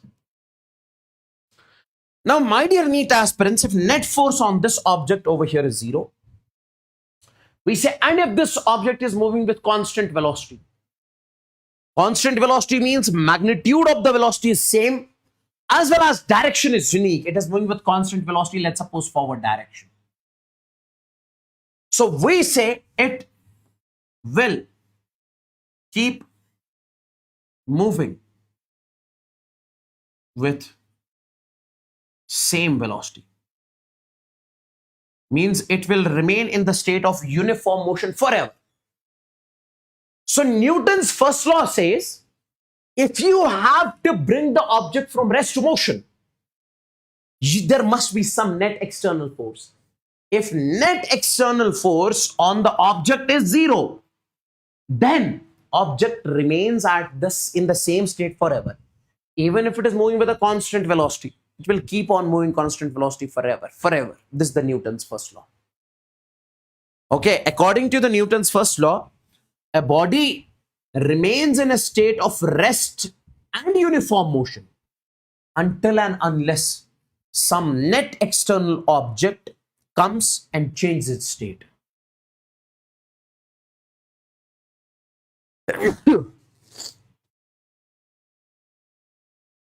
Is this clear? Tell me, guys. Is this clear? So what is Newton's first law? According to the Newton's first law, a body stays in a state of rest and uniform motion until and unless it is acted upon by some net external force. Now, guys, see. Let's move on to the forces. Let's move on to the forces. What are the different types of forces we need to study over here? Fundamental forces. Gravitational, electromagnetic, strong nuclear, weak nuclear. These are the four main categories. Then you have the derived forces. Weight, normal force, tension, friction, buoyant force, viscous force, spring force. Now in this chapter, what you guys are supposed to study? Weight, this, these four, and this spring force. Buoyant and viscous we'll see later on. Okay. So in this particular case, my dear NEET aspirants, you have to basically learn about these forces. You have to understand these forces. These are the forces which you guys are supposed to learn. Is this clear? So first we'll understand gravitational force. First we'll understand gravitational force.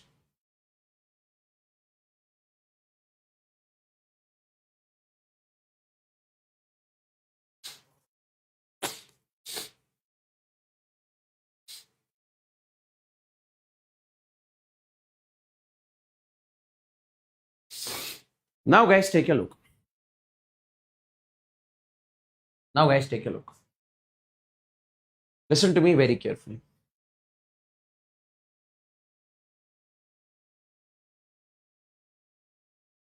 Take a look. Weight means gravitational force. It is the force with which Earth attracts an object towards itself, towards the center, mg.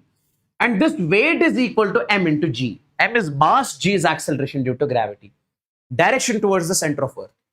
If I say this is the object, is there any force acting on this object towards the center of Earth? Yes, mg, weight. This is the force, mg. Okay.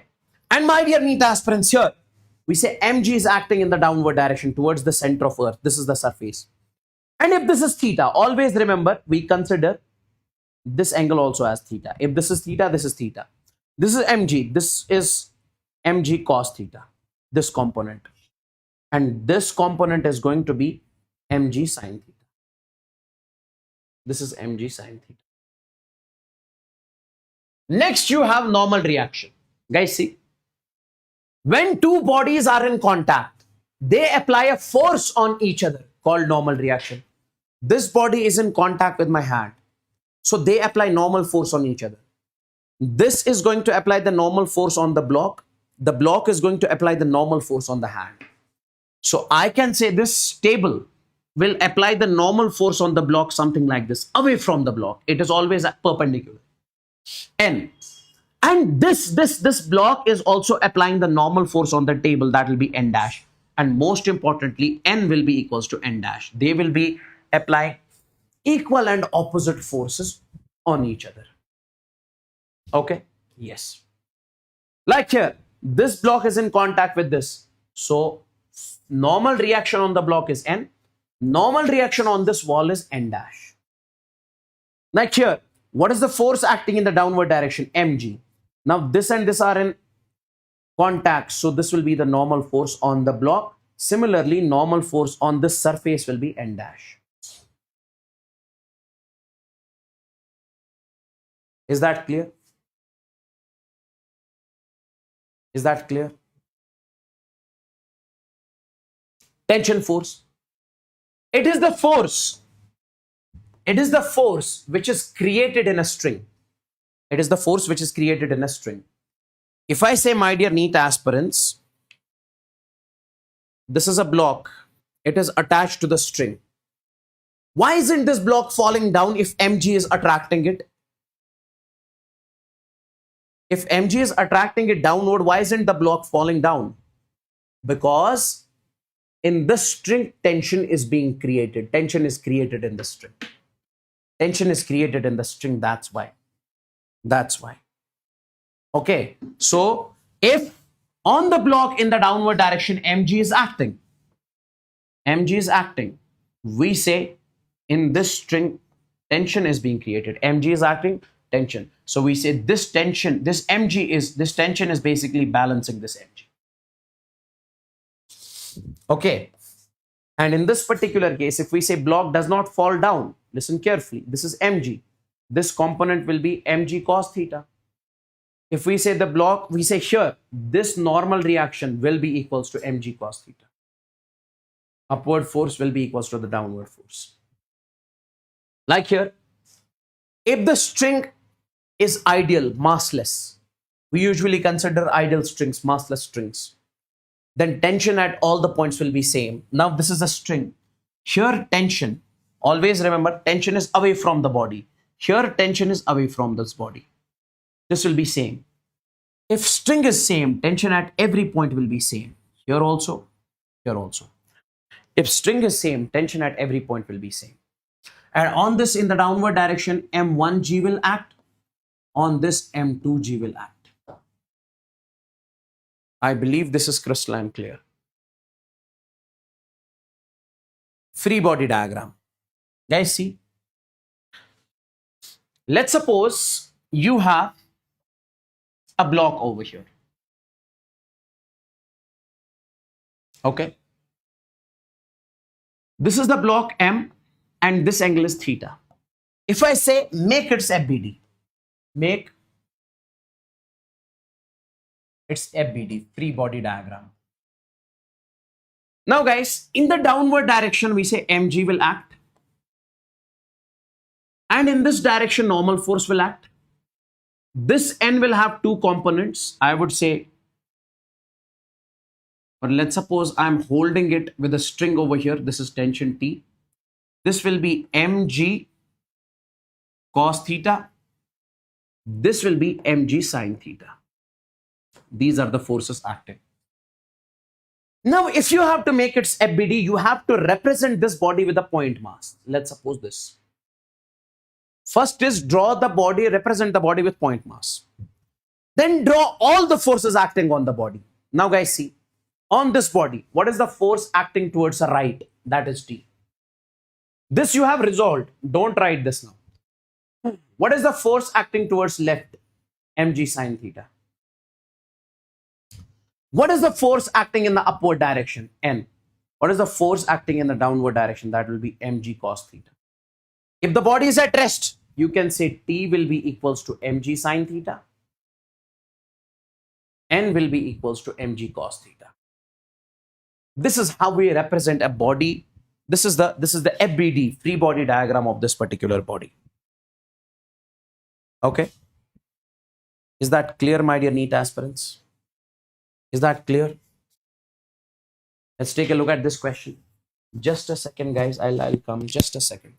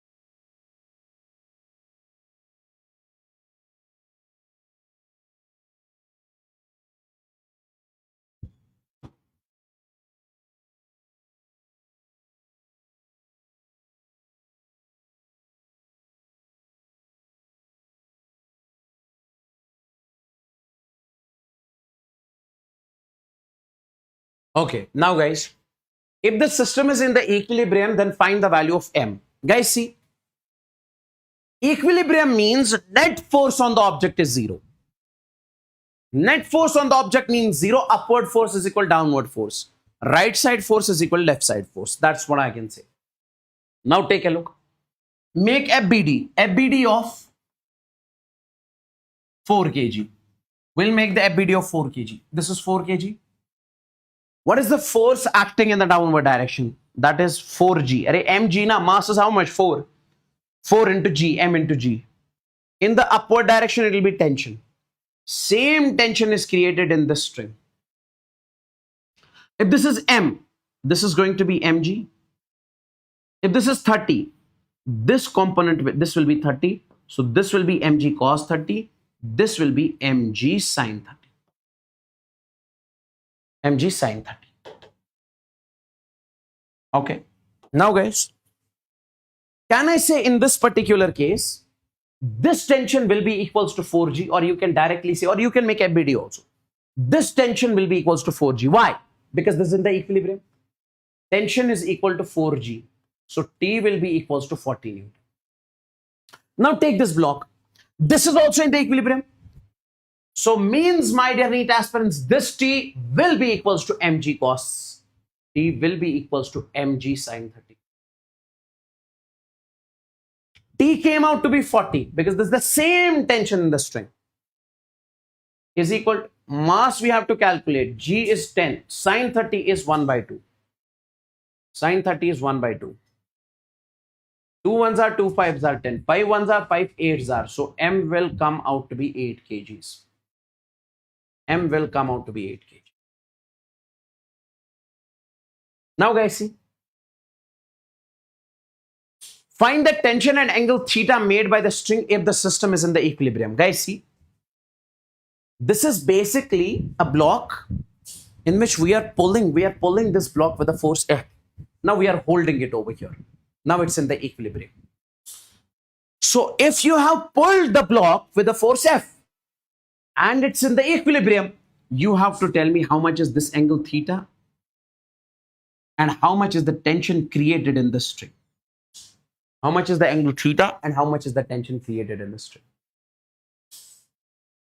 Okay. Now, boys and girls, what I want you to understand, force acting on this is mg downward. Okay. Just a second.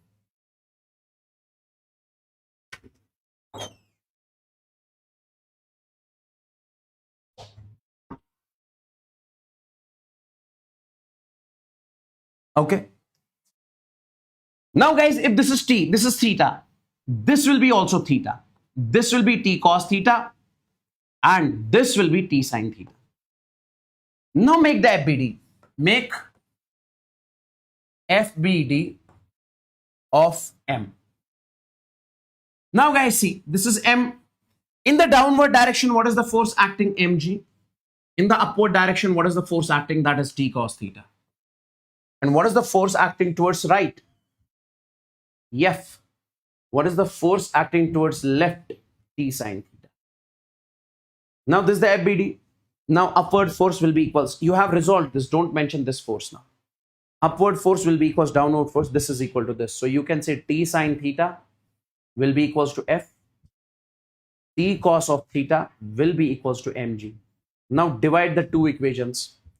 T and T will cancel. Sin by cos is tan theta is equal to F divided by mg. This is the value of theta. This is the value of theta. Now, my dear NEET aspirants, in this particular case, you can even calculate tension also. See, let me find the tension. This is the block. In this direction, tension is acting. This is mg. This is force F. Could you please tell me what is the resultant of this force and this force? This will be the resultant R and under root of. When you have two vectors at an angle of 90 degrees, their resultant is under root of one vector square plus resultant of another square. One vector square plus another vector square. Now guys, So you have mentioned the component of a resultant of this one and this one. Now tell me, if this is in the equilibrium, means this force has to be equal to this force. T has to be equal to R. That is equal to under root of F square plus mg whole square. This is the value of tension. I believe this is crystal and clear. I believe this is crystal and clear. Tell me guys in the chats, quick, is this clear? Is this clear?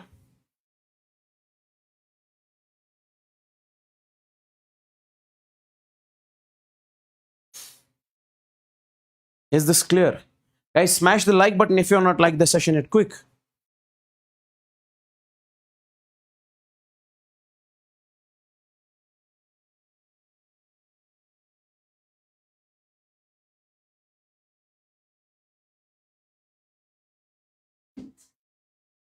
Now, take a look. Newton's second law of motion. Newton's second law of motion. I would want you guys to understand one thing. Before Newton's second law of motion, let's understand momentum. Let's understand momentum. We have to learn momentum. Before Newton's second law of motion, let's understand what? Momentum. Take a look.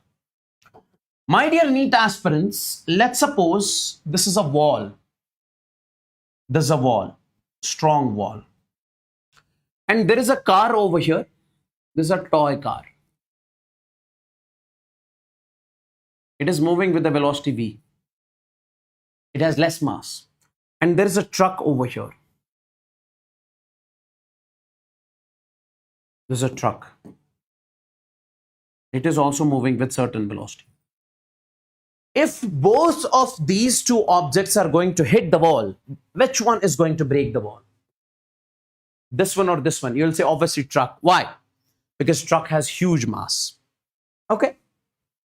So if we, let's suppose, decrease the velocity of the truck, do you think that it is going to break the wall? No, no. Why? Because now velocity is less. It is not the mass which is breaking the wall. It is mass as well as velocity, combination of the two. Combination of the two is what we call momentum. This has got less mass. This has got large mass. Its mass is less. It has less momentum. If you say, sir, this truck is going to break the wall because it has large mass. If you decrease the velocity, it will not break. Why? Because it has less velocity. So it is the combination of the two which is going to break the wall. So we say momentum is P. Momentum is P. P is what we call mass into velocity. Product of mass and velocity is what we call momentum. Momentum is defined as product of mass and velocity. Momentum is defined as product of mass and velocity. So basically, if mass is large, velocity is large, we say train is having the lot of momentum, huge momentum. Why? Because train has huge mass. Train has got huge mass. That's why we say it has huge momentum, ultimate momentum. So that's why we say train is having huge momentum. So it is having the huge mass. Okay, this is how we define momentum, product of mass and velocity. Now guys, see. Let's suppose there is an object over here. Its mass is m moving with velocity v. What is the momentum? Initial momentum, m into v. Now you are applying some external force for time t. We say its velocity will change. You will push it. Velocity becomes v dash. So final momentum becomes mv dash. So can I say momentum has been changed? Why? Because you have applied external force. Due to the external force, velocity changes, momentum changes. So can I say this external force is directly proportional to change in momentum? Change in momentum will be dp by dt. But you can directly say this external force is directly proportional to dp by dt. This is called change in momentum. This is called Newton's second law. Due to the external force, if the momentum of an object changes, we say this is Newton's second law. Okay, this is also called instantaneous force. Instantaneous force. Force acting at a particular instant or directly. When you apply force on an object and its momentum changes, this is called Newton's second law. Now, boys and girls, we say as this momentum, we say this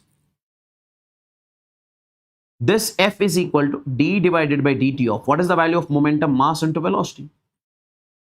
So my dear NEET aspirants, U into V, you have to do the differentiation of M as well as V. Apply the UV rule. So this force will come out to be, keep M as it is, differentiation of velocity, plus then keep V as it is, differentiation of mass. This is called the differential version of Newton's second law. Okay. Yes. Yes. So my dear NEET aspirants, when force acts on a body, its momentum changes. So we can write M into V. So M dV by dt plus V dm by dt. Let's suppose if I say, if mass of an object is constant, if mass is constant, then dm by dt, change in mass, differentiation of mass becomes 0 because differentiation of constant is 0. So then dm by dt will be 0. If dm by dt becomes 0, we can say this force will come out to be, that is M into dv by dt. So this will be equals to M into A. So this is the Newton's second law, valid when mass of an object is constant. If I say velocity is constant, in that particular case dv by dt is 0 and mass is variable. So you can say then force will come out to be this term would become 0. It would be V dm by dt. So this is the force acting on a body when mass of the body is not constant, it is changing. Like rocket propulsion. In case of rocket propulsion, mass, as the rocket goes up, fuel burns, mass changes. Fuel burns, mass changes. So we say in case of rocket propulsion, we say mass of an object changes. Mass of an object changes. Is this clear? Tell me in the chats.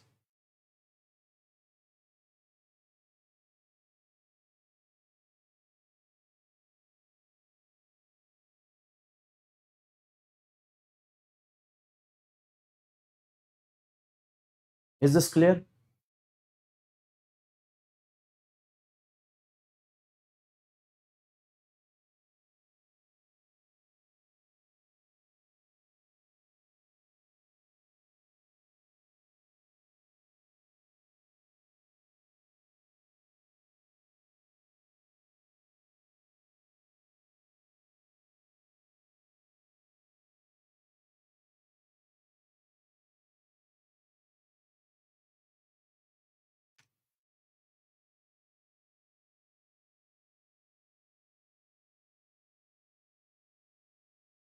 That's great. Let's move on to this one. A force F is equal to 6i cap minus 8j cap plus 10k cap produces an acceleration of this. Acceleration is root 2 meter per second square in a body. Calculate the mass. Force is given. Guys, mass of an object will be simply F is equal to force M divided by this. Guys, we say F is equal to MA. M will be F divided by A. Now tell me, this is force. What is the magnitude of force? Under root of 6 square plus 8 square plus 10 square. This is going to be 36 plus 64 plus 100. 64 plus 36. 100 plus 100, 200. So root 200. So this is going to be under root of 200 divided by 10. Sorry, 200 divided by 2. Because this also has a root now. 2 ones are 200s are. Root 100 is 10. Mass of an object is 10 kgs. Mass is a scalar quantity. That's why I'm taking over here magnitude of F, magnitude of A. A player catches a cricket ball, okay, of 20 grams. Oh, sorry, 200 grams. Okay. Now, guys, see. Since when you apply the force on an object, listen to me very carefully. Let's suppose you are applying the external force on an object from this point to this point. So from this point to this point, momentum will change. That is delta P. From this point to this point, time will be delta T. If somebody says how much is the force applied from here to here in total, that is called average force. Average force will be total change in momentum upon total change in time. Okay. If I say a body force is acting, if I say what will be the force acting at a particular instant, at that instant there will be small change in momentum, small change in time. This is called instantaneous force. Force acting at a particular instant, that will be dp divided by dt. This is delta p by delta t, that will be dp divided by dt. This is average force, that is instantaneous force. This is the force acting for the total journey. This is the force acting at a particular instant. Now see, a player catches a cricket ball. A player catches a cricket ball, moving with a speed of 20 meters per second. If the time taken to complete the catch is 0.5 seconds, then the force exerted on the player's hand is. So basically, when the player catches the cricket ball, force is exerted on its hand. Okay, force is exerted on its hand. Now, my dear NEET aspirants, if I say force exerted on the hand will be delta P by delta T. Delta P is change in momentum. Let's find change in momentum. Delta P is going to be final momentum minus initial momentum. That is going to be mass into final velocity minus mass into initial velocity. That is going to be mass common, final velocity minus initial velocity. Mass common, final velocity minus initial velocity. Now, boys and girls, we can say in this particular case, mass. What is the mass of an object? 200 grams. 200 grams means 200 divided by 1000, because you have to convert this to the kgs. Final velocity. When player catches the ball, final velocity becomes 0 minus initial velocity. It is moving with a speed of 20. Now 0, 0, 0, 0, 0 and this 0. So 2 into 2 is 4. Minus 4 is delta P. So if you find mod of delta P, magnitude, it will be 4. Now, force will come out to be delta P is 4. Time in this case is delta T. Delta T in this case is given as 0.5. So force will come out to be 4 divided by 0.5 means 5 by 10. So this will be 40 divided by 5. That will be 8 Newton. Okay. The momentum of a particle is varying with time as this. This is the momentum of a particle. The force acting on the particle at t is equal to 3 seconds. Guys, we say force is equal to dp by dt. When momentum is changing, so do the differentiation. Now, what is the differentiation of this? For 2, it is 0. For 3t square, it is 60.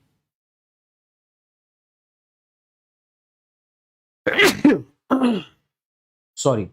What is the momentum? What is the differentiation of this? 60. Now at t is equal to 3 seconds. At t is equal to 3 seconds. What will be the force? 6 into 3. That is going to be 18 Newton. Is this clear, boys and girls?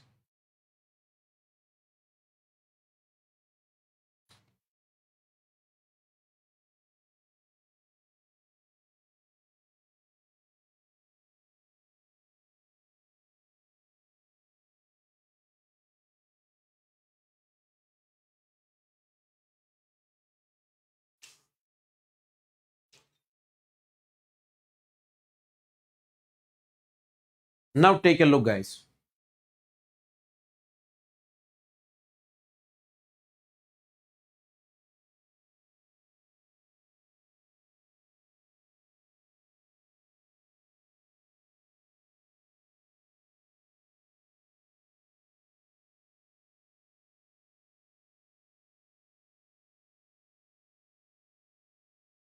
See, rocket propulsion. What does rocket propulsion actually mean?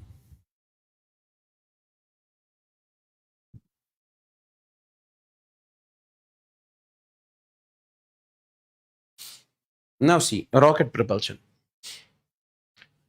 Guys, this is a rocket. There's a fuel inside the rocket.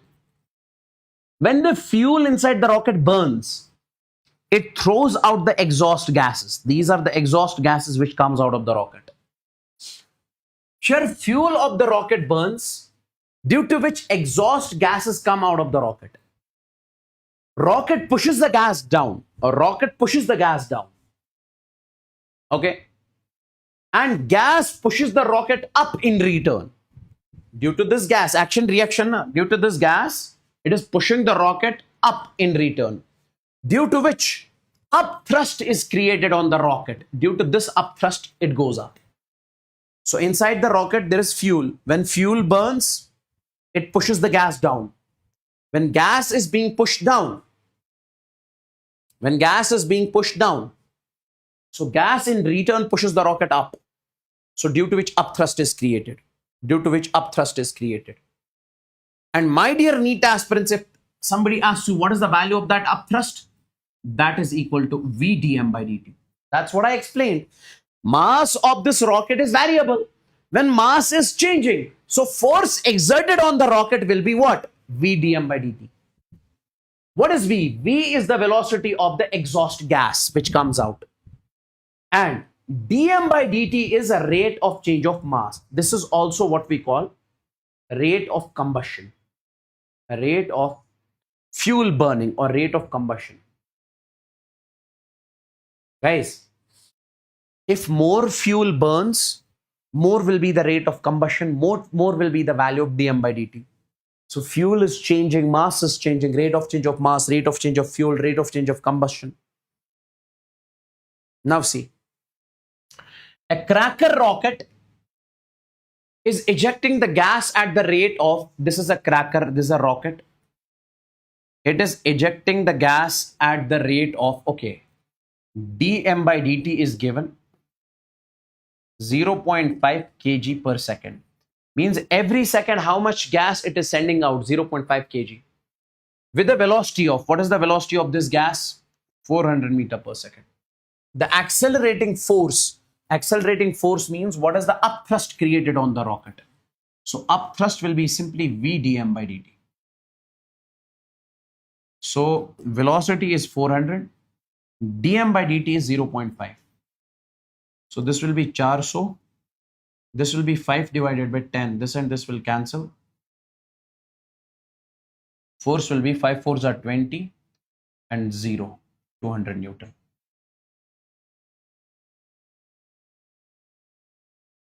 Is this clear?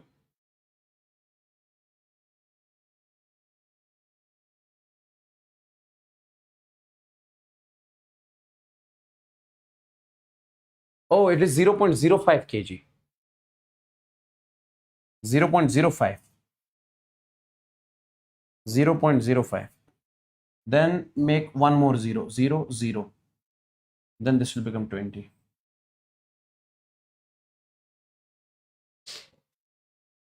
Clear? Oh? Yes, 0.05. Clear? Okay. A 600 kg rocket is set up for vertical firing. If the exhaust speed of the rocket is 1000 meter per second. This is a rocket. These are the gases coming out. Velocity is 1000 meter per second.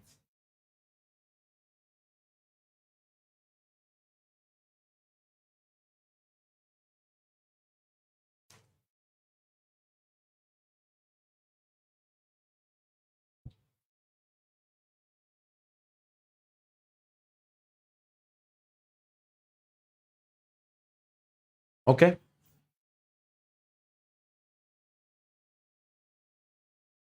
Velocity is 1000 meter per second.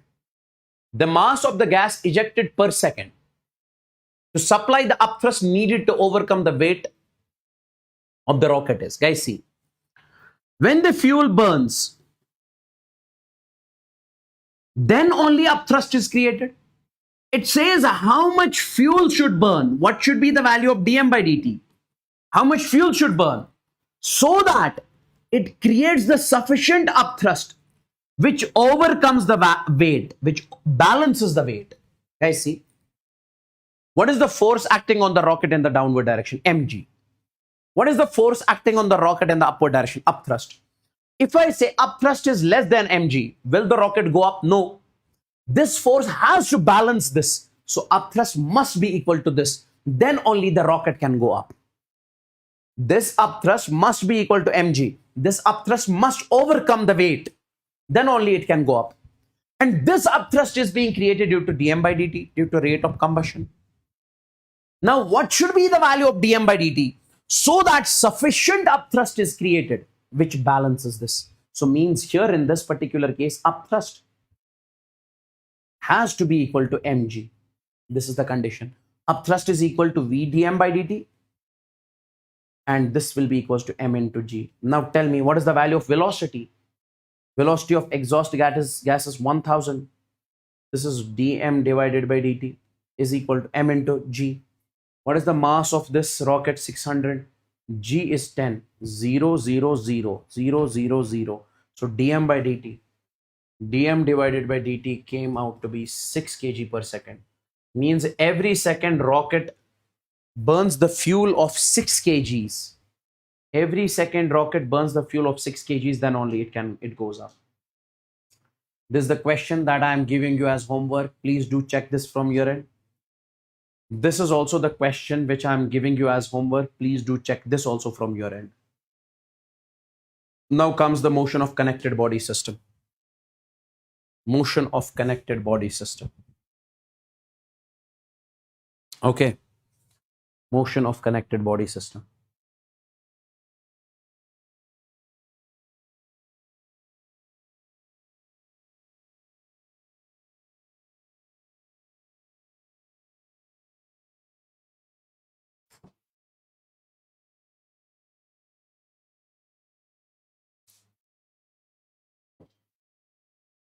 Now see, connected bodies means these bodies. These bodies are considered as connected bodies.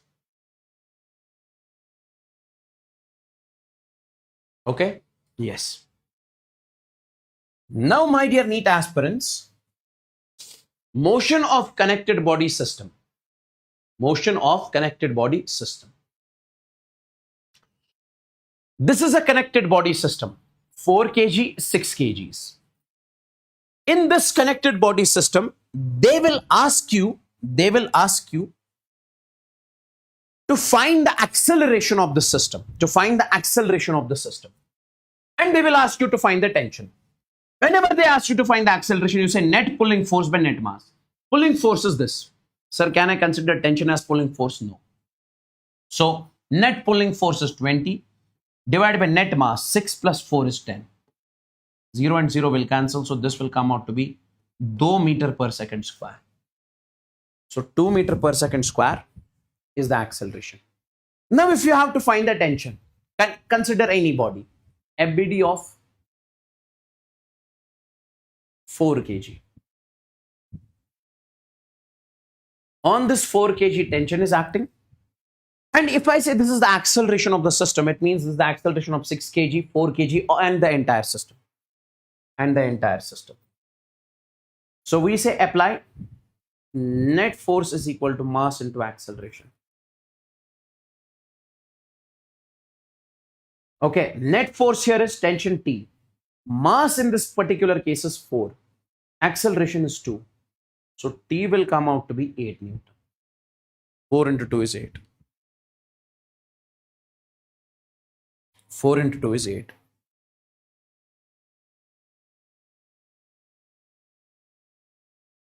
Four into 2 is 8. Now guys, take a look at this. Let's first find the acceleration of this system. How do we find the acceleration of this system? That will be net pulling force. Net pulling force divided by net mass. Divided by net mass. So acceleration will be net pulling force. 120. Net mass. 7 plus 5 is 12. 12 plus 3 is 15. Okay. 3 5s are 15. 3 4s are 12. 3 zeros are. 5 1s are. 5 8s are. 8 meter per second square. Okay. 8 meter per second square.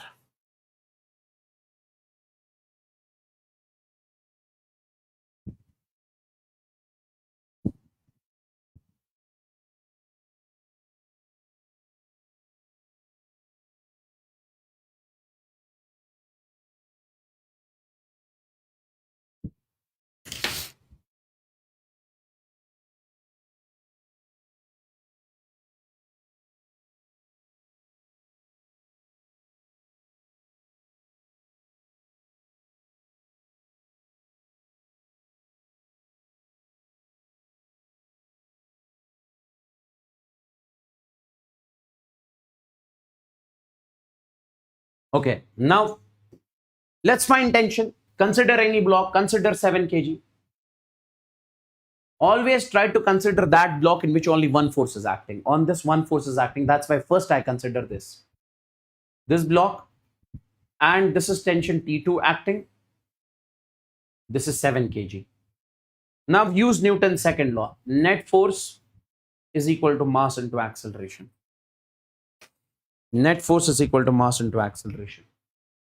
So I can say this net force, what is the value of net force? T2 is equal to mass is 7. Acceleration is how much? That is 8. That will be 56 Newton. Okay. 56 Newton. So T2 is 56. Now consider this 5 kg. 5. From this side T1 is acting. Because guys, these are two different strings. When string is different, tension will be different. In this tension is T2, T1. Here tension is T2. So from this side tension is T1 and from this side tension is T2. And guys, always remember the direction of acceleration is the direction of net pulling force. So this will be the direction of acceleration. And my dear NEET aspirants, if I say this is the direction of acceleration, so it means direction of net force is this. So if I say net force is equal to mass into acceleration, guys, remember this. If this is the direction of acceleration, this is the direction of net force. And direction of net force, if it is this, so means this force is bigger than this force. Sir, what if I say direction of net force is this, then this force is bigger than this force. So here we say T1 minus T2, bigger force minus smaller force, is equal to mass into acceleration. T1 minus T2. T1 we have to calculate, minus T2 is 56, will be equals to M into A. M is 5 into 8. So T1 will be equals to, this is 40, 40 plus 56, that is 96 Newton. That is 96 Newton. Are you getting me? Oh? Ladies and gentlemen. Is this clear? I hope you got the feel. How do you solve these questions?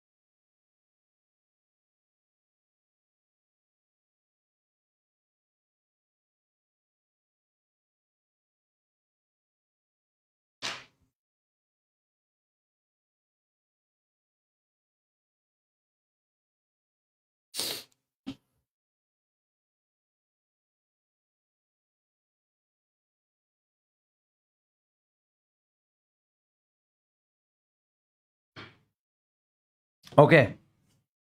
Let's move on to this one, my dear NEET aspirants. Okay.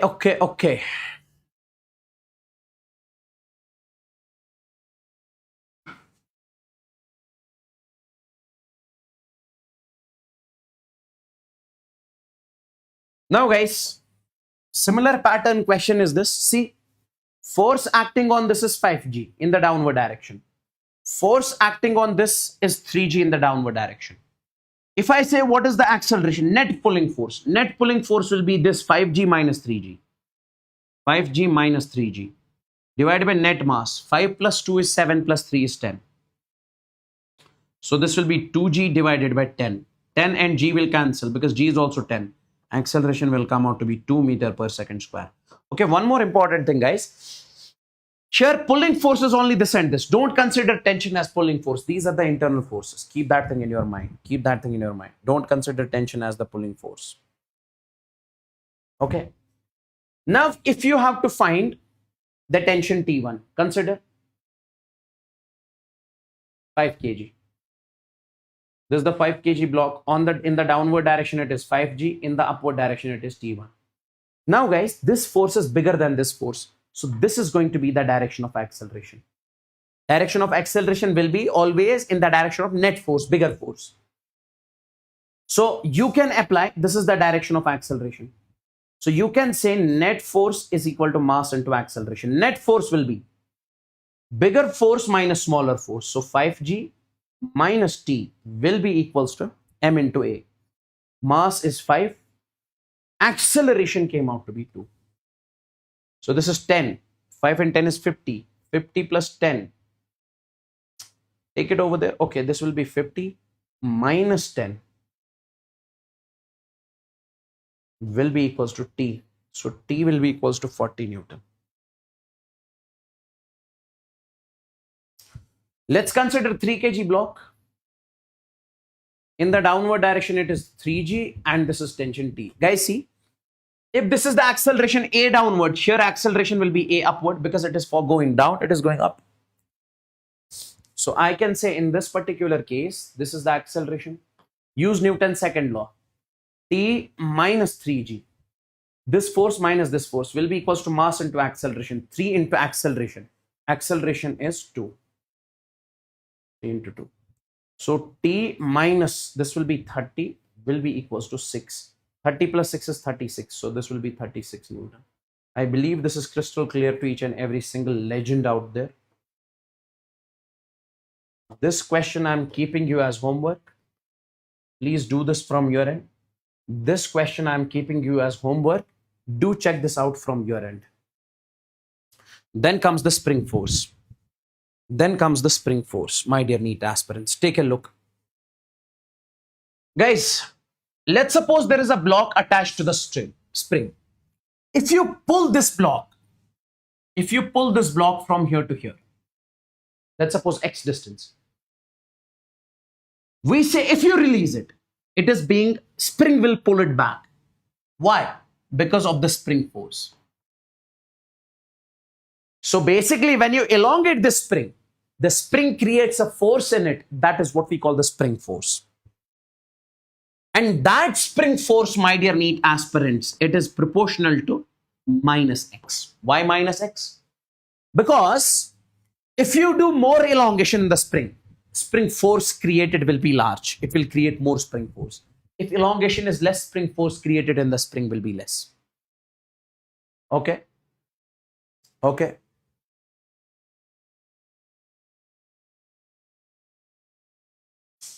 Okay. Now, my dear NEET aspirants, replace this proportionality with a constant. We say F is equal to minus K times of X. Sir, why this negative sign? Negative sign is, if you pull the block towards right, spring force will be towards left. If you push the block towards left, spring force will be towards right. That's why minus. And K is what we call spring constant. Spring constant. It defines the stiffness of a spring. Like, K defines the stiffness of a spring. Like, my dear NEET aspirants, we say cycle is having a spring. It is easy to elongate cycle spring. Why? Because value of K is less. It is difficult to elongate the spring of the car. Why? Because value of K is large. That's why it is difficult to elongate. That's why it is difficult to elongate. Okay. So K is basically what? Spring constant. K defines the stiffness of the spring in that particular case. Now, my dear NEET aspirants, what you guys are supposed to do whenever you have a question of the spring, find the reading of spring balance. Reading of spring balance means you are supposed to find the spring force and extension in the spring. How much spring has extended? Extension in the spring. Now see, whenever you have this question, always remember you replace the spring with a rope. Replace spring with a rope. With a rope. So when you replace the spring, guys, see. When you replace the spring, see. This is mass M. What is the force acting in the downward direction? Mg. So due to this Mg, it will elongate. So spring force is created. I am saying replace this spring with a rope. So can I say when you replace the spring with a rope, you can say, sir, this tension will be equals to, this tension will be actually equals to spring force. And that is equal to K times of X. Why? Because you have replaced the spring with rope. Now, guys, what you can say in this particular case, this tension will be equals to Mg. Yes. Because here, tension is equal to Mg, upward force is equal to downward force. Now, tension is actually equal to K times of X. That is M into G. Okay. So you can say this X will be equals to Mg divided by K. Mg divided by K. This is called extension in the spring. I'll show you. Sir, why do you replace this tension with the directly write K times of X is equal to this? You'll get the answer. Hey, wait. Take a look at the question. Take a look at the question. See, this is the block. 5G is acting over here. Tension is acting over here. Here also tension T. Here also tension T in the spring. And in the spring, we say spring force is created. Spring force is created.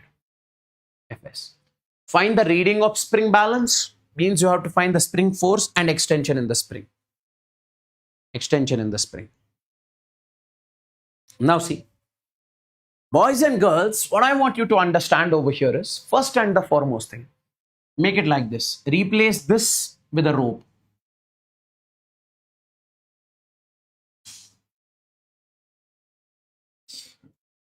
So shear tension in this will be T dash. And remember, T dash is equal to spring force is equal to K times of X. Now tell me. This block, on this block, 5G is acting downward, tension is acting upward. So first and the foremost thing, I can say this tension will be equals to 5G. That will be 50 newtons. Now shear, it is 50 Newton, shear it is 50 Newton. Now see guys.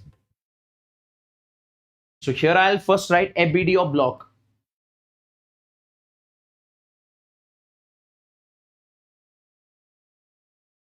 This is 5G. This is T. So T will be equals to, so T will be equals to 5G. That will be equals to 50 Newton. Yes. Now guys, ABD of pulley. Let's make the ABD of the pulley. If this is the pulley, on this pulley in the upward direction, T dash is acting, in the downward direction, T is acting, in the downward direction, T is acting. And this pulley is in the equilibrium. What does that mean? Upward force will be equals to downward force. T dash will be equals to T plus T is 2T. Yes, we can say it like this. So this T dash will be equals to 2 into T, that is 2 into 50, because T is 50. So T dash will be equals to 100 Newton. And T dash is equal to spring force, so this is equal to spring force. So spring force came out to be, this is the reading of spring balance. Now extension in the spring. So we can say K times of X will be equals to 100. What is the value of K? Spring constant is given as 200. X into 100. This. X will be equals to 1 by 2. That will be 0.5 meters. So this is going to be the... Guys, tell me, is this clear? Is this clear? Come on, quick.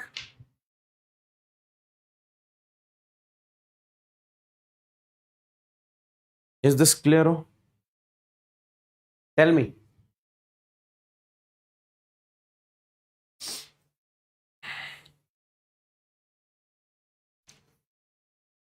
Let's take a look at this question.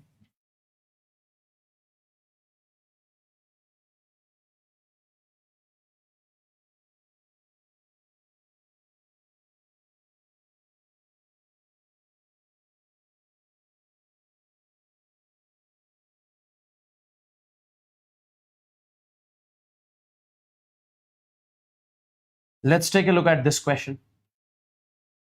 There's a spring. There is one more spring. Now, guys, listen to me very carefully. You have to find the extension in both the springs. Extension in this, extension is this. FBD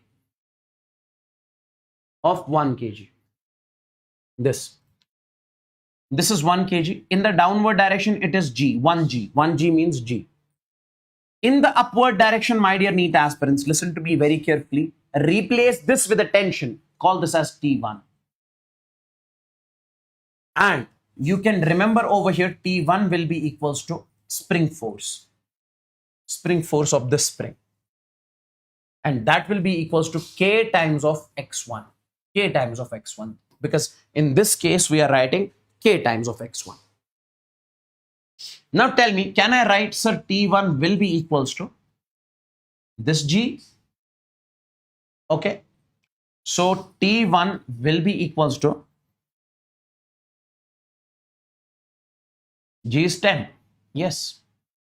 And this will be equals to spring force, Fs. Yes. Now we can say this spring force is K times of X1 will be equals to 10. So K is how much? 100. Into X1 is equal to 10. This and this will cancel. So X1 will be equals to 1 by 10. That is 0.1 meters. 0.1 meters. 0.1 meters.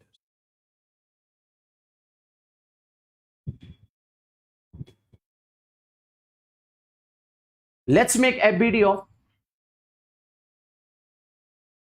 2 kg block. FBD of 2 kg block. This 2 kg block. And in the downward direction, I would say this is 2G.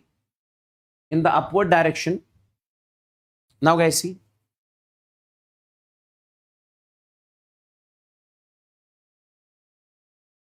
Oh, ho, ho, ho, ho, ho, ho, ho. I made a mistake. I made a mistake. I made a mistake. See. Wait. I made a mistake. That too, biggest mistake. Wait.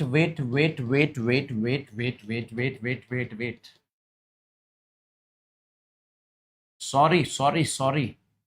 First, we'll be making the FBD of this one because here all 3 forces are acting, not 2. First, we'll make the FBD of 2 kg. If we make the FBD of 2 kg, this is 2 kg block. In the downward direction, it is 2G. In the upward direction, instead of this spring, I would be writing T2. I'll replace this with a string, with a rope. And this will be equals to spring force and that will be equals to K times of X2. Because here only 2 forces are acting, downward and upward. Now tell me, can I say also this T2? This T2 will be equals to G? Yes, that will be 20. So T2 will be equals to 20 Newton and will be equals to spring force. Yes. Now, I can say in this particular case, this spring force is K times of X2 will be equals to 20 Newton. So K is how much? 100. And this is X2 will be 20. 0 and this. 2 ones are 2 5s are 10. Okay. So X2 will come out to be 1 by 5. X2 will come out to be 1 by 5. Is that clear?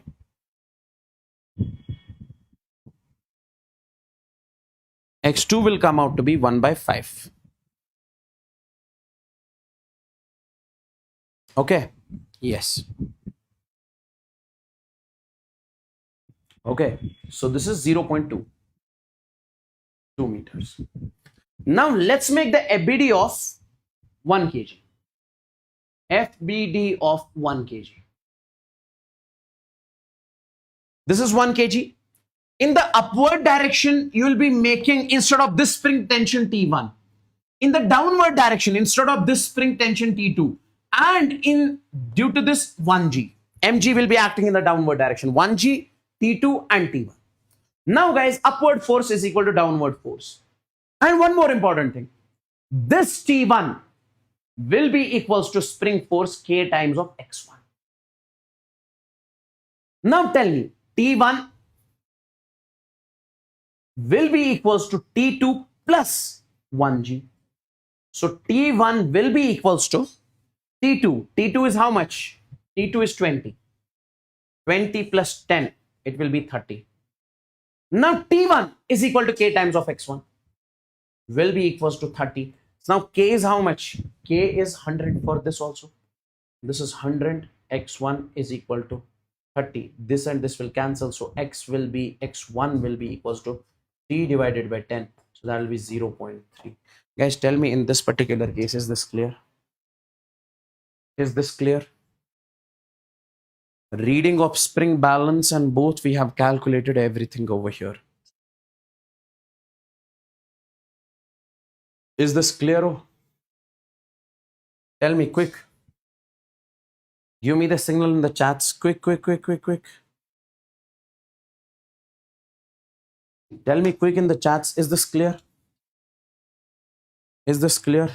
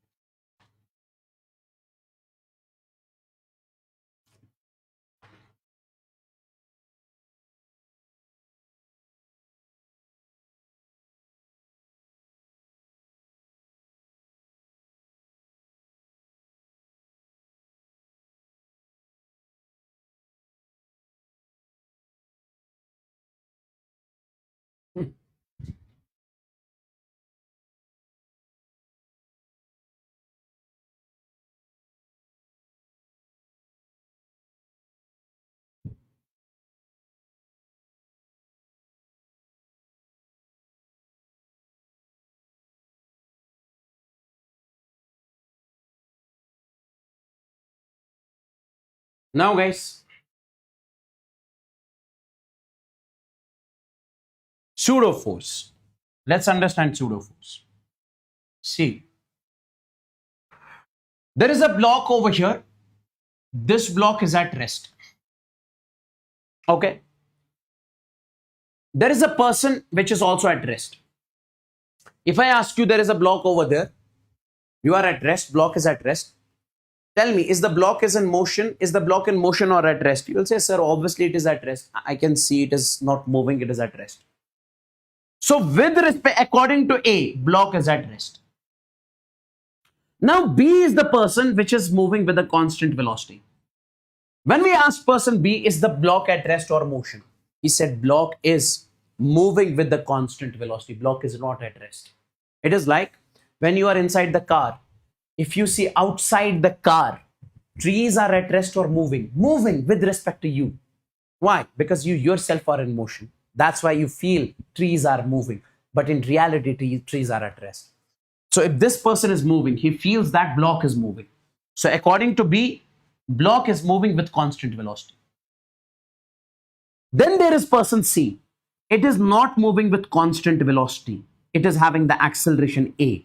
It is an accelerated motion. According to C, block is accelerating. So this person is saying block is accelerating, block is having acceleration, block is having variable velocity. Yes. So my dear NEET aspirants, but in reality, block is at rest. So it is this person which is accelerating. That's why he feels block is accelerating. So according to this person C, block is having the acceleration A, but in reality, this is not the acceleration. This is a fake acceleration. So this acceleration is called pseudo acceleration. This acceleration is called a pseudo acceleration.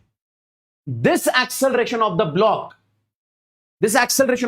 according to C, is fake acceleration, which is due to the fake force called pseudo force. Bro, acceleration is there when force is there.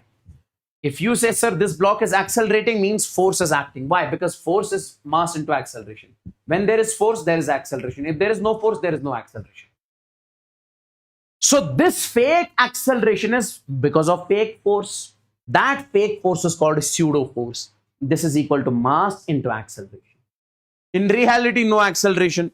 So basically, it is this person C who feels that block is accelerating, but in reality, it is not accelerating. So this force, this acceleration is due to the fake force called pseudo force. Now guys, see, when I say this person and this person, when this person is at rest, this person does not have acceleration. So means with respect to these two persons, this block is not accelerating. So no pseudo force is acting. No fake acceleration, no fake force. So this is what we call inertial frame. Inertial frame. Inertial frame means when the observer is either at rest or moving with constant velocity. That's what we call the inertial frame. And when the observer is accelerating, that is what we call non-inertial frame. That's what we call non-inertial frame. Yes. When the observer is accelerating, that is what we call non-inertial frame, my dear NEET aspirants. So A and B are in the inertial frame because velocity of A is 0, velocity of B is constant. And C is in the non-inertial frame. So this person C is in the non-inertial frame. This is non-inertial frame because it is in the accelerated frame. Okay. Velocity is not constant. So pseudo force acts when observer is in the non-inertial or accelerated frame. That's what I can say over here, guys. Okay. Now, my dear NEET aspirants, this is the pseudo force. And from now onwards, if I say, listen to me very carefully. This is a car. Okay. This truck is, let's suppose, moving with acceleration A. And inside this person, it is having the same acceleration. If I say there is a block over here, is there any pseudo force acting on this block? Yes. Why? Because person is in, observer is in non-inertial frame. So with respect to this person, pseudo force acting on this will be opposite to the direction of acceleration. That is m into a. That is m into a. As simple as that. Now guys, see. Listen carefully. This is an important question which I would want you guys to understand very carefully. Very carefully. Take a look. Take a look. Find the normal force on the mass m placed in an elevator accelerating upward. This is an elevator. This elevator is accelerating upward with an acceleration a. This elevator is accelerating upward with an acceleration a. Yes. Now, my dear NEET aspirants, I would want you guys to solve this with inertial frame, non-inertial frame. This is a block. On this block, okay, guys, solve the question using non-inertial frame. I will solve both non-inertial as well as inertial. So we say put the observer inside. If we put the observer outside, then this observer is at rest. This is in the non-inertial frame. Right now it is in the non-inertial frame. So, my dear NEET aspirants, put the observer in non-inertial frame. Put the observer in the non-inertial frame. Now, boys and girls, if this is the block, on this block, force is acting in the downward direction, that is mg. And my dear NEET aspirants, in the upward direction, normal reaction. Since the observer is in the non-inertial frame, so pseudo will also act m into a, opposite to the direction of acceleration. Now, according to the observer,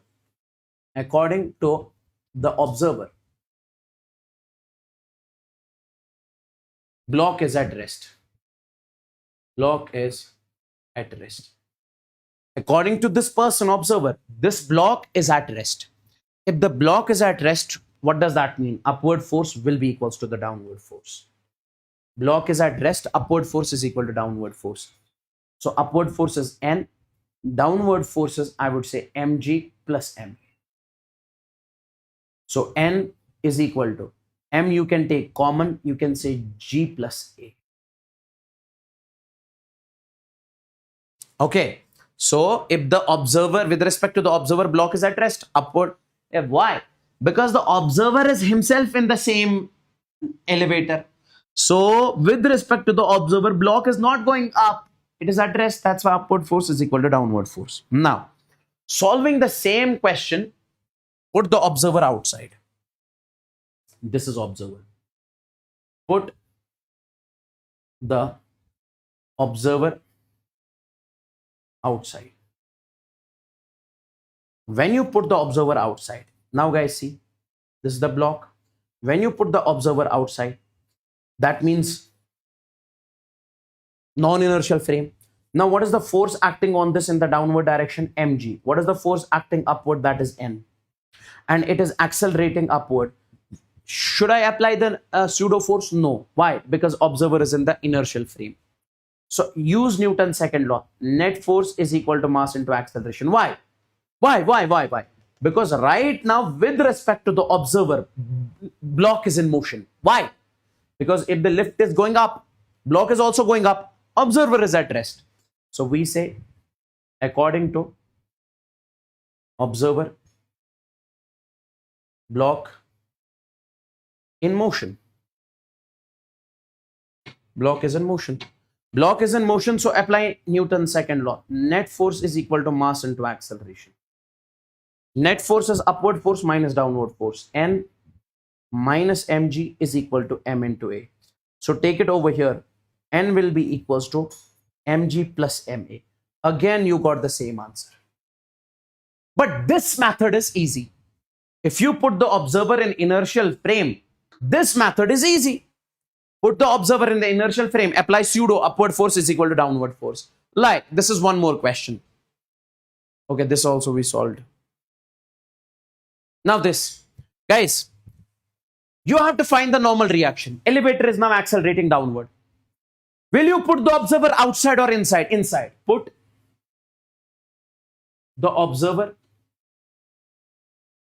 inside in non-inertial frame. Non-inertial frame. Put the observer in the non-inertial frame. What does that mean? What does that mean, guys? See. So when you put the observer in the non-inertial frame, inside, pseudo will act. Guys, if the acceleration is downward, pseudo will act opposite. And this is normal reaction, this is mg. Now, with respect to this observer, block at rest. So, according to observer, block at rest.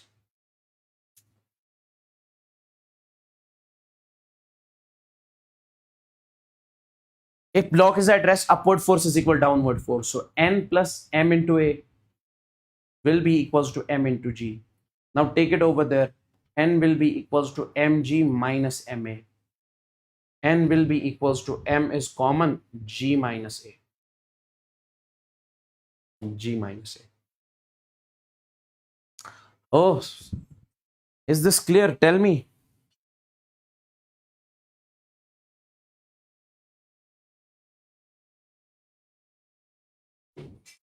Smash the like button if you are not liked the session yet. Is this clear? If we solve the same question using non-inertial frame, same question using non-inertial frame. If we solve the same question using non-inertial frame, sorry, inertial frame, it is accelerating downward. If it is accelerating downward, means, see, put the observer outside.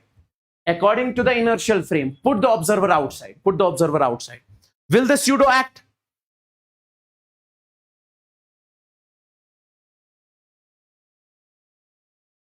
Will the pseudo act? No. So only normal reaction and mg will act. We say here, according to the observer.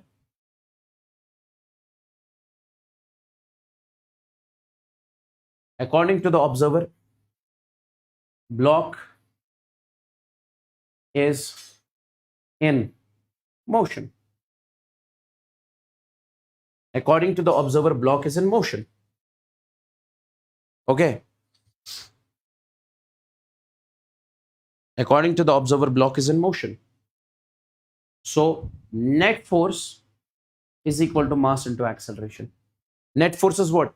If acceleration is downward, so means this force is bigger than this force. So you can say mg minus n will be equals to m into a. Now take it over there. So mg minus m into a will be equals to n. So n will be equals to m into g minus a. This method is a bit bigger as compared to this method.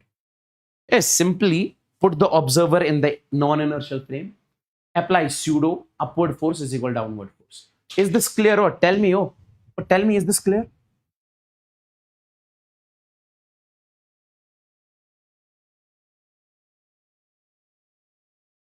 Is this clear? Tell me.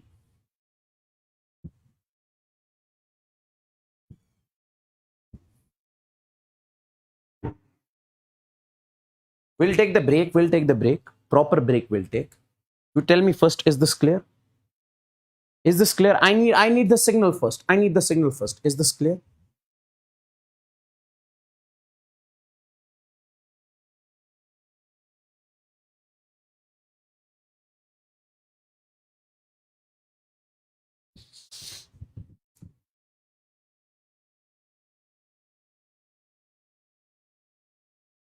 clear? Is this clear? I need the signal from every single student. Come on.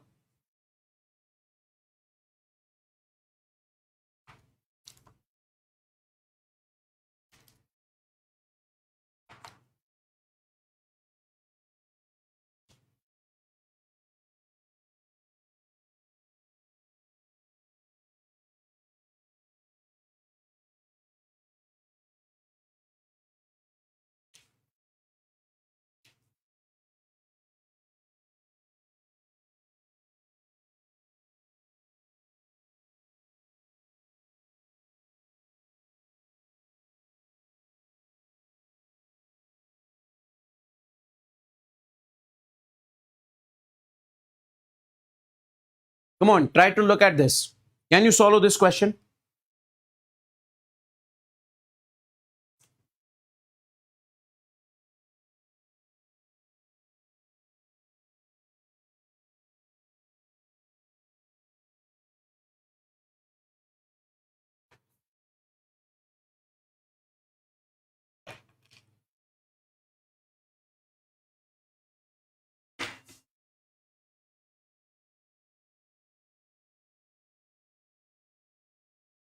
Find the constant force. Find the contact force between the block and the surface of the lift. This is accelerating upward. Okay. This is the block. Put the observer inside. Guys, when you put the observer inside, now upward force is N, downward force is mg plus ma. Now upward force will be equals to downward force. N will be equals to mg plus ma. So m into g plus a, so 65 Newton. Previous year question is this. This one I am giving you as homework. Please do check this out from your end. Okay.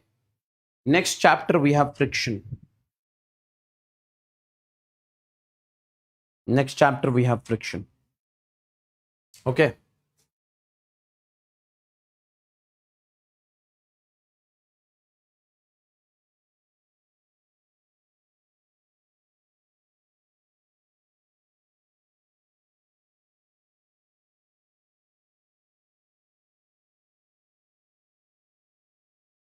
Chapter 4.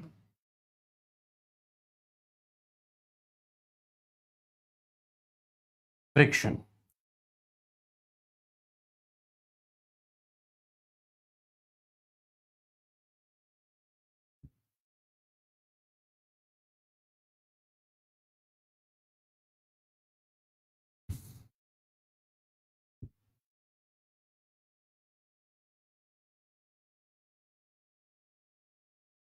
Break till 5:40. Okay. This is a long break because after this we won't be taking any sort of break.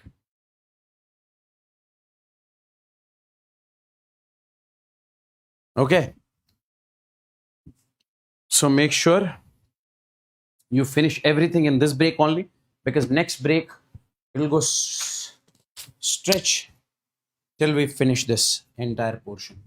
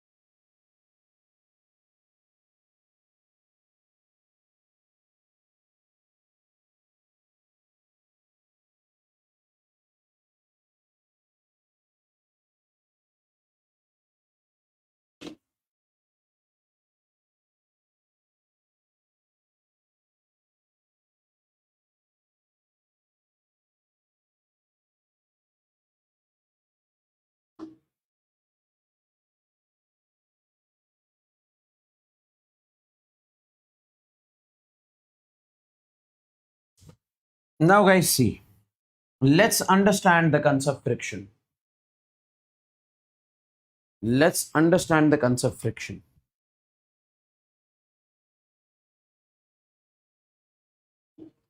Let's understand the concept friction. See guys, take a look. My dear NEET aspirants, let's suppose you have a block over here. Okay. If you apply force on this block, so this block will start relative motion with respect to this block, with respect to the surface. This block will start relative motion with respect to the surface. So what I can say in this particular case, this surface is going to apply the frictional force on this block. Okay. So with respect to the surface, block is moving forward. So friction on the block will be backward.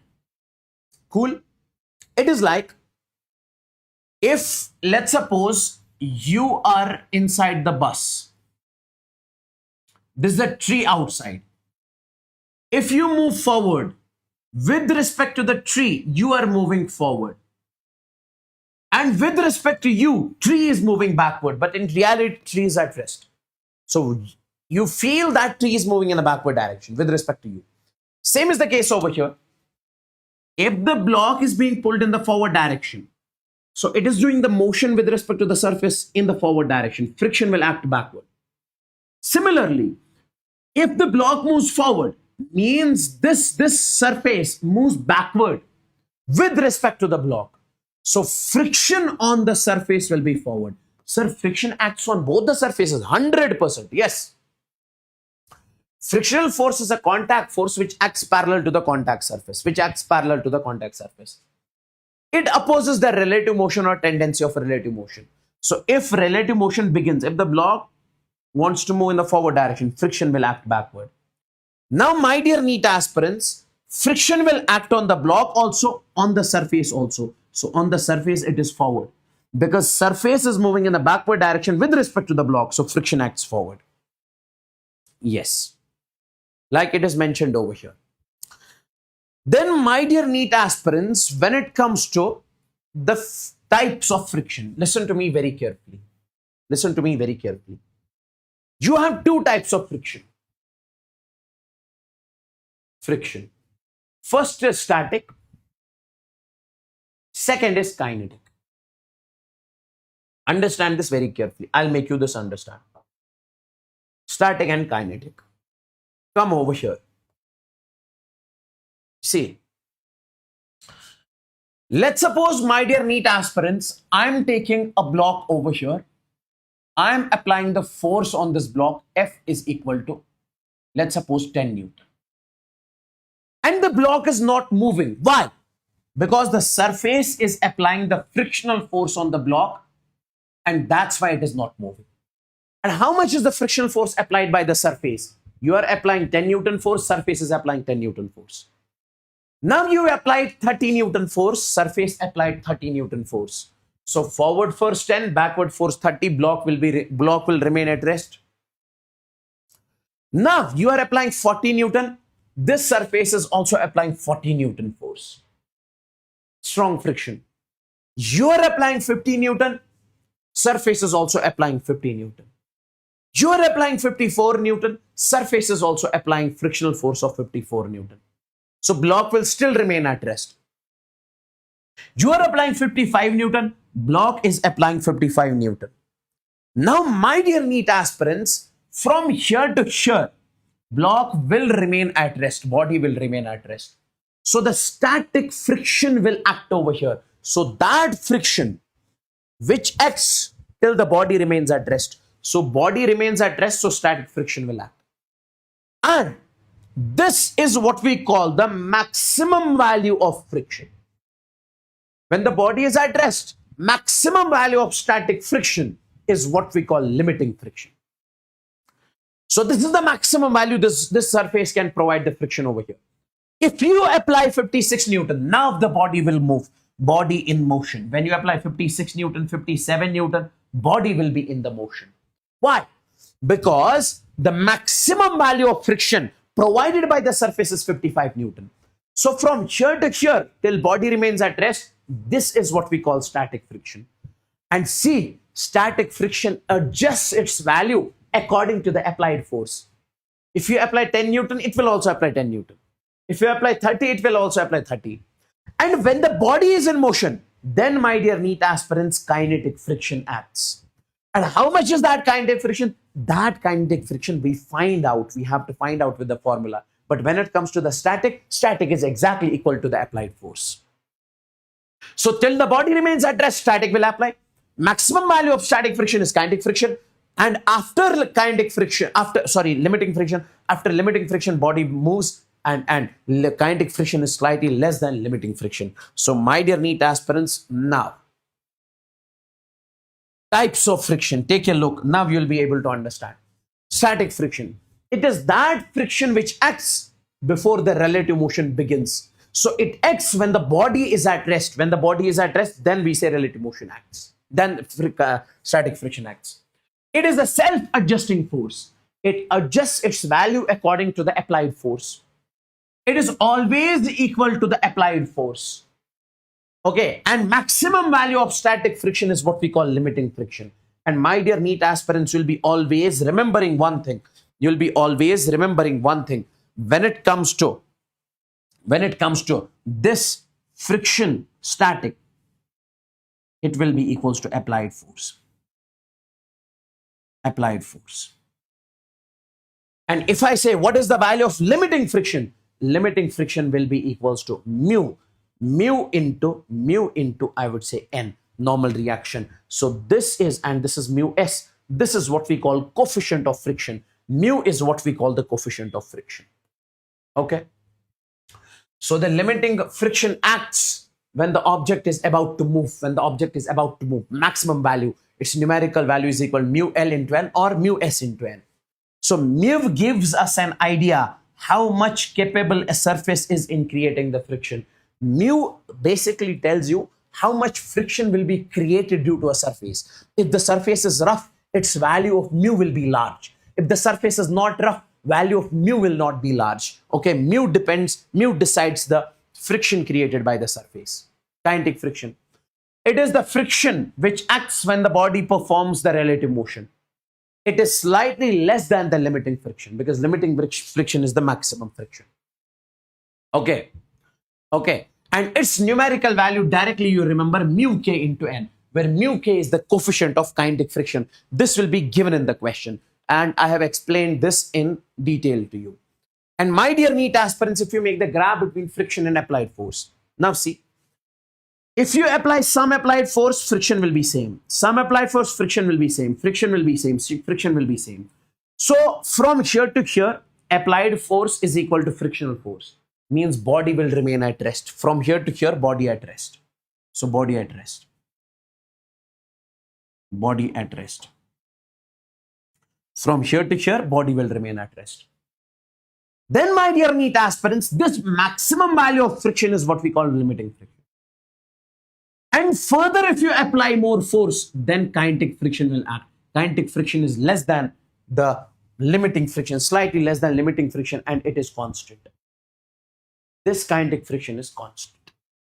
So from here to here, static friction acts. This is the limiting friction, then kinetic friction will act. Like over here.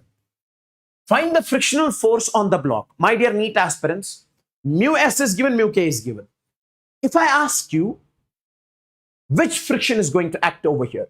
Sir, velocity is given, means block is in the motion. So here in this particular case, we say kinetic friction will act. So I would say Fk is equal to mu k into m. Now tell me, n in this particular case will be m into g. M is, I would say, 20. G is, I would say, 10. So that is going to be 200. So Fk will come out to be mu k. What is the value of mu k? 0.6. That is 6 by 10 into, I would say, 200. 0 and 0 will cancel. So this will be 120 Newton in this particular case. Kinetic friction in this case is 1. If I say, what could have been the maximum value of friction over here? Limiting friction also we can calculate. That is mu L into N. Mu L is how much? 0.8. This is mu L mu S into, I would say, N is equal to mg, that is 200. So this is going to be 8 divided by 10 into, I would say, 200. This and this will be cancelled. So this will be 160 Newton. See, limiting friction came out to be greater than kinetic friction in this particular case, my dear NEET aspirants. Next, find the frictional force in this particular case. Take a look. See guys. This is force F.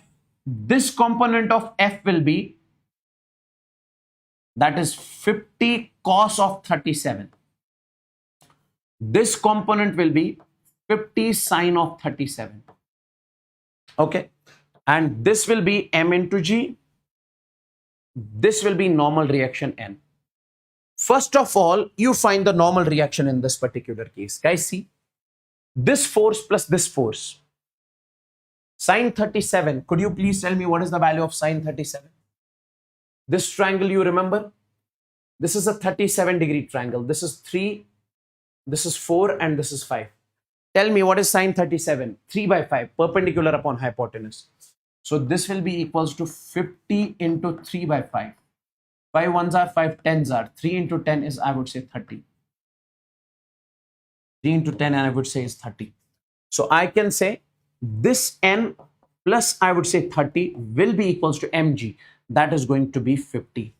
Downward force is mg. Upward force is N plus 50 sine 30. So this will be over there. N will come out to be 20 Newtons. So this is the normal reaction in this case. Now guys, take a look. Body is in motion because velocity is given. So kinetic friction will act. So kinetic friction is equal to mu k into N. So mu k is 0.5. 0.5 means 5 by 10. Into, I would say, 20. This and this will cancel. So this 5 twos are, I would say, 10 Newton is the friction force over here. 10 Newton is the friction force over here. This I'll keep you as homework. Please do this from your end. This is a simple question. You can solve this from your end without a shadow of doubt. Angle of repose. Now guys, see angle of repose. What does angle of repose actually mean? See guys, I'll make you understand the angle of repose. See. I will start increasing the inclination. You tell me when this is going to fall. I am increasing the inclination. Is the block falling? No. The angle after which the block starts sliding down, that is what we call the angle of repose. The angle after which the block starts sliding down, that is what we call what? Angle of repose. That is angle of repose. It is that angle after which the block starts sliding down, that is called angle of repose. Now you have 3 cases in this one. Directly remember this. If tan of theta is equal to mu s, if value of tan theta is equal to mu s will be the coefficient of friction between the surface and the block. If tan of theta is equal to mu, in this particular case, you remember block will not slide. Block is about to slide. About to slide. Okay. Block is about to slide. And if tan theta is less than mu, value of this tan theta becomes less than the coefficient of friction, then block will not slide. Block will not slide. Directly remember this. And if tan theta becomes greater than mu, tan of theta becomes greater than mu, okay, then in that particular case, we say block will slide. And when block slides, it will accelerate. This will be the acceleration of the block. Directly remember this. That is G sine of theta minus mu k cos theta. Sine of theta minus mu k cos theta. Now take a look. A cubical block rests on a plane. Mu is equal to √3. A cubical block rests on a plane. Mu is equal to √3. The angle at which the plane must be inclined with the horizontal. The angle at which plane must be inclined with the horizontal. So that the block just slides down. So that the block just slides down. So my dear NEET aspirants, Block is about to slide means tan theta must be equal to mu. So we say here, tan of theta must be equal to mu. Then only block is about to slide. Just slides down means about to slide. So you can say tan of theta will be equals to root 3. So you can say tan of theta will be equals to tan of 60 degrees, because tan 60 is root 3. Tan will cancel. So theta will be equals to 60. So if you keep the value of theta as 60, the block is about to slide. The block is about to slide. The angle of inclination of the inclined plane is 60 degrees. Angle of inclination of an inclined plane is 60 degrees. The coefficient of friction between 10 kg body, this is a 10 kg body, and the surface is 0.2. Mu is given as 0.2. The acceleration of the body, okay. My dear NEET aspirants, first of all, tell me, what is the value of tan 60? Tan 60 is a root 3. Okay. And what is the value of mu? 0.2. Root 3 is greater than 0.2. So I can say in this particular case, tan theta is greater than mu.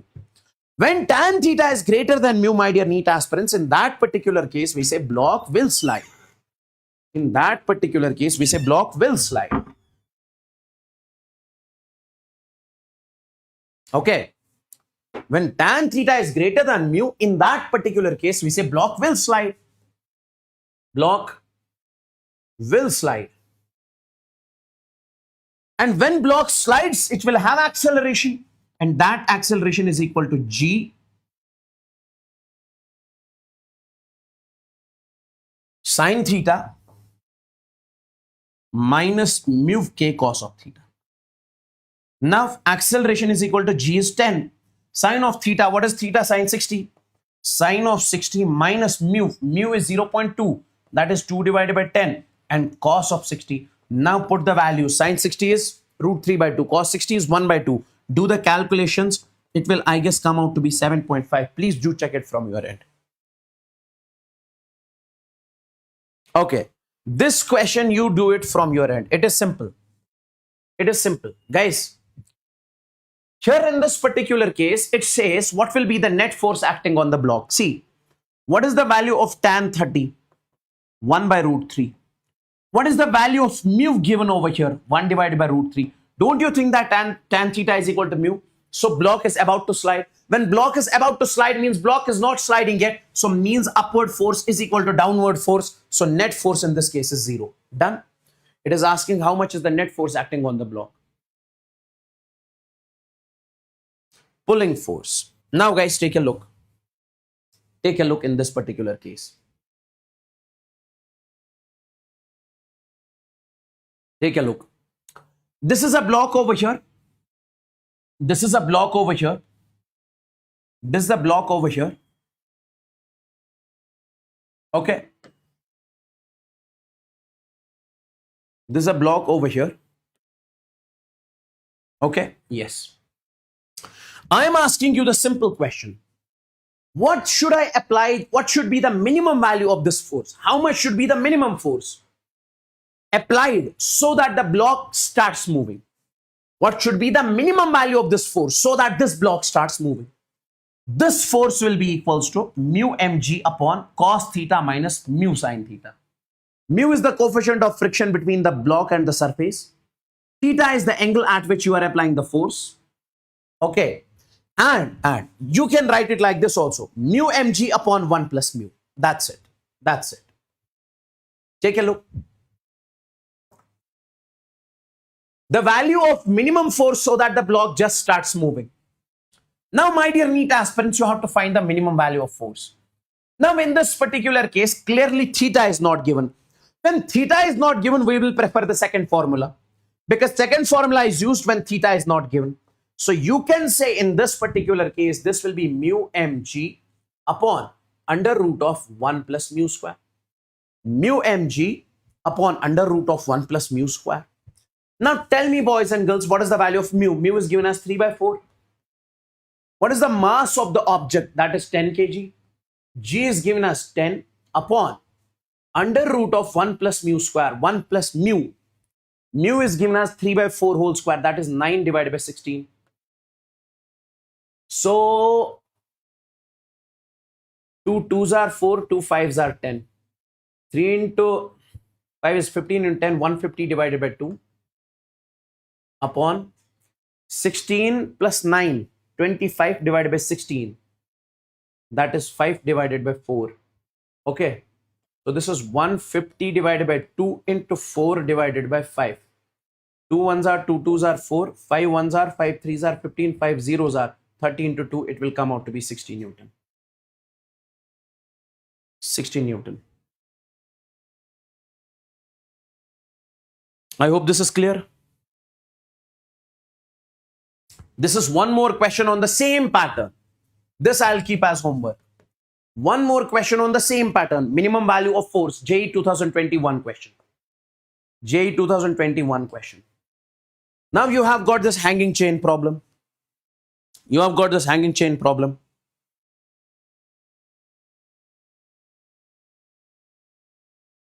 Okay. Take a look, guys. Hanging chain problem is nothing but what should be the minimum length of the chain hanging so that it does not slide down. Like this is, let's suppose, assume this is a chain. This is a chain. This is a chain. Okay. Now this is a hanging chain. What should be the minimum length so that it does not fall down? If you further increase it, it is going to fall down. So what should be the minimum length of the chain hanging? Okay. How much can be the maximum length of the chain that can overlong, that can remain here so that it does not skid down? This is the value. That is mu into L upon 1 plus mu. From this, you can find the value of mu also. Multiply here. So this will be x plus mu x will be equals to mu L. Take it over here. X will be equals to mu L minus mu x. So x will be equals to, take this mu common, L minus x. Take it in the denominator, mu will come out to be x upon L minus x. This is the value of mu. Mu is the coefficient of friction between the table and the chain. So this x is the length of the chain which is hanging over here. This is the maximum length of the chain which is hanging. And this is the value of mu, friction between the chain and the table. Now take a look over here. See.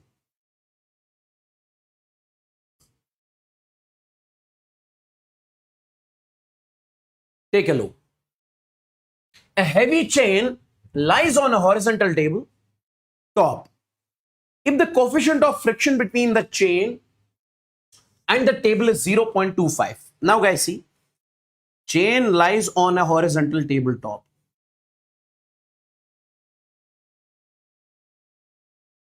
Okay, mu is given as 0.25.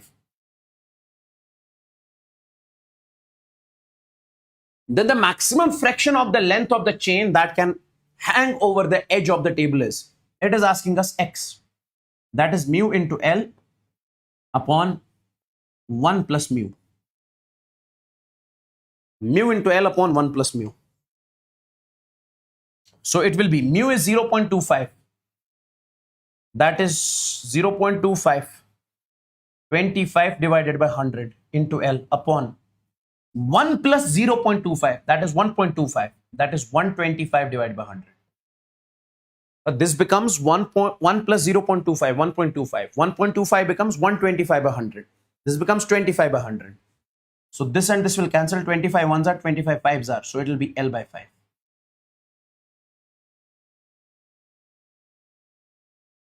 Okay. Here. Now see. A rope lies on a tabletop. It is hanging. The rope begins to slide when the length of the part hanging is 25%. So it says the hanging portion over here is given as 25% of the total length. 25% of the total length. And it is about to slide. It has not slided yet. It is about to slide. 25% you can write as 25 divided by 100 L. So 25 ones are, 25 fours are. So it will be L by 4. It will be L by 4. It will be L by 4. Okay. Yes. So L by 4 is the hanging portion. What is the coefficient of friction between the rope and, okay, it is asking us the mu. Now tell me, how do we find the mu? X upon L minus X. X upon L minus X. So mu will be equals to X upon L minus X. What is the value of X? L by 4 upon L minus L by 4. So this is L by 4 upon 4L minus L, 3L by 4. This and this will cancel, this and this will cancel. So it will be 1 by 3. Mu will be equals to 1 by 3.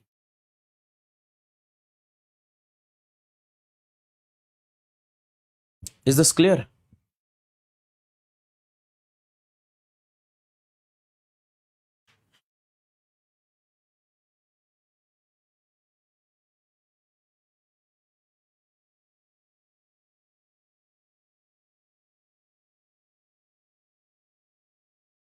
Okay, yes. Now guys, rough and inclined surface. Take a look, boys and girls.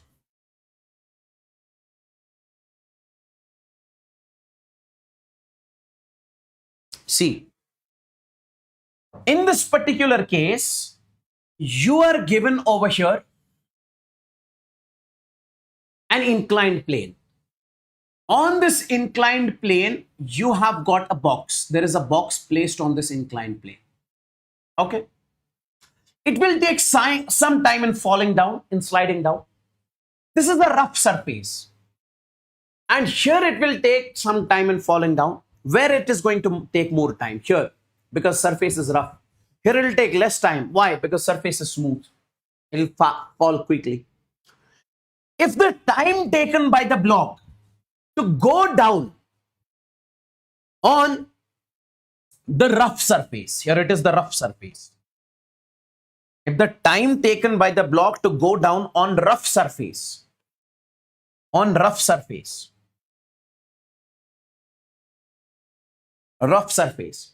is the n times of the time taken by the block on the smooth surface. Okay. It says that here it takes n times of the time taken to go down on the smooth surface. Let's suppose if I say here it takes time t, here it takes time 2t. So value of n in that particular case will be 2. So it takes twice the time because here time will be more. Oh, here it is sliding quickly, no friction. Here it is going to take time. Then, my dear NEET aspirants, we say time taken by the rough surface is equal to n times of the time taken by the smooth surface. If time taken on the smooth surface, so on this rough surface, is equal to the n times of the time taken on the smooth surface, then coefficient of friction of this rough surface, n square minus 1 divided by n square into tan. This is the coefficient of friction of the rough surface. This is the coefficient of friction of the.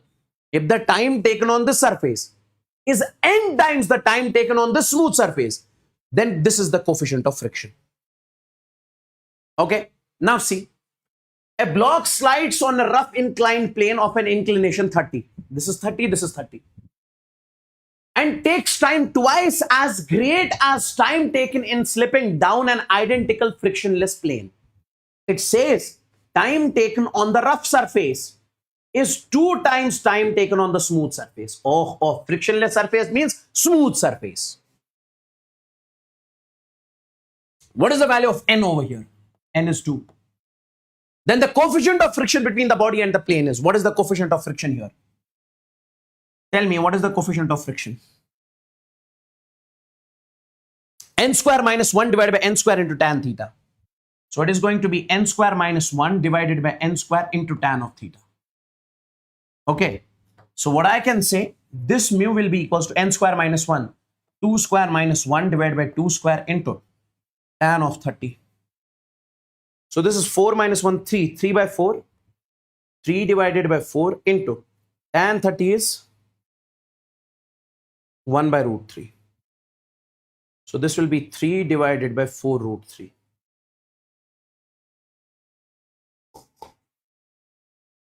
Okay. You can rationalize it also. Vertical truck box problem.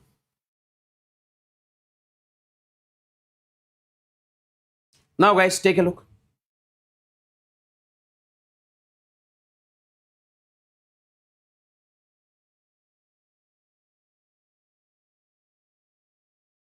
See, this is a block over here. It is attached to this platform. What must be the acceleration of the truck so that the block does not fall? With what acceleration this truck should actually move so that this block should not slide down? As far as my understanding is concerned, I feel if upward force becomes equal to downward force. Guys, this block wanted to slide down due to mg, but friction is holding it. Friction is between this surface and block. And normal reaction will be here. Between this surface and the block, normal reaction on the block is N. And if this person is in the if the observer is in the inertial frame, non-inertial frame, then pseudo force will act. Guys, between this surface and the block, this is the normal force. If the person is in the non-inertial frame, so acceleration is forward, pseudo will act backward. If it wants to go down due to mg, friction is holding it. This is F. Now, what is the condition that the block should not fall down? Condition is that this friction must be equal to the mg. Upward force is equal to downward force, then only it will not fall. And normal reaction will be equals to, this N will be equals to m into at, acceleration of the truck. Yes. Now tell me, how do you write friction? Friction is mu into N. That is equal to m into g. Now, what is the value of N in this particular case? M into at. So mu m into acceleration of the truck will be equals to m into g. M and m will be cancelled. So acceleration of the truck will be g divided by mu. So if the acceleration of the truck is g by mu, or we say, if the acceleration of the truck is greater or equal to g divided by mu, then block will not fall. Block will not slide, my dear NEET aspirants. Now there is a question on this. Coefficient of friction between A block and B block is mu. The minimum force for which A will be pushed such that B does not slip down. What should be the value of this force so that they move together, but this should not slide down? Guys, see, block B will not slide down if acceleration is greater or equal to g divided by mu. This is the only condition which I taught. If the acceleration of the system is g divided by mu, then the block will not slide down. Now tell me, how much will be the force then? If this is the acceleration, how much will be the force? Then force will be mass into acceleration. So this force will be mass. Mass is this plus this. So this is this m plus this small m. Acceleration will be g divided by mu. This is the value of force. If you apply this amount of force, then this block will not slide down. Please tell me in the chats if this is crystalline clear. Tell me quick. Is this clear? Array, this block will not slide down. What is the condition? Block will not slide down if the acceleration of the system is greater or equal to g by mu. Same condition you apply here. This should not fall down. It is only when acceleration of this system is g by mu. If this is the acceleration, how much will be the force? Mass into acceleration. Mass is how much? M plus m into g by mu. That's great. Then you have truck box problem. This is horizontal truck box problem. Horizontal truck box problem. Now take a look. My dear NEET aspirants, listen to me very carefully. I would want you guys to focus exactly over here. I would want you guys to focus exactly over here. In this case, listen to me very carefully. This is a truck moving in the forward direction. Pseudo force is acting on this block. m into at in the opposite direction. Okay, and friction is holding this block from falling down. Now in this particular case, if I say, listen to me very carefully, this force becomes greater than this force. This is the force due to which it falls down. This is the force which is holding. Case 1. Case 1. Listen to me very carefully. If I say this force is equal to this force, okay, or first we'll talk about less than. This frictional force is less, this pseudo force is less than frictional force. So that means mass into acceleration of the truck is less than friction. Friction is mu m into g. Because n is upward, mg is downward, mu mg. So this and this will cancel. So acceleration of the truck is less than mu g. If this happens to be the case, block will not slide. Block will not slide. First case. Second, case number 2. Case number 2. If I say this force is equal to this force, pseudo force is equal to frictional force. Pseudo force is m into at. Frictional force is mu mg. This and this will cancel. Acceleration of the truck is mu into g. Guys, when this force is equal to this force, block is about to slide. Because if this becomes slightly greater than this, then the block will slide. So I can write this is the condition when block is about to slide. Block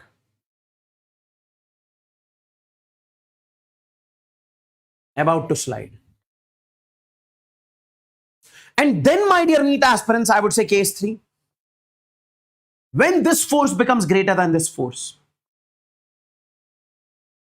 So that means acceleration of the mass into acceleration becomes greater than mu m into g. This and this will cancel.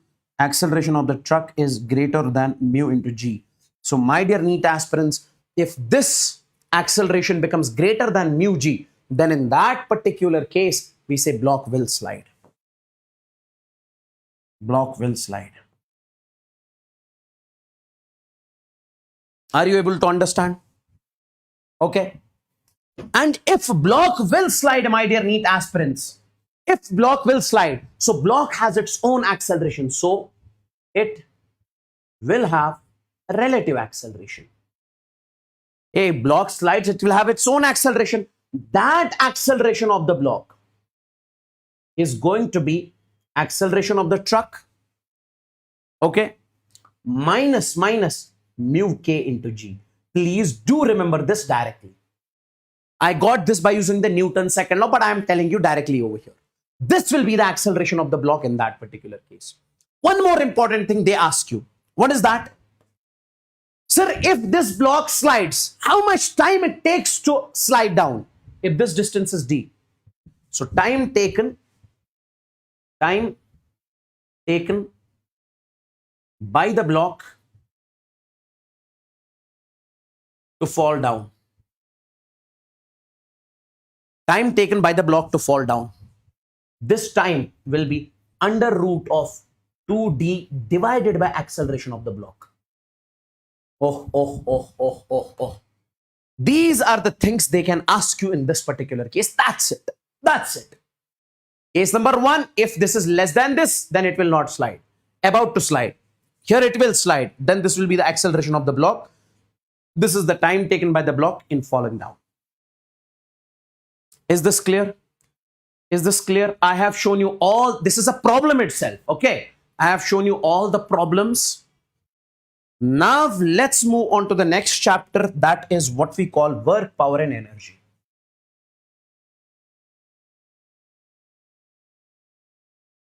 Chapter 5.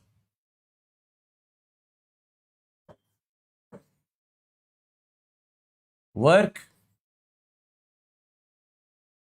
energy, power.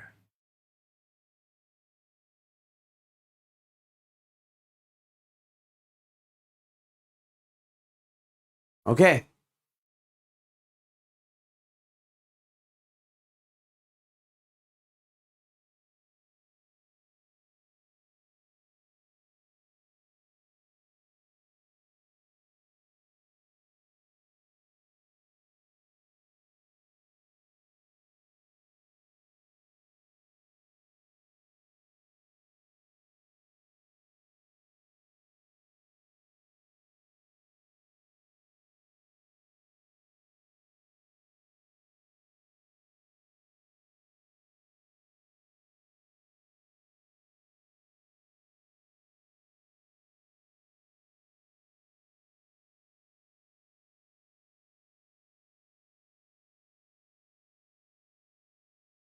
Now, guys, let's take a look exactly over here. Let's understand the work done first and the foremost.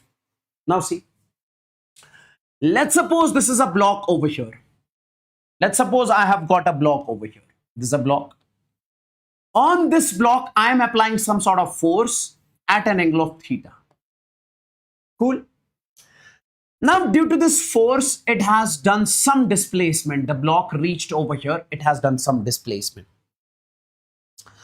So whenever the force is applied on a body,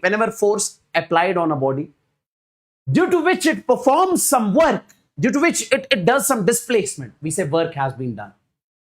Work done is defined as when force acts on a body, it displaces, means work has been done.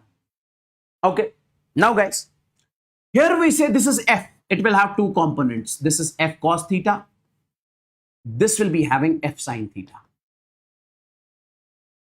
So could you please tell me which of the two forces are responsible in displacing the block? F sin or F cos? Sir, obviously F cos. So that's why we say in work done, we consider this component, that is F cos of theta, into displacement S. Force into displacement. Work done is simply when force is applied on a body and it displaces by some amount, then we define it as work done. So we can say this will be equals to Fs cos of theta. We can say this work done will be AB cos theta means A vector dot B vector. Fs cos theta means F vector dot S vector. Dot product of force and velocity, force and displacement is what we call the work done. Work done is nothing but dot product of force and displacement. Cool? Yes. Now, guys, positive work, negative work, zero work. Let's suppose this is the force acting on a body. This is the displacement in the forward direction. This angle is theta. And clearly you can see theta is less than 90. If theta is less than 90, you can say cos of theta will be positive, my dear NEET aspirants. If cos theta will be positive, work done is Fs cos theta. Guys, if cos theta is positive, work done in that particular case will be positive. When theta is less than 90, cos theta is positive, cos 45, cos 60, cos 30, it is positive. If theta is greater than 90, like this force is applied in this direction, displacement is forward. So we say in this particular case, cos of theta will be negative. When cos theta will be negative, work done will be negative. So when is the work done negative? When theta is greater than 90 degrees, less than 180 degrees. And if theta is 90, in this particular case, you can say, what is the value of cos 90? Cos theta will be 0. So in this case, work done is going to be 0. This is called as zero work. When angle between force and displacement is 90, okay, then work done will be 0.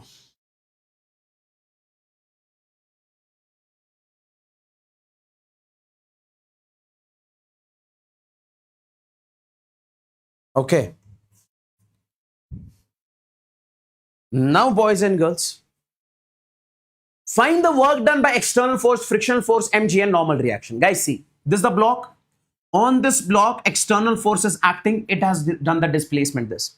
If I say work done by external force, it is F S cos of theta. Now, F force displacement is S, cos of theta is 0 degrees. So work done will be F into S. If I say work done by friction, sir, it is displacing forward. Friction is backward. Can we define work? Yes. Whenever you see force, you see displacement, you can define work done.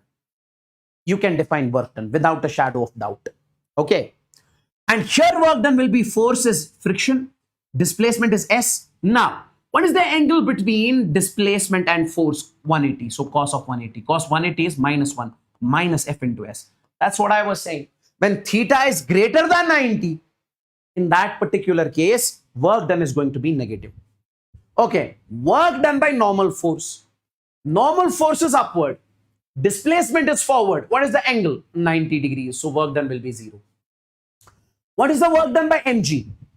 Mg is downward. This is the force. Displacement is forward. Angle is how much? 90. This is also 0. Done, done, done, done, done, done, done, done, done. Okay, let's take a look at this question. Question is, a particle moves from this point to that point. A particle moves from this point to this point. A particle moves from this point to this point. Okay, this is the position vector. R1 is given as minus 2i cap plus 5j cap. Position vector R2 is given as 4i cap plus 3k cap. Okay.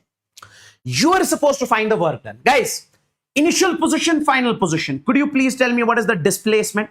Final position minus initial position. Now, final minus initial. Guys, this is 4i, this is 2i. So 4, final minus initial. 4 minus, initial is minus 2. That will be 4 plus 2 is 6. So 6i cap. Then here, 0j cap. 5j cap. 0 minus 5 is minus 5j cap.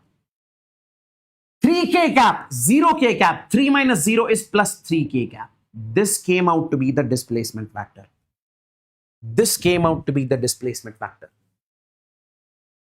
Now, my dear NEET aspirants, and this is the force. When a force is also given, that is 4i cap plus 3j cap. When force is given, displacement is given, you can find work done. Work done will be force vector dot displacement vector, because in this particular case it is given in vector form. Now tell me, how do you do the dot product of two vectors? Guys, see, coefficient of I, 6 into 4, that is 24. Then plus 3 into minus 5, it is minus 15. Minus 15. Sir, shall we write ij along? No, not in dot product. Then 3 into 0, that is going to be 0 plus 0. Okay, this is going to be the work done. Is this clear?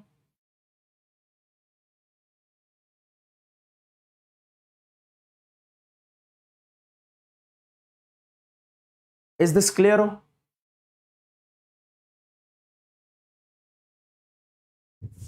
Oh. It is 4j cap. Okay, let's keep it I. Let's keep it I. Keep it I. 4i plus 3k. Now it is clear. Otherwise, I'll have to change the entire answer. Okay. 4i plus this 3k. So this is the work done in this particular case. Is this clear? I hope this is crystal and clear to each and every single student. Yes. Let's talk about this one. Let's talk about this one. A uniform force of 3i cap plus j cap. This I'll give you as homework. Acts on a particle of mass m, hence it is displaced from the position. It is displaced from this position to this position. So what is the R1 position vector? 2i plus k cap. What is the R2 position vector?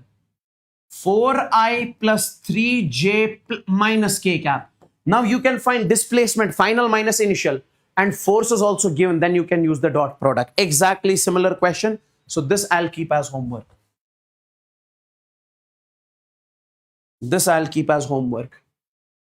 Okay, let's talk about this one. Take a look, guys. A rope is used to lower a block vertically of mass m by a distance x. Guys, see. This is a block and a rope is attached to this block. Okay. This is a rope and a rope is attached to the block. It is used to lower a block by distance x. It is used to lower a block by distance x. This distance over here is x. And my dear NEET aspirants, this is the tension T. Listen carefully. It is like this.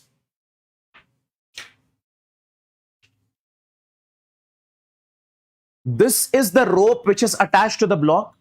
This rope is used to lower a block. This is the meaning of the sentence. If I say, my hand is used to lower a block, previously rope. So, when I say rope is used to lower a block, means you are holding the rope, then you are taking the block down by a distance x. Okay. And what is the force acting on this block in the downward direction? That is mg. Then what does the question say? Okay. With a constant acceleration g by 2. So it goes down with a constant acceleration g divided by 2. The work done by the rope on the block is work done by the rope. We always define work done by a force. So if they say work done by the rope, means they are asking you to find work done by tension. So you can say work done by tension is Fs cos of theta.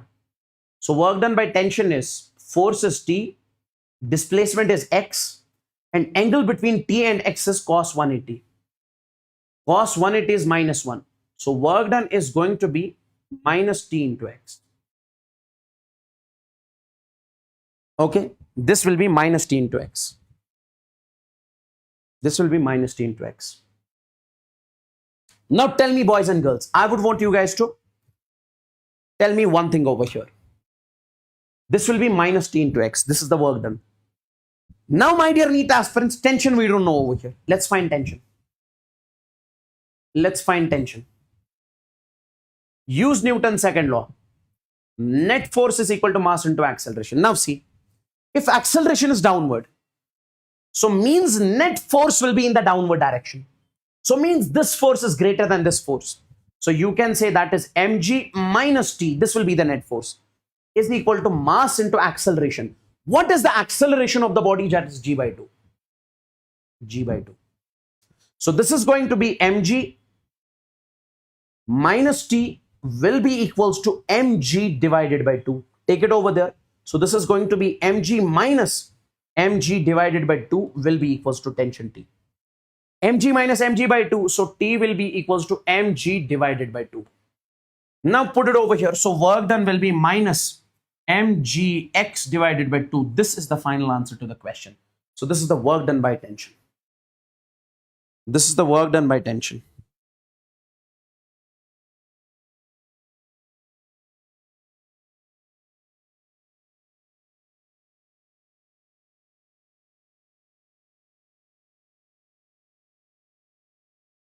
Now guys, work done by variable force. Listen carefully. Let's suppose a force F is equal to 2x is acting on the body, and it has displaced by this much amount. If I say find the work, this force is variable or constant, it is variable. Why? Because the value of this force is changing. Like when x is 1, force will be 2 into 1 is 2. When x is 2, force will be 2 into 2 is 4. So as you keep on increasing x, we say value of force will change. It is not constant. Whenever you have to find the work done by variable force, you say integration of F, then we say ds, then we say cos theta. This is the equation you guys are supposed to use. Directly remember. Fs cos theta is when force is constant. F ds cos theta is when force is variable. You can use this particular equation without a shadow of doubt. Now take a look. Now take a look. A force of F is equal to kx square. Is this force a constant force or variable force? Variable force. Acts at a particle at an angle of. This is a force. F is equal to kx square. Acts at an angle of 60 degrees. The work done by displacing the particle from x1 to x2. You are displacing this particle from x1 to x2 will be variable force. So work done will be integration of F. If it is given in terms of x, you can take dx. If it is given in terms of s, you can take ds. It's one and the same thing. Then we say cos of theta. So work done in this particular case will be integration of what is F? Kx square dx cos of 60. From where to where? x1 to x2. So limit is x1, limit is x2. Now tell me, take this k out. Guys, cos 60 is 1 by 2. K and cos 60 will come out. So this will become k by 2. Are you understanding? K is constant, take it out. Cos 60 is 1 by 2, take it out. So integration of x square, that is going to be x cube divided by 3. Lower limit is x1, upper limit is x2. Now, k divided by 2. Okay. K divided by 2 into 3 is 6. Now guys, in this particular case, x final cube. So this is going to be x2 cube minus x initial cube, x1 cube. This is the answer. Upper limit minus lower limit. This one. A force of 20 plus 10y acts on a particle in y direction. This is the force acting on a particle in y direction. Work done by this force to move the particle from 0 to 1 meters.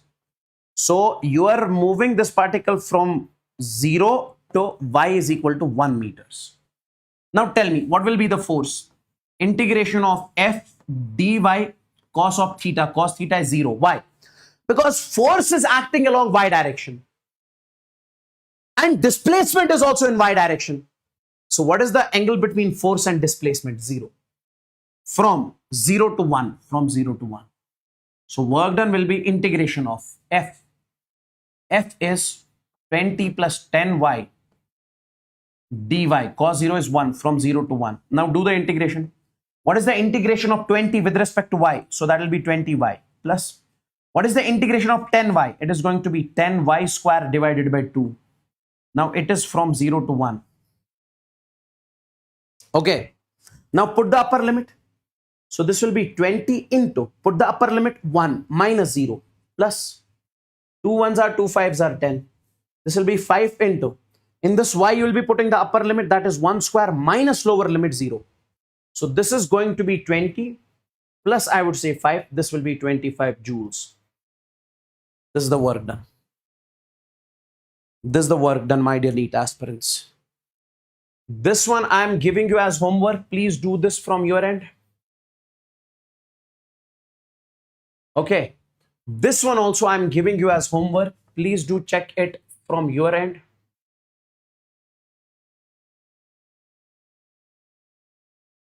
Area under force displacement graph. Area under force displacement graph.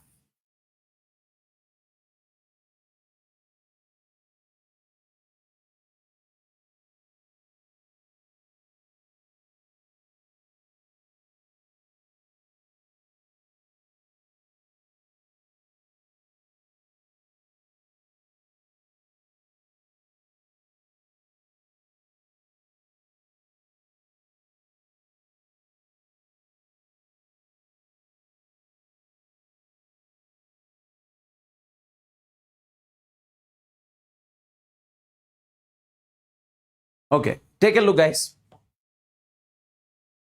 This is force versus displacement. This is force versus displacement.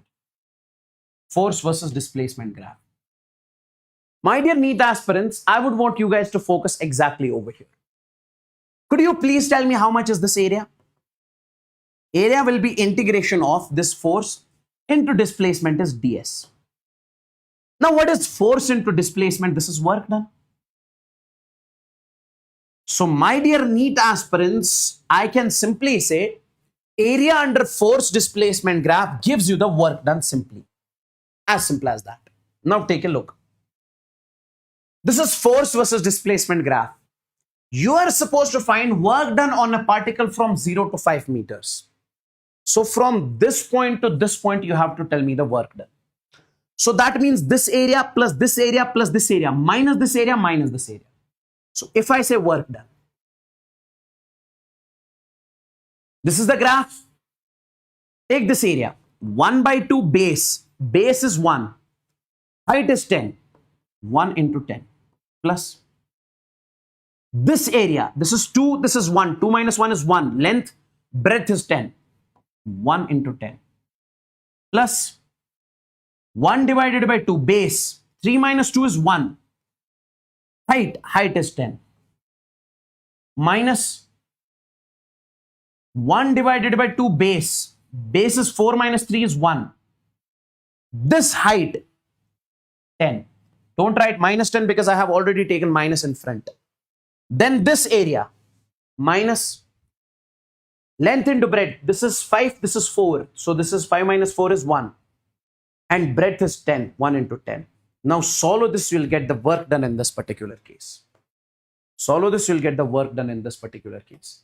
Now this I'll keep as homework. Please do this from your end to find the work done in this case. Okay. Yes. Yes, yes, yes, yes, yes, yes, yes. Work done by spring. Work done by spring. Spring force. See, guys, let's suppose you have a spring over here and a block is attached to this spring. You are elongating the spring, you are taking this block from x1 to x2. So we know that spring force is created in this particular case, that is equal to minus k times of x. Spring force will be minus k times of x. Okay, absolutely, sir. Now, my dear NEET aspirants, if I say, what is going to be the work done due to the spring force? Work done due to the spring force. It will be, because this is force, this is the displacement, minus 1 divided by 2k. This x2 square minus x1 square. This is going to be the work done by spring force. You'll be directly remembering it. Because when you displace an object, you have displacement, you have force. So it is going to be, that is work done by spring force. Let's take a look. The work done by spring force is W in elongation of 2 meters. Guys, see, if you elongate an object, listen carefully. Okay, from here to here. If you elongate an object from here to here, so x1 is equal to 0, x2 is equal to 2 meters. If you elongate an object from x1 to x2, that is from 0 to 2 meters. Okay. My dear NEET aspirants, work done is W. Can you tell me what is the value of this W? Minus 1 by 2k. X final square, that is 2 square, minus x initial square, that is 0. 2 square is 4. So it will be minus k by 2 into 4. 2 ones are 2 twos are. So work done will be minus 2k. Okay. Then, my dear NEET aspirants, it says, then find the work done in the further elongation of 2 meters. It says, then you are further elongating it 2 meters. Guys, listen to me very carefully. Already we have elongated it to 2. Further, so now x initial in this case is 2 and x final in this case is 4 meters. Because previously it was elongated by 2 meters. Now you are further elongating by 2 meters. 2 plus 2 is 4. What will be the work done? Work done will be minus 1 by 2k. X final square, 4 square minus x initial square, that is 2 square. So work done W dash will be minus k divided by 2. This will be 16 minus 4, that is 12. So W dash will be minus k divided by 2 into, I would say, 12. 2 ones are 2 6s are. So W dash will come out to be minus 6k. Minus 6k. This you can write like this. Minus, you can write 3 into minus 2k. 3 into minus 2k is minus 6k. Now minus 2k is W. So W dash will be equals to 3 into, instead of this I can write W. So it will be 3W. So this is the work done. Guys, tell me, is this clear?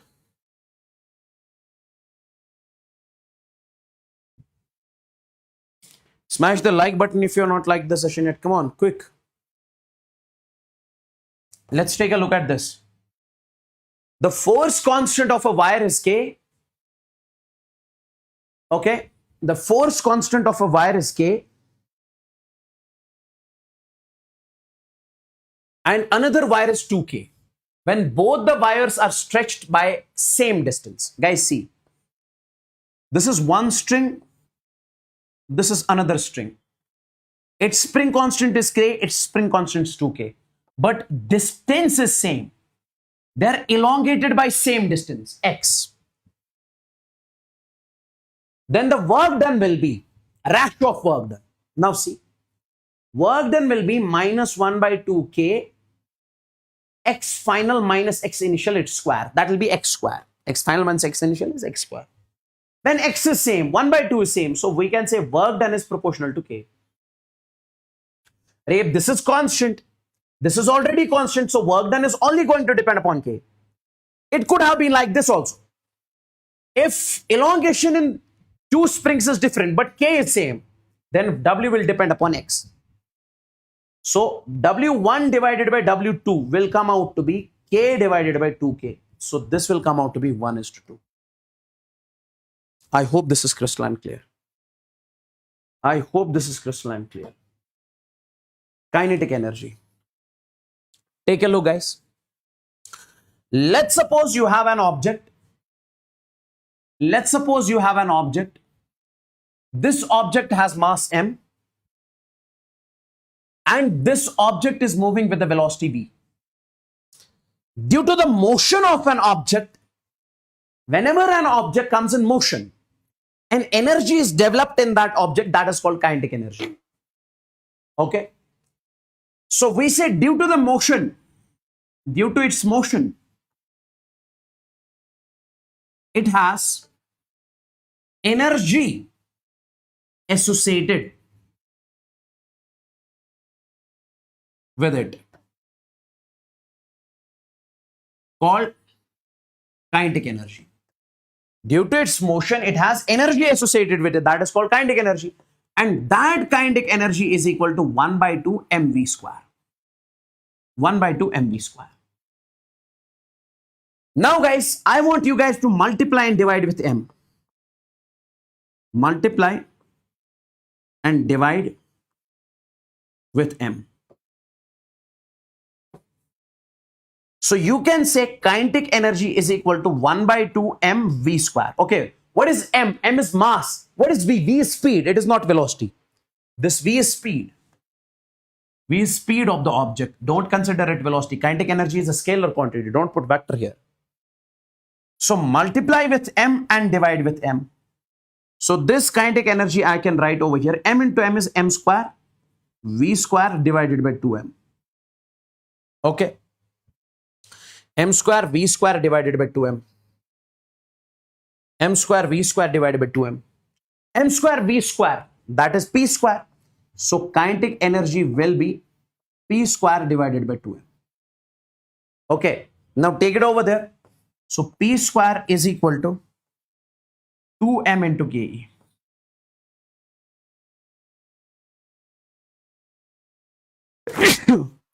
Sorry. Okay.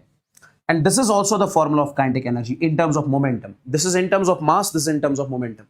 So momentum you can write under root of 2mke. Okay, these are the formulas of kinetic energy. Now, my dear NEET aspirants, what I'm trying to say here is, okay, now see, take a look at the question. Two bodies with same kinetic energy in the ratio of 4:1. This is an object, this is one more object. Kinetic energy of 1 divided by kinetic energy of 2 is 4:1. Are moving with equal linear momentum. Momentum is same, constant. Find the ratio of their masses. We are supposed to find m1 divided by m2. Guys, see. Momentum is given, kinetic energy is given. We know one formula. Kinetic energy is equal to P square divided by 2m. Understand this carefully. If in this question, momentum is given as constant for both. This is constant, this is constant. So kinetic energy cannot depend upon constant. So kinetic energy is inversely proportional to mass. This is important. So I can say m1 divided by m2 will be, it is inversely, so mass will be inversely proportional to kinetic energy. m1 by m2 will be k2 divided by k1. Inverse na. So k2 by k1 is 1/4. Answer is 1/4. 1:4. Okay, this is your homework. Please do this from your end. Percentage change. This is very important. Very important. I would want you guys to focus exactly over here. I need 100% of your attention. 100% of your attention.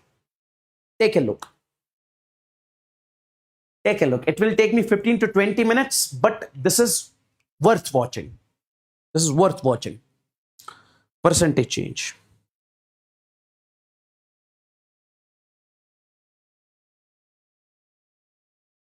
Now, see. My dear NEET aspirants, boys and girls, if I say y is equal to x square, what does it mean? It means that y is a physical quantity which depends upon x. Which means that if x changes, y changes. Y is a physical quantity which depends upon x. If x changes, y changes. Okay. So my dear NEET aspirants, or you say y is equal to x. If y changes, x changes. How?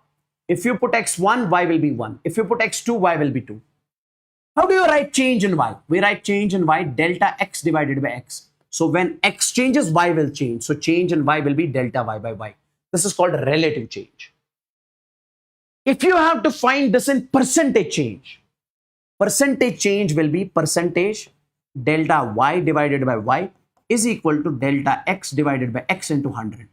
Percentage change means if I say this is changing 5%, this is x is increasing 5%. Y will increase how much? 5%. This is how we write that percentage change. Okay, like if I say y is equal to x raised power n. So y is a physical quantity which depends upon n. So how do you find change in x? Take this power down. Delta x divided by x. This is change in x. And if x changes, y changes. So this will be change in y, delta y by y. If you have to find this in percent, how many percent y is changing? Multiply with percent. Delta y divided by y will be n delta x divided by x. This is how we find the percentage change in y. Okay. Now guys, listen carefully. Listen carefully. If I say kinetic energy is equal to P square divided by 2m. Consider mass as constant. So kinetic energy, consider mass as constant. You can say kinetic energy will only depend upon P square. What does that mean? If momentum changes, kinetic energy changes. Absolutely, sir. How do you write change in momentum? Sir, change in momentum will be power down. Delta P divided by P will be equals to kinetic energy. So that is delta K divided by K. If you have to find in percent, multiply with percent, multiply with 100. Oh. This means percentage change in kinetic energy. How many percent kinetic energy has changed? This is called a percentage change in momentum. This is called a percentage change in momentum. This is called a percentage change in momentum. Okay. This is called a percentage change in momentum. I believe this is crystalline clear. Now, my dear NEET aspirants, I would want you guys to focus exactly over here. In this particular case, this equation gives us the percentage change in kinetic energy. When percentage change in momentum is given. Now, let's see its opposite. Let's suppose I have got in this particular case, can I take the square over here? This will become P is equal to root of kinetic energy. P is equal to root of kinetic energy. I can write it like this. P is equal to kinetic energy raised power 1 by 2 because value of root is 1 by 2. Everybody knows it. Now, my dear NEET aspirants, what I want you to understand in this case over here is, if you find percentage change in momentum here, take this power down, 1 by 2 down, delta Ke divided by Ke. Okay, it will, when kinetic energy its momentum changes, so this will be delta P divided by P. If you have to find in percent, multiply with percent and multiply with 100 from this side and we are done. I believe you got the answer of both of these formulas. So basically, this equation gives us percentage change in momentum. This equation gives us percentage change in kinetic energy. Okay, I believe this is clear. Let's take a look at the question. Let's take a look at the question. Like this.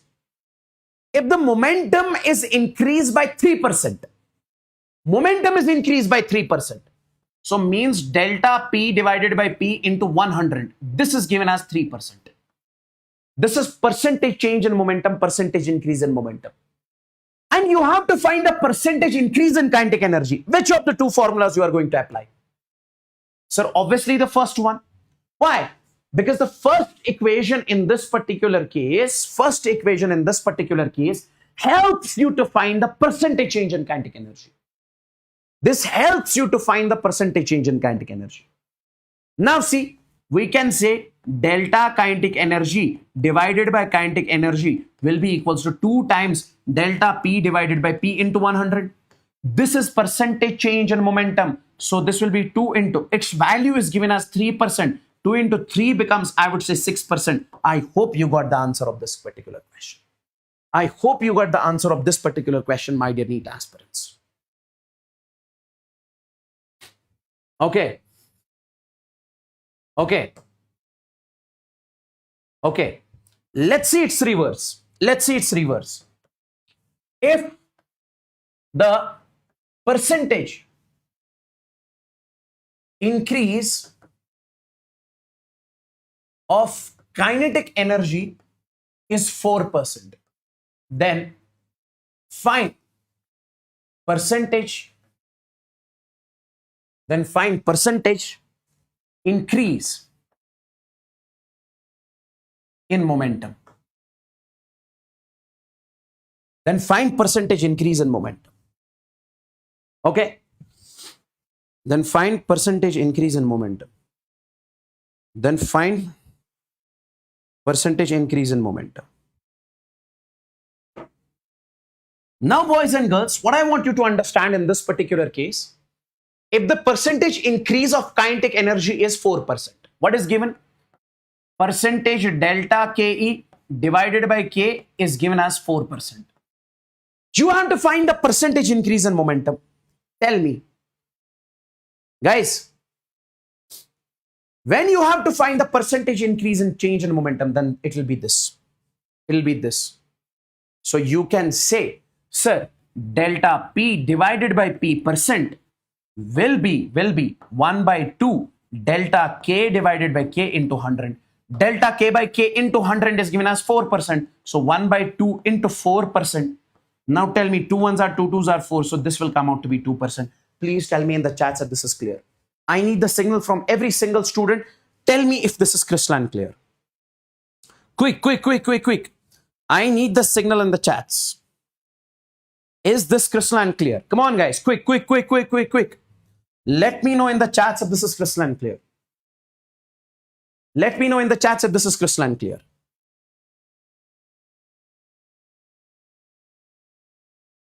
Let me know in the chats if this is crystalline clear. Come on.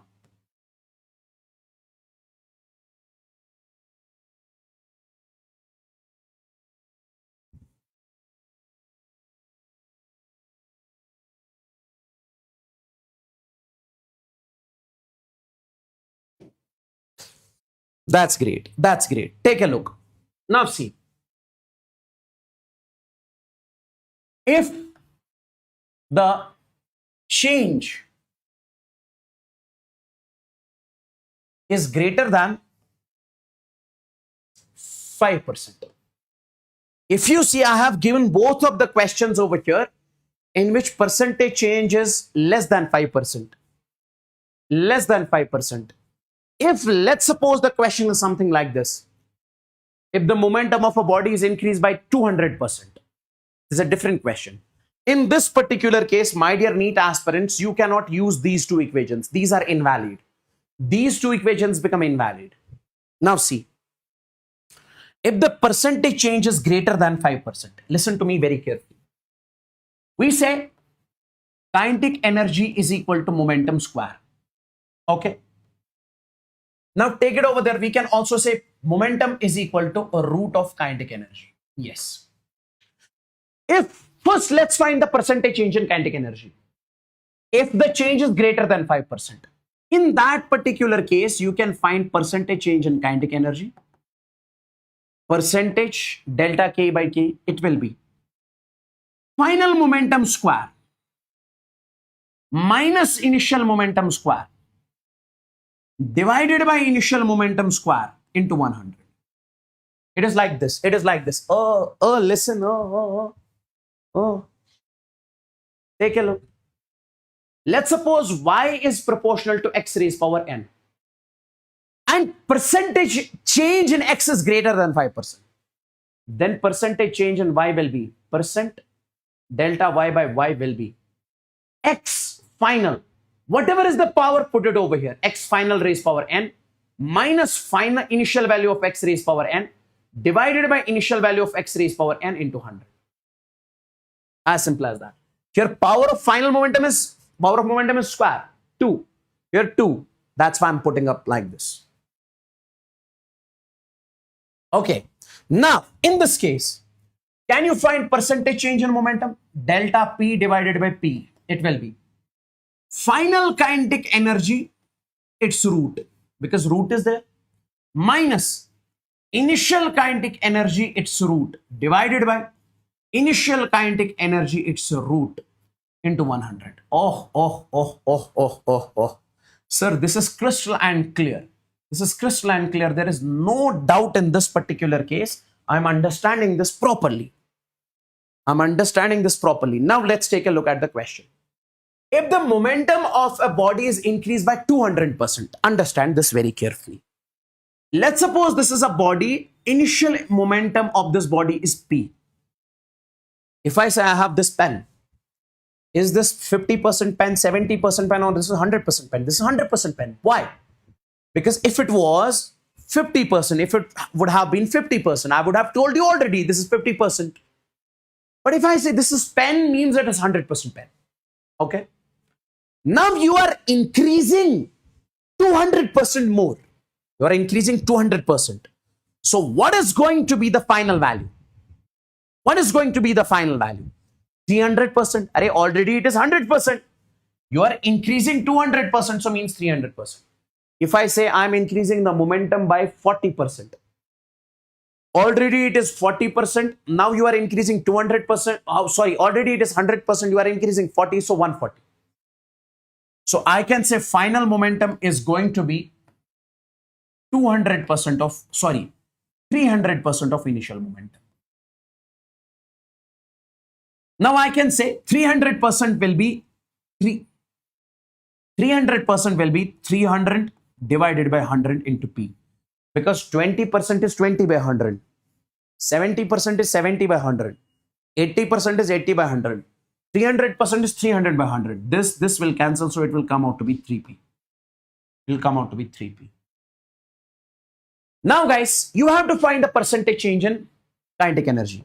Tell me, percentage change in kinetic energy.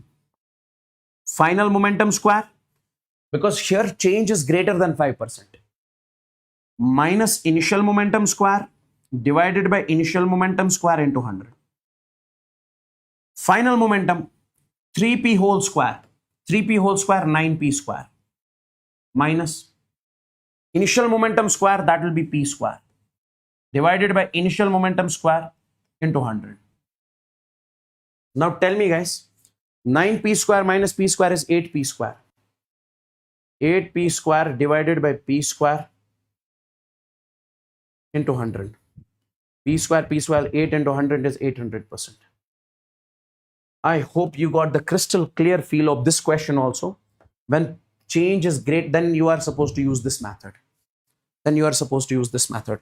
I have told you every single thing without any doubt. So let's delete this. I have told you everything.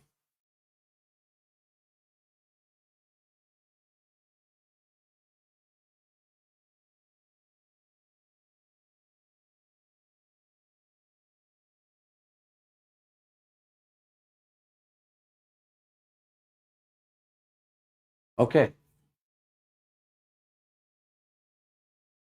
Now guys, work energy theorem. Work energy theorem simply says work done by all the forces is equal to change in kinetic energy. Work done by conservative force. Conservative force means field forces, electrostatic force, gravitational force. These are what we call conservative force. Non-conservative force means friction. So work done by conservative force, non-conservative force, internal force, external force. So work done by all the forces is equal to change in kinetic energy. I'll write it like this. Work done by all the forces is equal to change in kinetic energy. That means final kinetic energy minus initial kinetic energy. So work done by all the forces is equal to final kinetic energy is 1 by 2 m v final square minus initial kinetic energy is 1 by 2 m v initial square. So work done, you can say, take this 1 by 2 m common.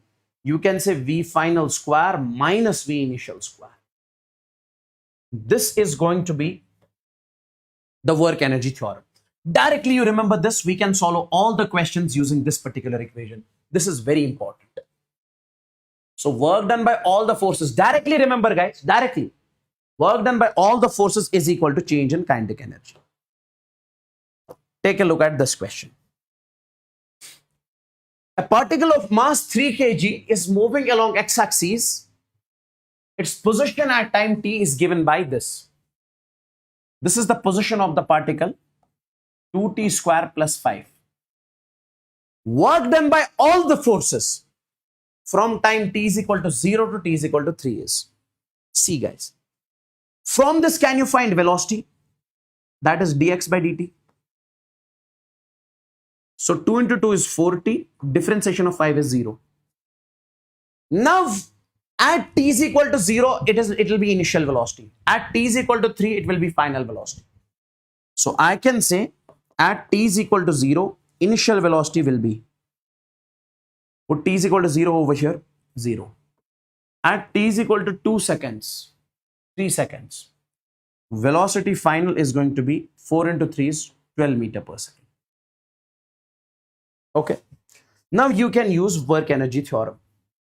Work done by all the forces is equal to 1 by 2 m v final square minus v initial square. So work done is going to be 1 by 2 m. What is the mass of the object? That is 3. V final square, that is 12 square. 12 square, 144. Minus initial square, that is 0. 2 ones are 2, 7s are 2, 2s are. So this will be 216 joules.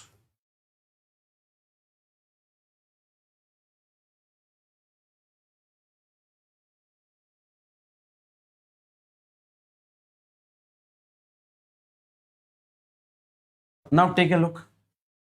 A particle of 2 kg travels along a straight line with velocity v is equal to a root x. This is an object which travels with v is equal to a root x. The work done by net force on the displacement of 0 to 4. Guys, see. You have to tell me the work done here.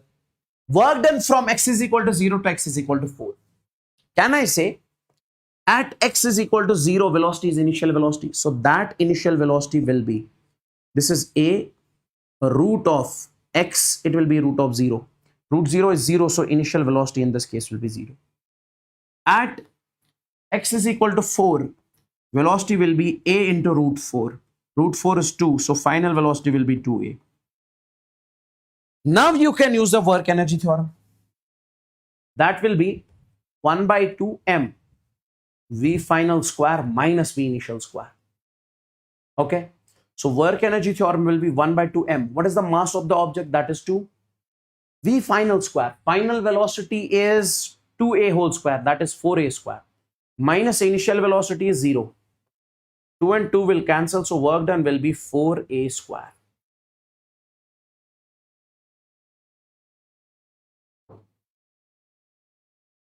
This I'll give you as homework.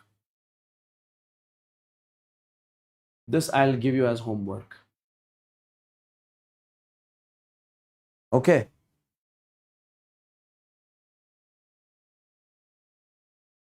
This I'll give you as homework.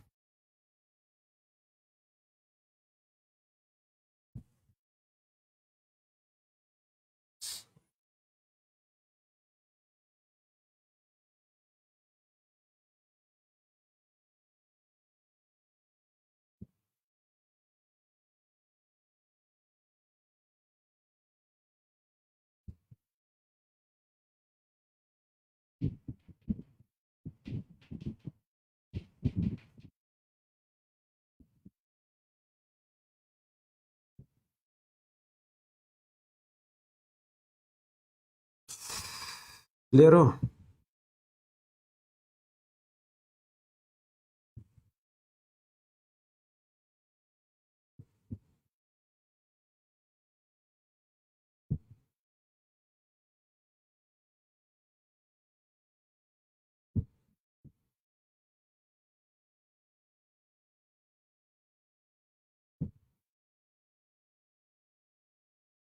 I'll explain KTG waves, oscillations, everything, okay? Don't worry about that.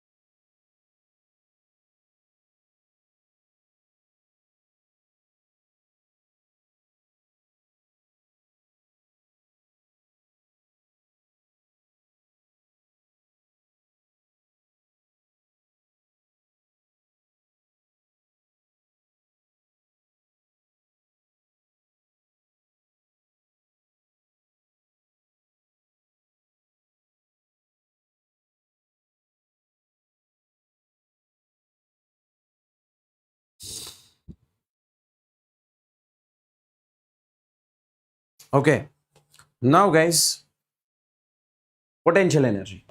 Take a look. Let's suppose you have an object placed on the surface of Earth. This is the object placed on the surface of Earth. Okay. This is the object which is placed on the surface of Earth. Yes. On the surface of Earth, my dear NEET aspirants, we assume its energy to be zero. For a second, you assume its energy to be zero, no energy. Now, when you take this object from here to here, okay, till height h, we say here its energy we assume mgh. Sir, where does it come from? I'll explain. Wait, please wait for me. I'll explain.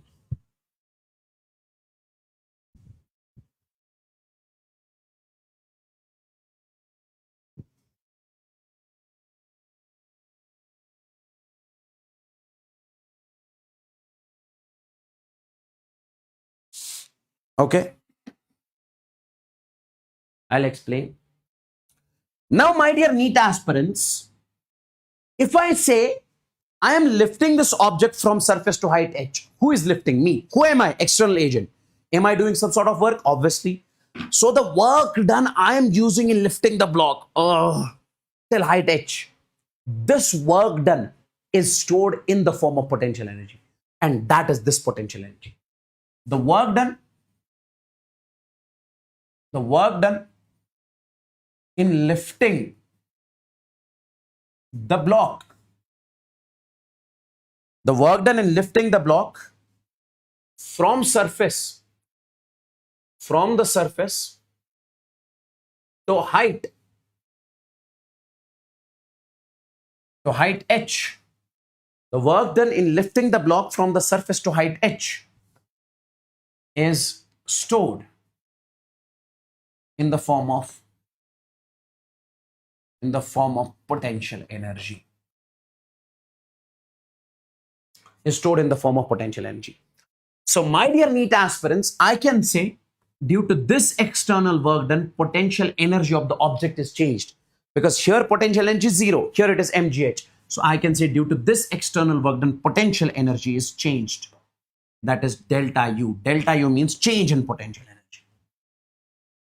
Yes. Now listen to me very carefully, my dear NEET aspirants. I would want you guys to understand. If I say, in this case, force acting in the downward direction on this object is mg, and you are applying the external force opposite to the mg, then only you are able to lift this block in this particular case. Okay. Okay.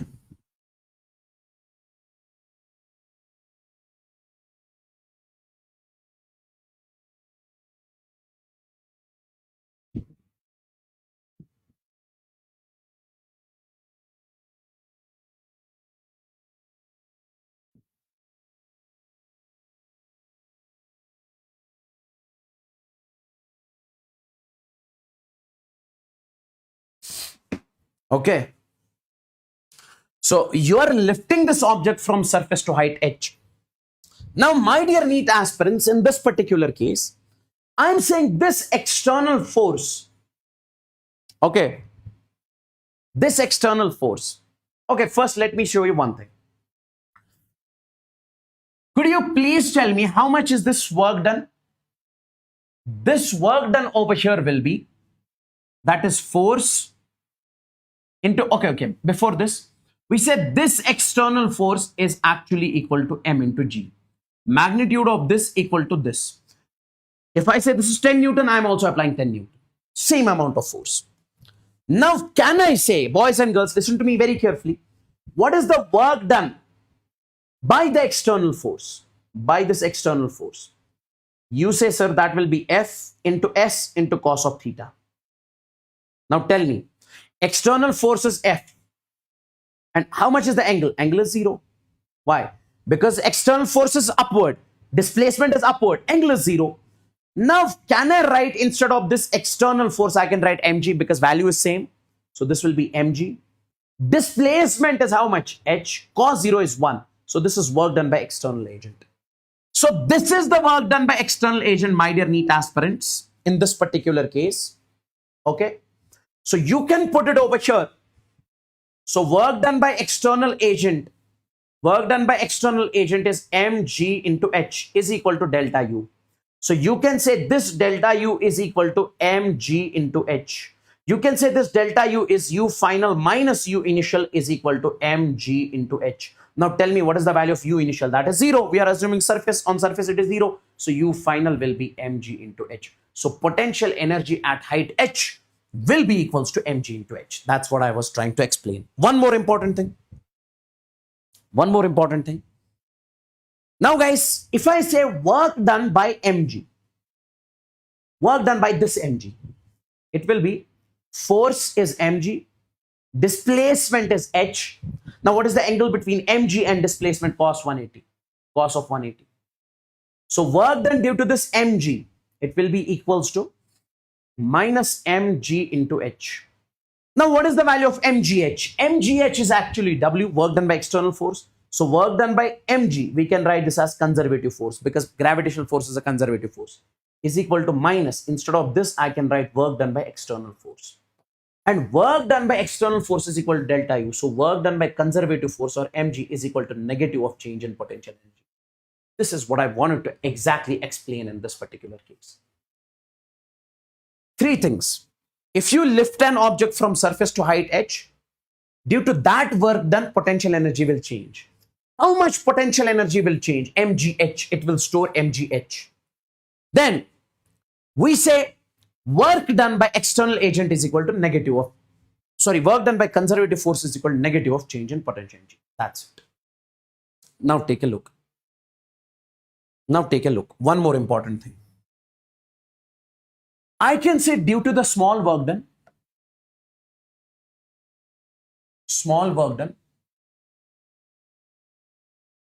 there will be small change in potential energy.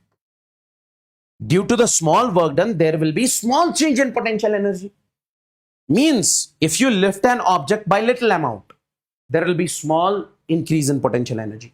So I can write it like this: due to the small work done, there will be small change in potential energy. Guys, due to the large work done, there is large change in potential energy. Due to the small work done, there is small change in potential energy. Now, how do you write small work done? Force multiplied by small displacement, dr I can write. And force multiplied by small displacement is small work done, is equal to minus du. So now this force will be equals to minus du divided by dr. So this equation tells us if potential energy is given, you are supposed to find the force, you do differentiation. You do differentiation. You do differentiation. Like example, if I say potential energy is given as 2x square plus 4x, find force at x is equal to 2 meters. What will you do? So you will say, sir, force will be equals to minus du divided by dx because it is given in terms of x minus. What is the differentiation of du by dx? Is differentiation of u with respect to x. 2 into 2 is 4x plus I would say 4. So this force will come out to be minus. This is at x is equal to you have to find. So 4 into 2 plus I would say 4. So this force will come out to be minus 4 into 2 is 8. 8 plus 4 is 12. So this will come out to be minus 12 Newton.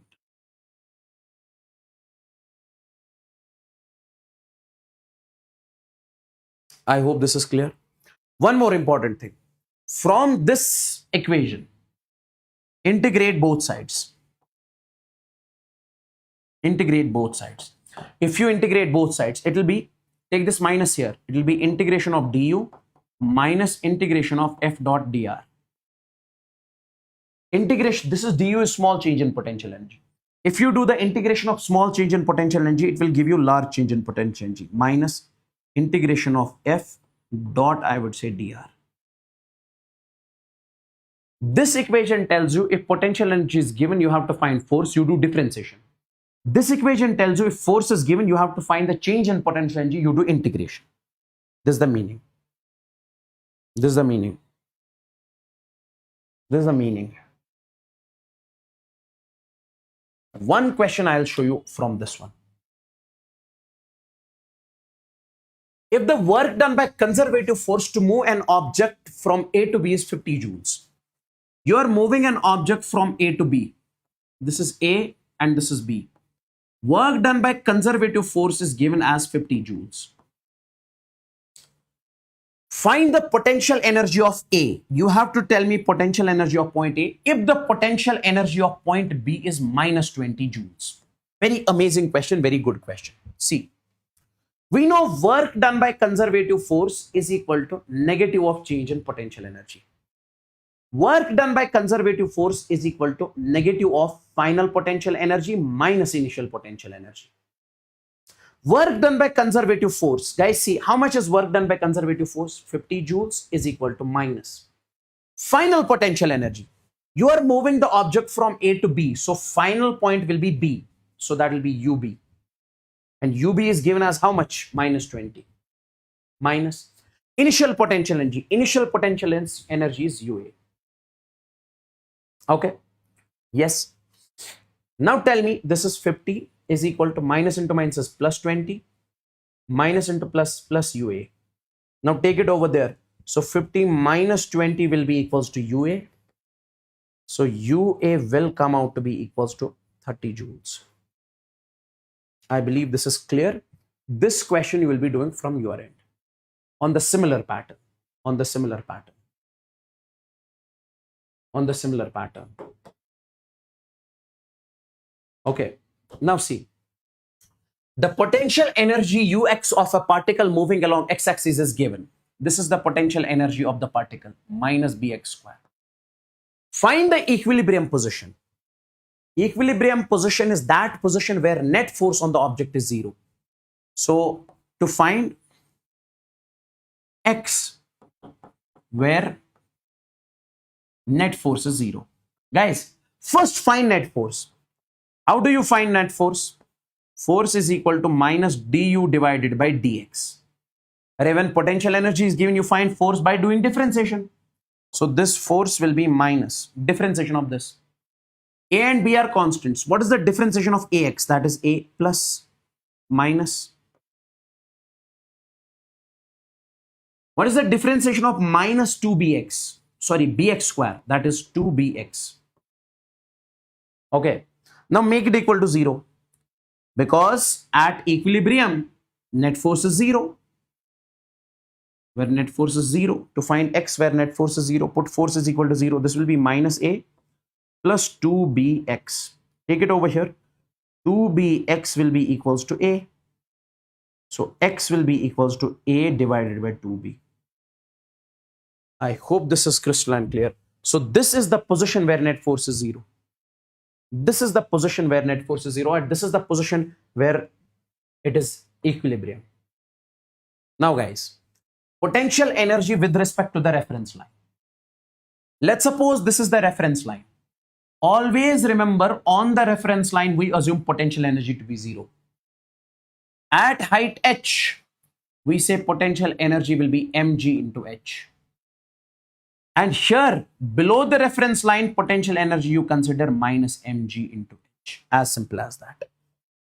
On the reference line, you assume 0. Now, if this is a rod, this is a rod. In case of a rod, you assume its mass to be at the center of mass. This distance is L by 2. This is h. And this distance over here is h is equal to L by 2. Now, what is the potential energy of this rod? You assume the mass of this rod at center. That is m g h. H will be L by 2. Here, u is equal to minus m g L divided by 2. This is the potential energy. Potential energy of this chain. This is the reference. So for this portion, I would say potential energy is 0 because it is present on the reference line. The object is present on reference line, we say potential energy is 0. Now see, mass is m. Now this portion has got length L by 2. Now half of this distance is L by 4. L by 2 divided by 2 is L by 4. So this distance is L by 4. You will be assuming mass of this at L by 4. And how much mass? M by 2. Because entire chain has got length m. L. Mass m. Half of this will be having m by 2. So potential energy will be minus mgh. M is how much? M by 2. G is G. And L is how much? L by 4. So potential energy will be minus mgl divided by 8.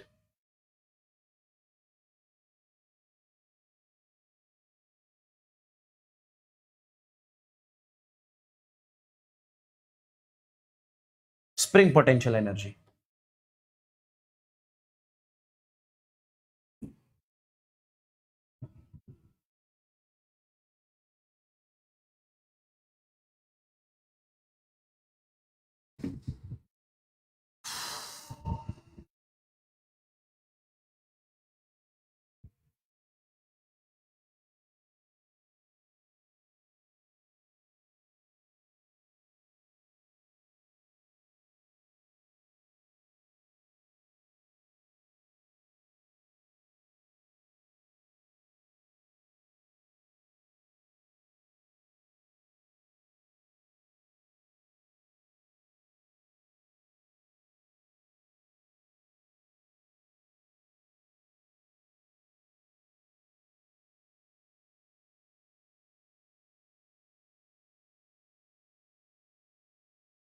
Is this clear? Tell me.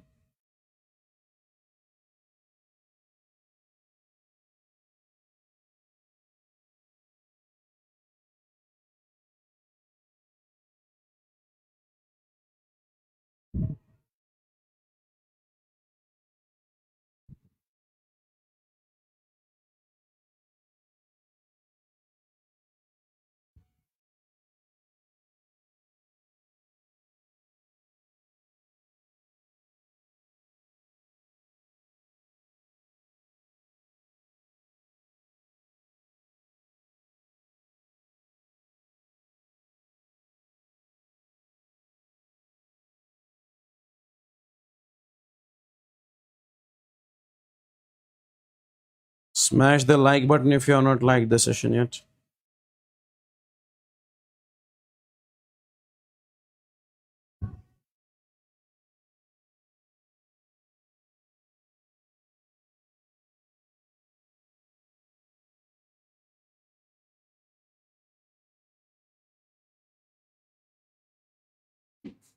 Now take a look. Spring potential energy. My dear NEET aspirants, when we define spring potential energy, it is the potential energy stored in the spring. It is the potential energy stored in the spring. Okay. Now see, let's suppose you have a spring over here and a block is attached. Now, if you are elongating the block from here to here and you are elongating it by X distance, can I say in this particular case you did some sort of work? Obviously, sir. So that work done in elongating the spring, so the work done in elongating the spring is stored in the form of potential energy of the spring. The work done in elongating the spring is stored in the form of potential energy of the spring. Okay? Yes. The potential energy, the work done in elongating the spring is stored in the form of potential energy of the spring. And if I say how much is that potential energy? That potential energy is going to be 1 divided by 2 kx square. Directly remember this. 1 divided by 2 kx square. 1 by 2 kx square. Okay. Now, my dear NEET aspirants, we can say as F is equal to K times of X. Can I say X will be equals to F divided by K? Can you put it over here? Potential energy will be 1 divided by 2K. Instead of X, I can write F square divided by K square. F square divided by K square. So I can say potential energy will be 1 divided by 2K. So this K and square will be cancelled. So it will be F square. I can write it like this. It will be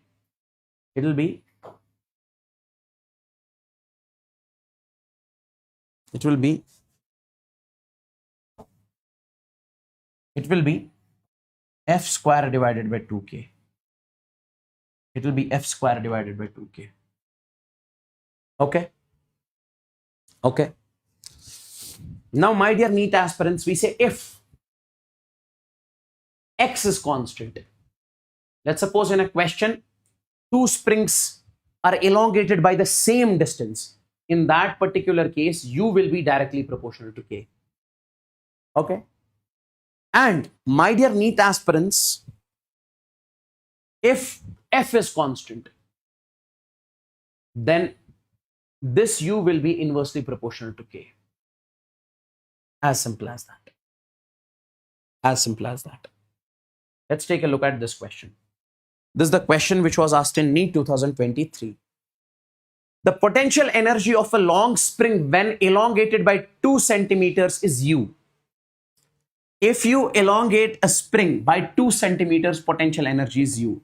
When X is equal to 2 centimeters, potential energy is U. 1 by 2 kx square. So that is going to be 1 divided by 2 kx square. X is 2 square. 4. So U will be equals to 2k. Potential energy is 2k. Okay. Okay. Or do it like this. Potential energy is U. U1 is given as U. If the spring is stretched by 8 centimeters, when X is given as 8 centimeters, you are supposed to find potential energy. Okay. Now tell me one thing. It is talking about the same spring. If it is talking about the same spring, I can clearly say, guys, we say as U is equal to 1 by 2 kx square. If the same spring is elongated, we say K is constant. So U will be proportional to X square. Absolutely, sir. So I can say U1 divided by U2 will be equals to X1 square divided by X2 square. Absolutely, sir. Now U1 is U, U2 is U2. Because U1 is given as U, U2 we have to calculate. This X1 by X2. X1 is 2 divided by 8 whole square. 2 ones are 2, 4s are 8. So U divided by U2 will come out to be 4 square is 16, 1 by 16. multiply, cross multiply, U2 will come out to be 16U. NEET 2023, 16U. U2 will come out to be 16U.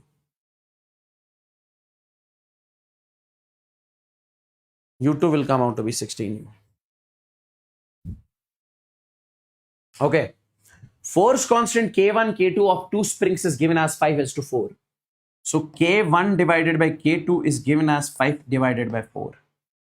They are stretched by the same length. X is given as constant. Okay.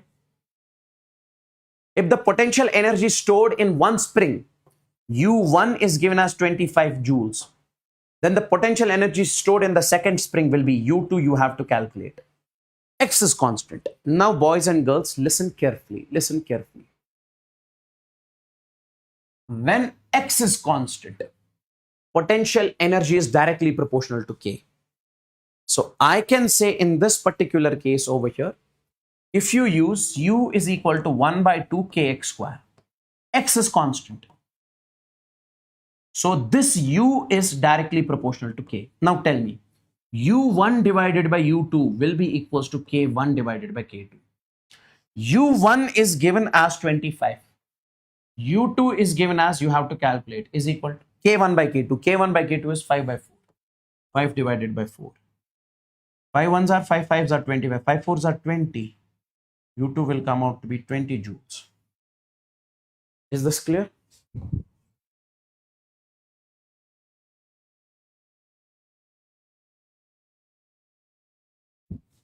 Is this clear, boys and girls? Tell me.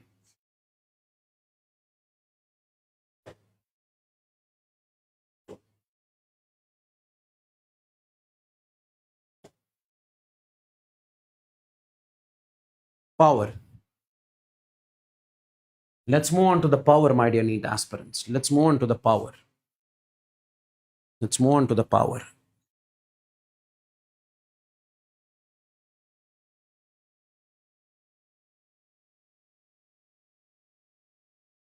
Let's move on to the power. It is defined as a rate of doing work. It is defined as rate of doing work. Power is defined as rate of doing work.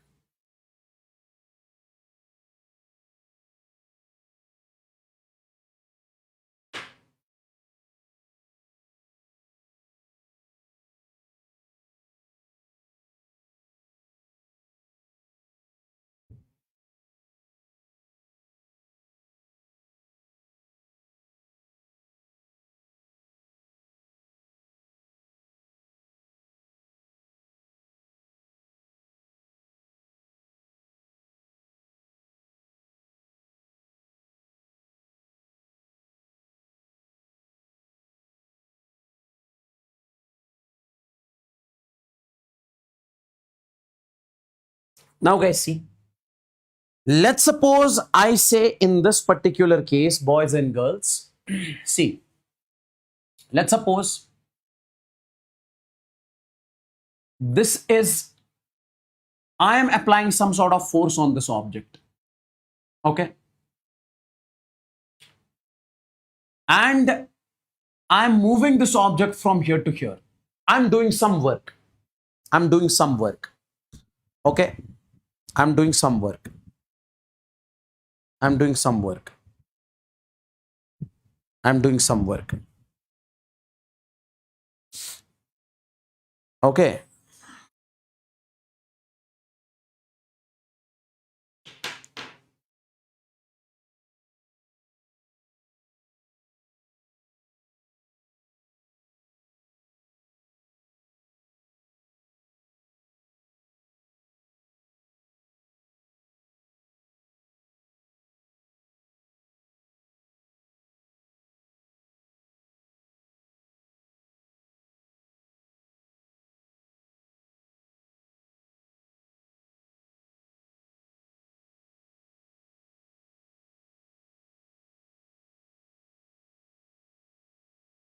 Now, guys, listen.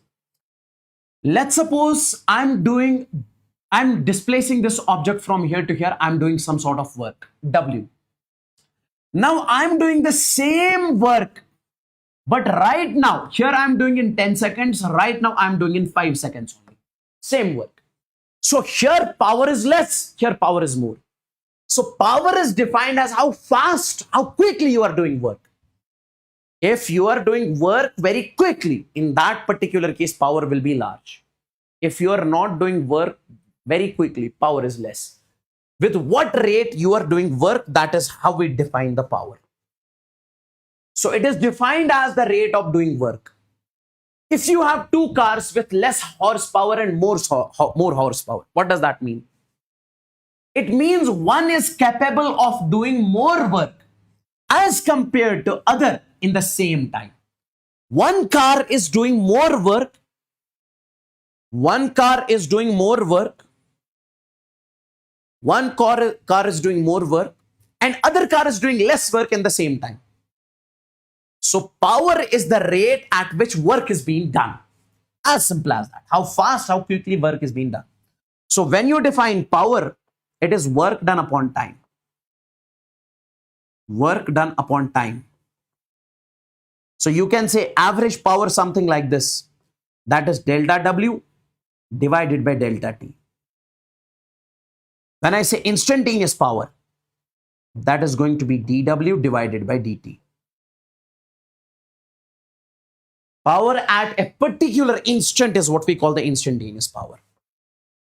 Power at a particular instant is what we call the instantaneous power. Yes. Now, my dear NEET aspirants, can I write it like this also? This average power would be, that is instead of delta W, I can write delta KE also, because work done is equal to change in kinetic energy. Work energy theorem divided by delta T. You can write it like this also. You can write it like this also.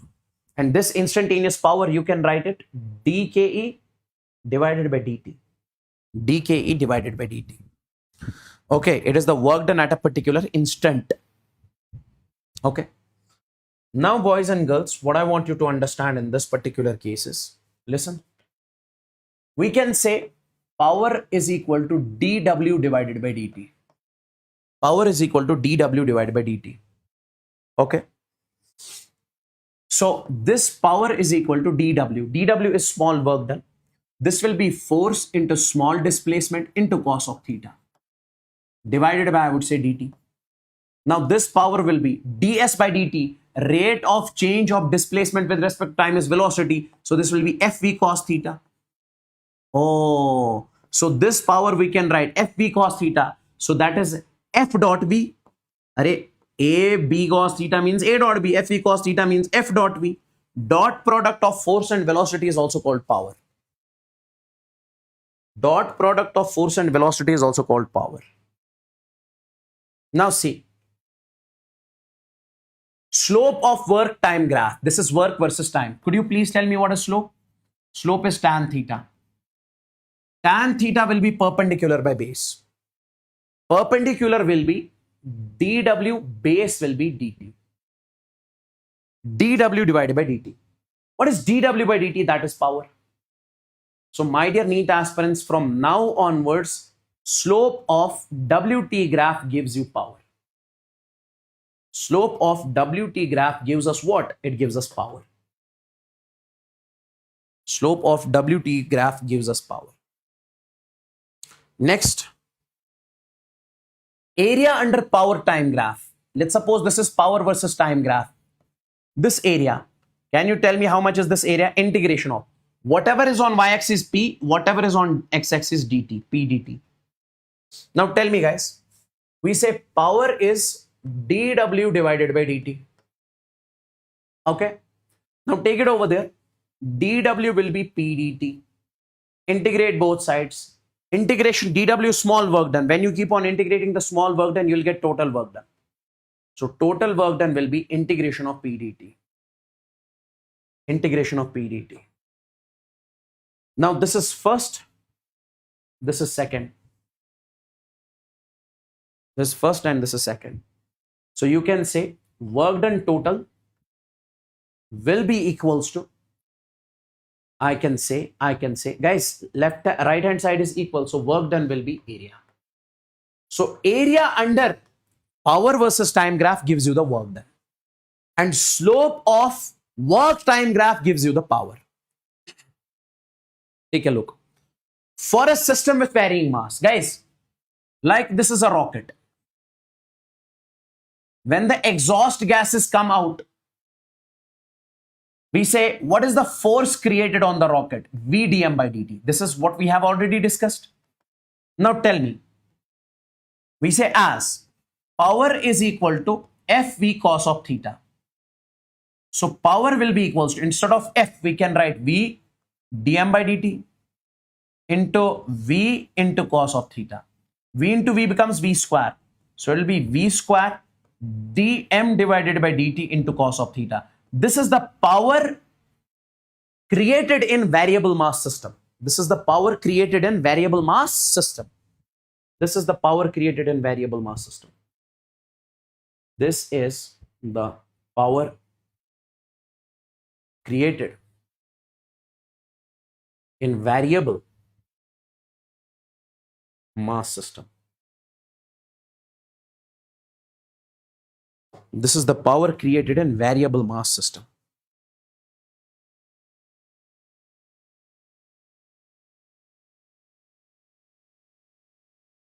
Take a look. A particle moves with a velocity 5 I cap minus 3 j cap plus 6 k cap. Okay. Horizontally under the action of constant force. Particle moves with a velocity 5 I cap minus 3 j cap plus 6 k cap. Horizontally under the action of constant force. Force is 10 I cap plus 10 j cap plus 20 k cap. Plus 20 k cap. The instantaneous power supplied to the particle is power is equal to F dot V. Power is equal to F dot V. So you can say this power is actually equals to F dot V. That is dot product of force and velocity. Do the dot product. 10 into 5 is 50 plus 10 into minus 3 is minus 30 plus 20 into 6 is 120. So power will be equals to 50 minus 20, 30 is 20. 20 plus 120 is 140. 140 watt. This will be the power. Ball is projected with an velocity u at an angle theta. Find the power delivered by the gravitational force at maximum height.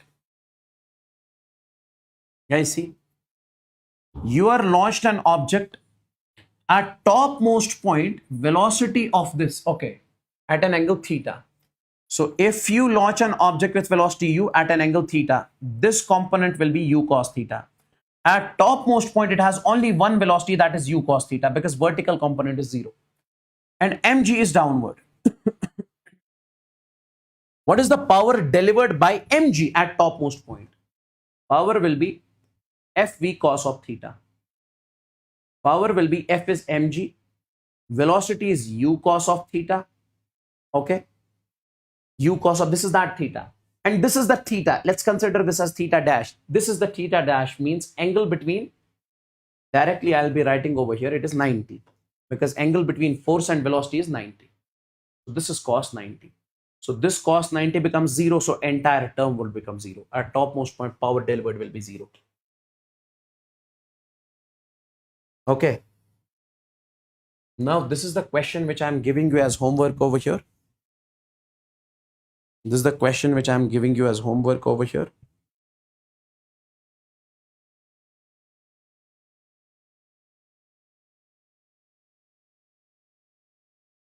Okay. This is the question which I'm giving you as homework over here.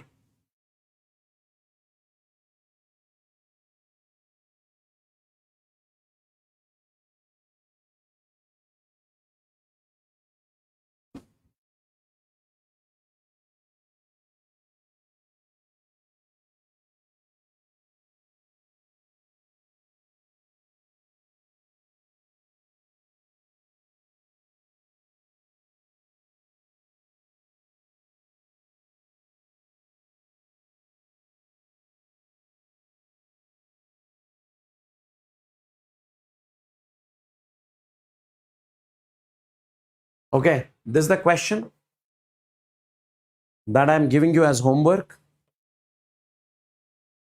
This is one more question that I'm giving you as homework. Two questions, okay? Now, boys and girls, we're done with this chapter. Now we have center of mass and rotation. We have center of mass and rotation.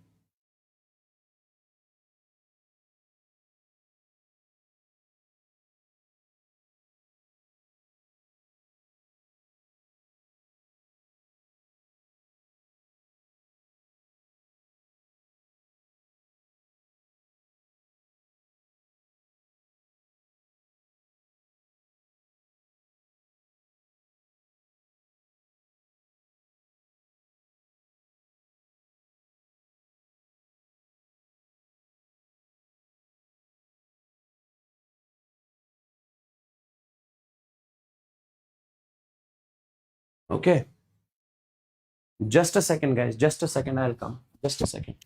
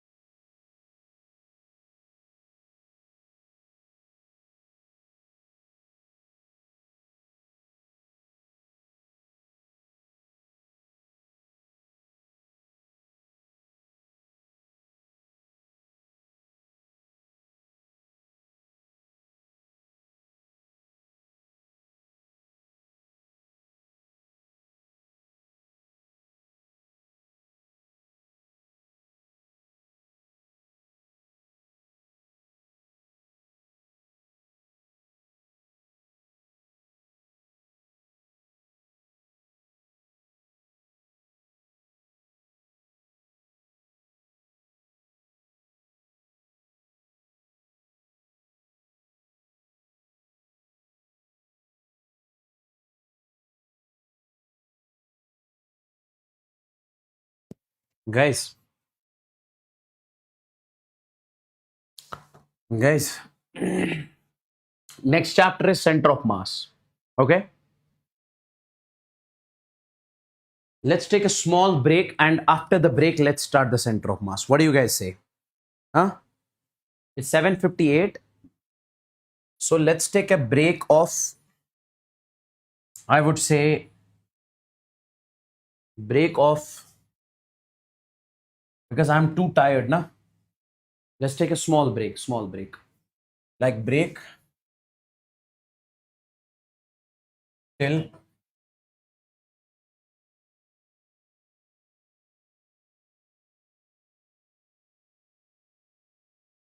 so I'll write over here chapter 6.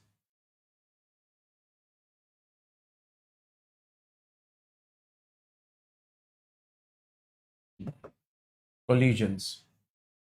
After break.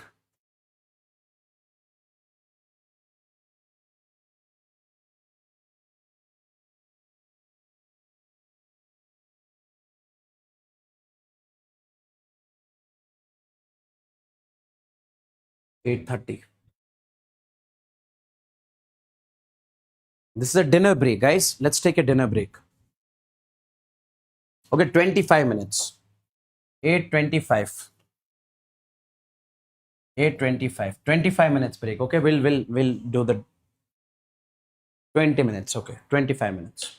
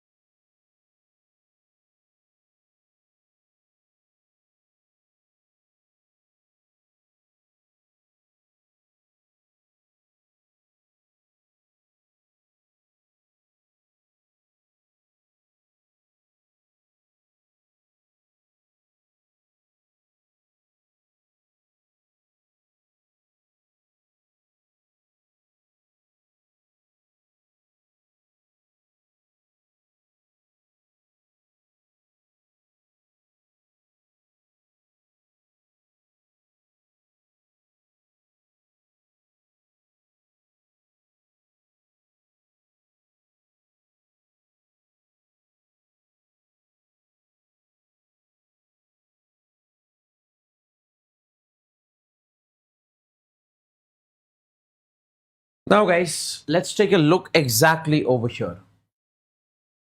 Let's take a look exactly over here.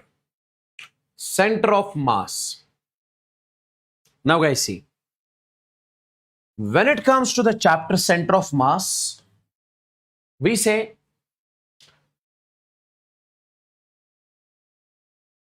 if you have to hold a body only at one point, it would be center of mass. That point where whole mass of the body can be assumed. Like if I say this is a rod over here. Mass of this rod is m. And this mass is distributed in the entire rod. If I say you have to assume the mass of this rod at one point, you would say it would be center of mass. Where we can assume the mass of the entire body, that is center of mass. That is center of mass. Okay. Now, my dear NEET aspirants, we say center of mass can be outside or inside the body. It can lie outside or inside the body. Like this is a ring over here. I can say center of mass is exactly at the center. Or this is a disk. Center of mass is over here at the center. Like these are the two bodies. These are the 2-point masses. Center of mass is between. Center of mass for these two masses is between the two at the center. This would be the center of mass. And if this is mass 2m, center of mass shifts towards the bigger mass. So this would be the center of mass. Here, in this case, this is the center of mass. In this case, center of mass lies outside the body. Here it is inside the body. So here it is towards more mass. Here it would be at the center. Okay. Yes, absolutely. Now, location of center of mass. Guys, see. Let's suppose you have two masses, m1 and m2. Coordinate of this mass is x1, y1 and z1. Coordinate of this mass is x2, y2 and z2. And this is the position vector of this mass r1. Position vector means distance of this mass from the origin. Distance of this mass from the origin. This is the position vector with respect to the origin. If I say what is the position of the center of mass in this particular case, my dear NEET aspirants, listen to me very carefully. Position of center of mass in this particular case is going to be, if you have two masses, I would say RCOM. Okay. Let's suppose, my dear NEET aspirants, center of mass of these two masses is somewhere around over here. So with respect to the origin, this will be its position vector, that is RCOM.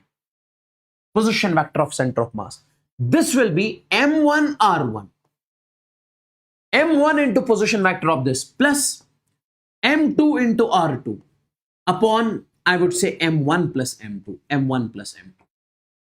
Then, my dear NEET aspirants, if I say x coordinate of center of mass, coordinates, like this mass is having x coordinate x1, this is having x coordinate x2. So if I say what is the x coordinate of center of mass, this is the position vector of center of mass. Okay, with respect to the origin. If I say x coordinate will be m1 x1 plus m2 x2. Okay, x coordinate of first mass of first, x coordinate of second mass of second upon m1 plus m2. If I say y coordinate of center of mass, this will be m1 y1 plus m2 y2 upon m1 plus m2. Then I would say z coordinate of center of mass. It would be m1 z1 plus m2 z2 upon m1 plus m2. m1 plus m2. This is going to be the position vector of center of mass, the coordinates of center of mass.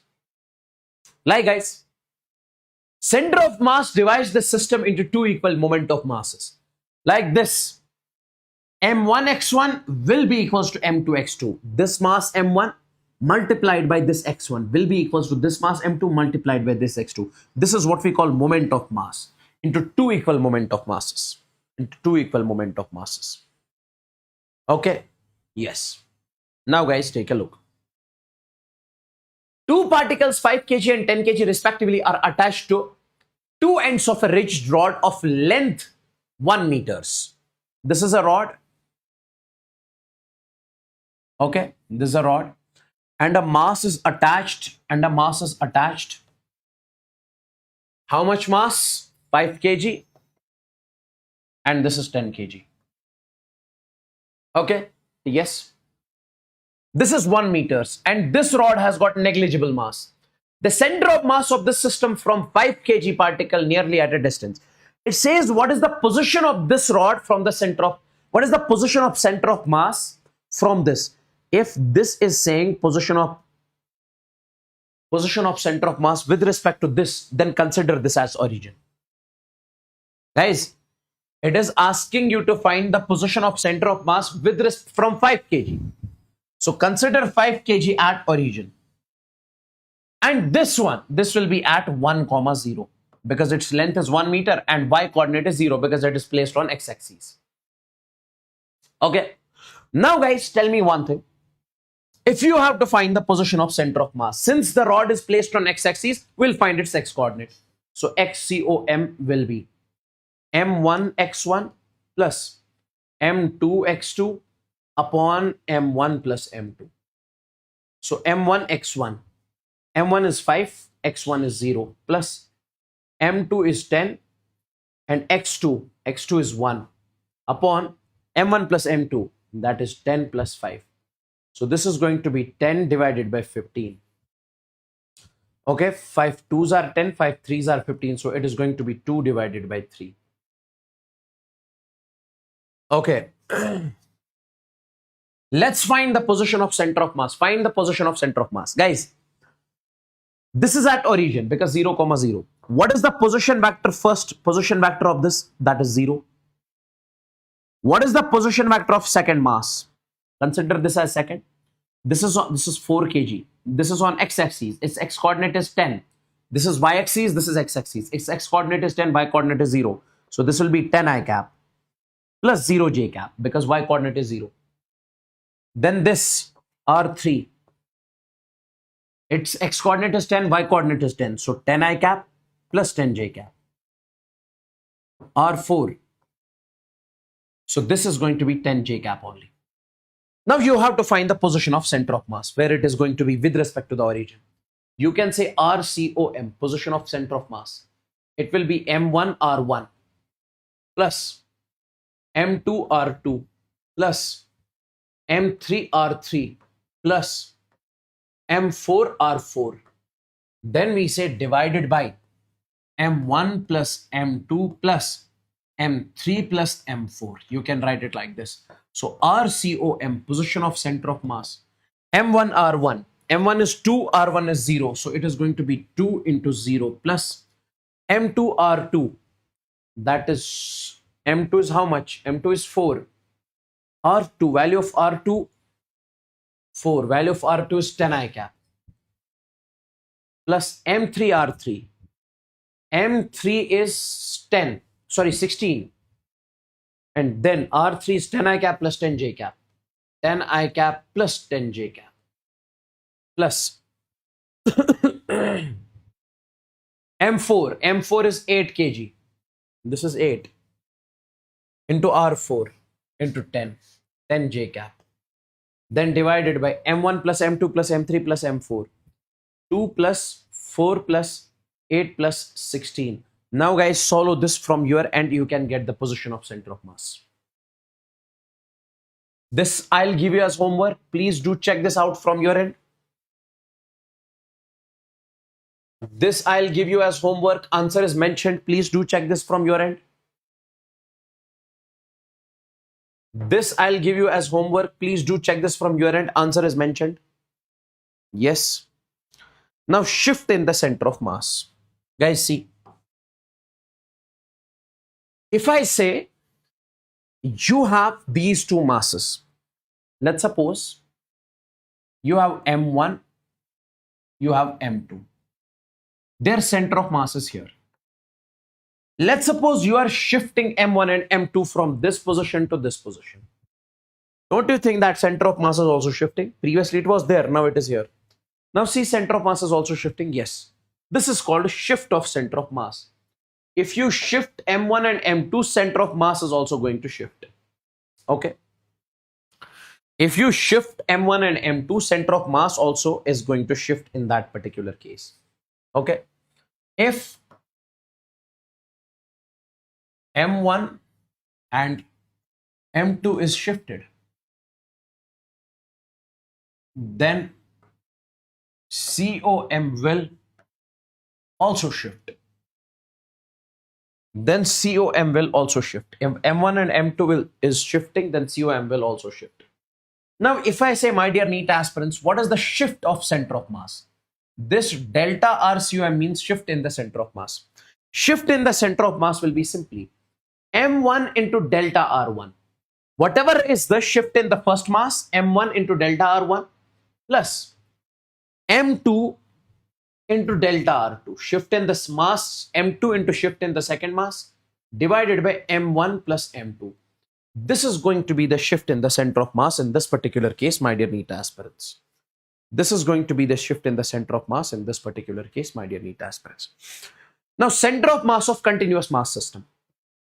My dear NEET aspirants, this was the discrete mass. Discrete mass is when you have more than two masses, you find the center of mass. Continuous mass system means you have disk, rod, sheet, sphere. Okay. We say here mass is distributed on length, area, volume. Okay. Okay. Here mass is distributed.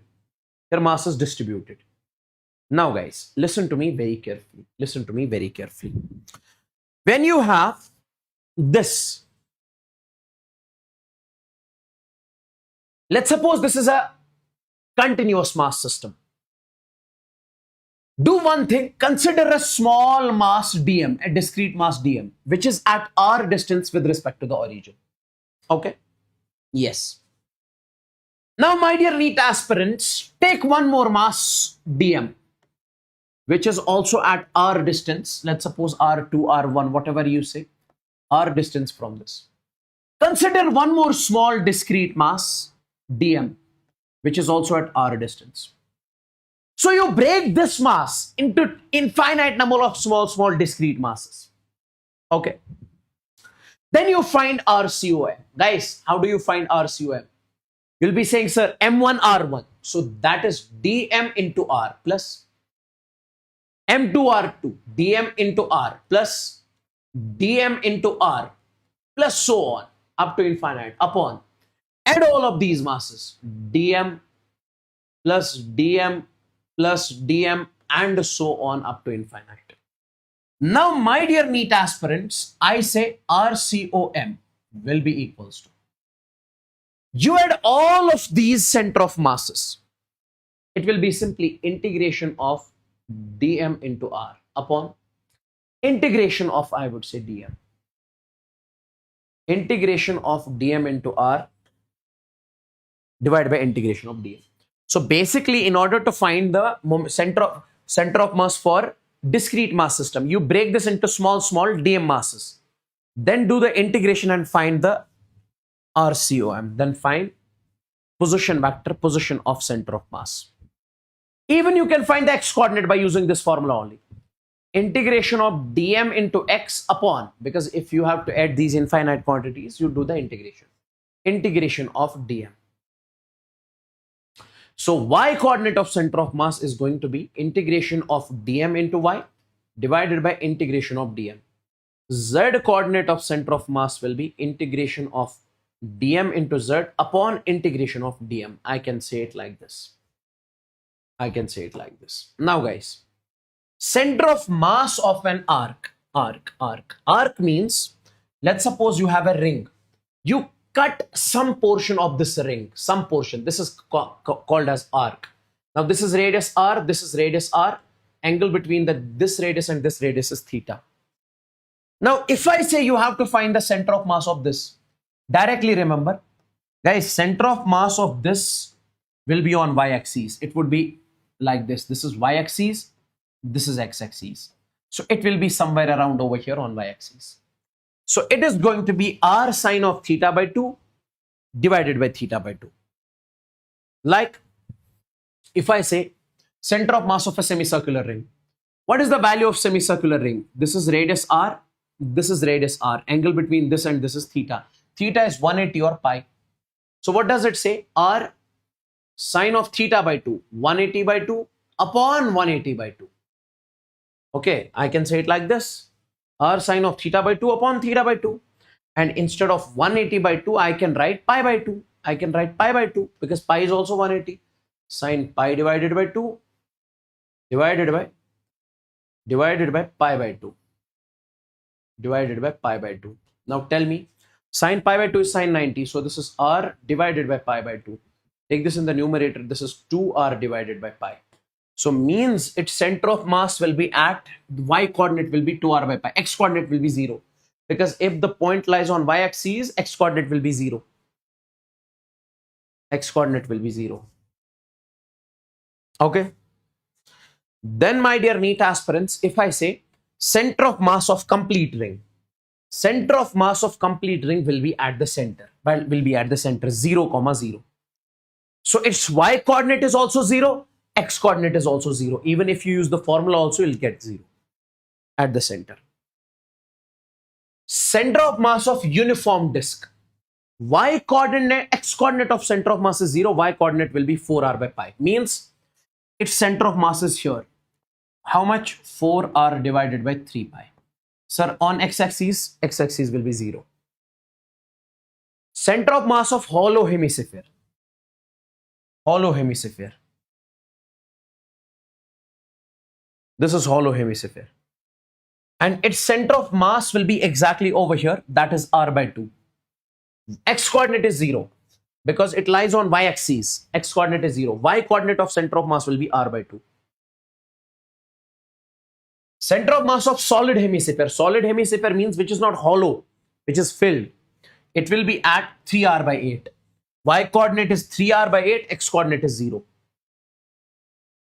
Center of mass of hollow cone. This is a cone and height of the cone is h. So it will be h at h by 3. At h by 3. X coordinate is 0, where h is the height of the cone. Center of mass of solid cone. Solid cone is not hollow from inner side, it is filled. It will be at h by 4. It will be at h by 4 distance. H by 4. Okay. Now guys, linear mass density. Linear mass density. Just a second guys.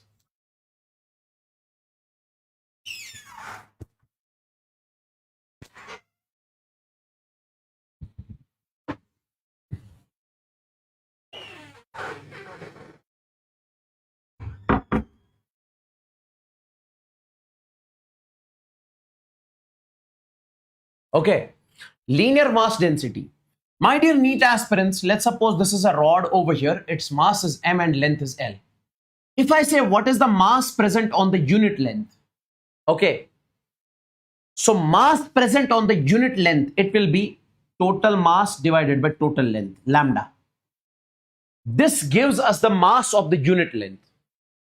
Total mass divided by total length, m by L. That is called lambda. If I say you have a sheet over here, this sheet is having mass m, area A. If I say what is the mass present on unit area, mass present on unit area is sigma is equal to total mass divided by total area, m by A.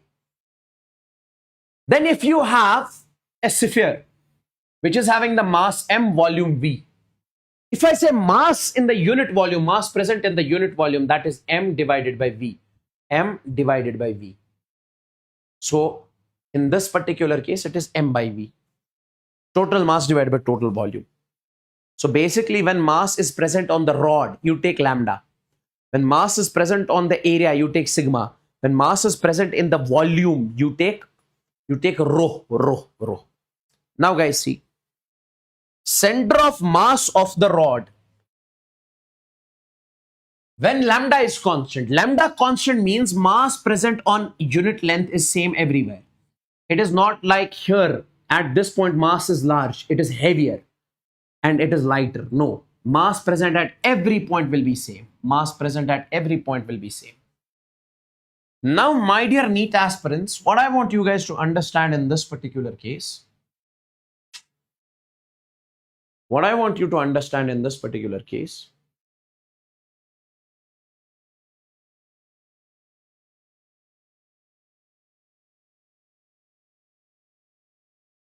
What I want you to understand in this particular case, we say its center of mass will be exactly at L by 2. It will be at L by 2. So if this length is L, it will be at L by 2. Center of mass of this rod will be exactly at what distance? L by 2. That is 0.5 L. Now, my dear NEET aspirants, what I want you to understand over here is, this is very important. Okay. If I say lambda is proportional to L, lambda is proportional to L, means this is a rod. Lambda is proportional to what? L, or lambda is proportional to X. Lambda is proportional to X. X means mass density varies with X. Like at X is equal to 1, lambda is 1. X is equal to 2, it is 2 lambda. X is equal to 3, it is 3 lambda. So basically, density is increasing. It is becoming heavier. Then I would say, my dear NEET aspirants, in this particular case, center of mass shifts towards the heavier end. And this center of mass will be exactly at 0.6 L. If the lambda is constant, mass present at every point is same, then it will be at the center. Now guys, if I say lambda is proportional to X square, lambda is proportional to X square, in that particular case, I can say this center of mass will be shifting to 0.75 L. If I say lambda is proportional to, my dear NEET aspirants, lambda is proportional to X cube, then center of mass will shift to basically 0.85 L. If lambda is constant, then at the center. If these are the conditions, then it is going to shift. Now see, two identical rods ML are along X and Y. Find the location of center of mass. Yeah, here. Find the location of center of mass. Guys, see, you will be assuming its mass at center of mass. You will be assuming its mass at center of mass. Now see, this is origin, 0, 0. Now tell me, what is the position vector of this mass with respect to the origin? R1 will be L by 2 I cap. What is the position vector of this? R2 will be L by 2 J cap, because this is along Y, this is along X. Now let's find the position of center of mass, RCOM. That will be M1 R1 plus, I would say, M2 R2, then upon, I would say, M1 plus M2, my dear NEET aspirants. RCOM, it is going to be M1 R1, M1 R1, M1 is M, R1 is L by 2 I cap, plus M2 is M, R2 is L by 2 J cap, divided by M plus M, that will be 2M. Now M will be cancelled. 2 into 2 is 4. L by 4 I cap plus L divided by 4 J cap. This is RCOM. Even clearly you can write from here, X coordinate of center of mass will be L by 4. Okay. And Y coordinate of center of mass will be also L by 4.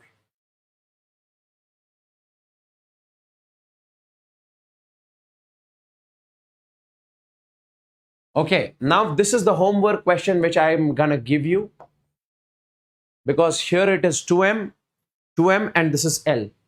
This is M and this is 2M. You can exactly see in this particular case how we have calculated the center of mass over here. Now guys, velocity of center of mass. I want you to understand this. Now guys, let's suppose this is mass M1, this is mass M2. This mass is moving with velocity V1, this mass is moving with velocity V2. If these two masses are moving with certain velocity, their center of mass will be also moving. Now what is the velocity of center of mass? It will be simply M1 into V1, mass of this into velocity of this, plus M2 into V2 divided by M1 plus M2 divided by M1 plus M2. M1 plus M2 divided by M1 plus M2. This is the velocity of the center of mass, as simple as that. Okay, like guys, you have this object, You are supposed to find the velocity of center of mass, VCOM. Now tell me, M1 into V1, M into, what is the value of V? V is 2I cap plus M2 into V2, that is M. This will be 2J cap. M plus M will be 2M. M1 plus M2 is 2M. M and M will be cancelled. So 2 by 2 I cap means I cap plus I would say J cap. This is the velocity of center of mass. Even you can find the magnitude also. Under root of 1 plus 1, that is root 2.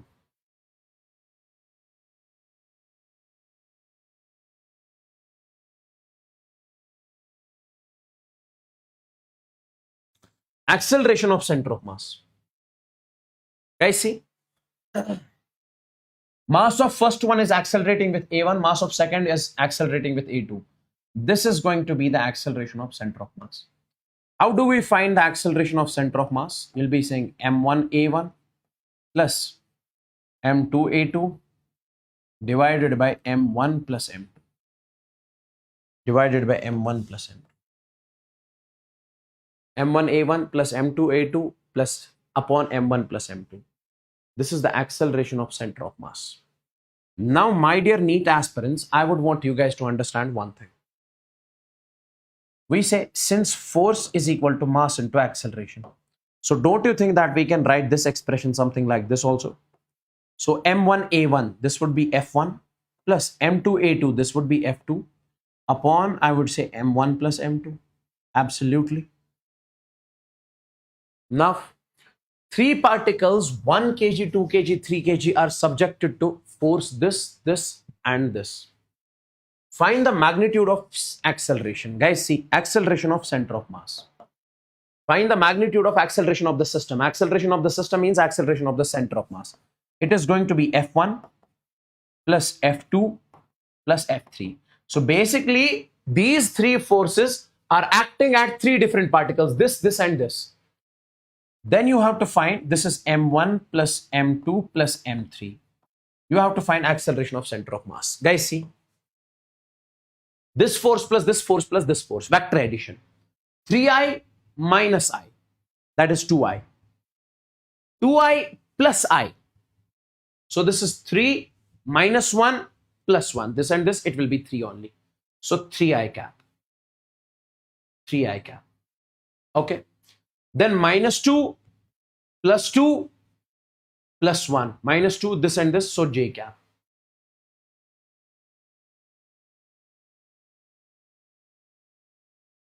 Minus 2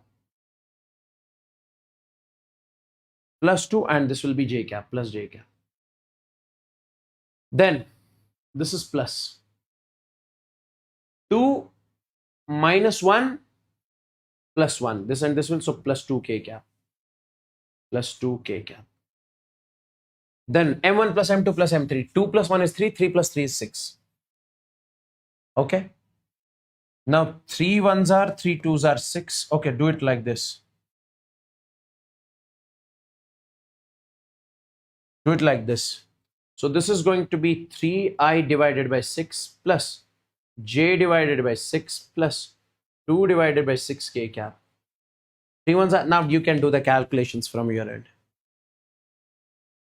This is the acceleration of center of mass. This question is your homework. Okay. Please do check this from your end. Conservation of momentum of center of mass. Now guys, see. Conservation of momentum of center of mass.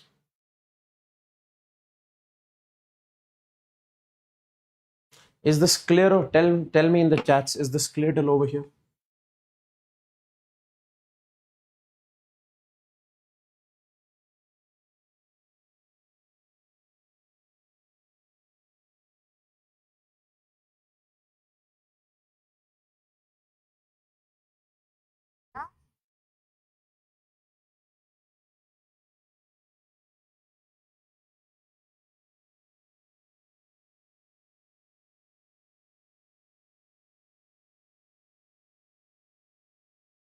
Now guys, when it comes to the conservation of momentum of center of mass, see guys,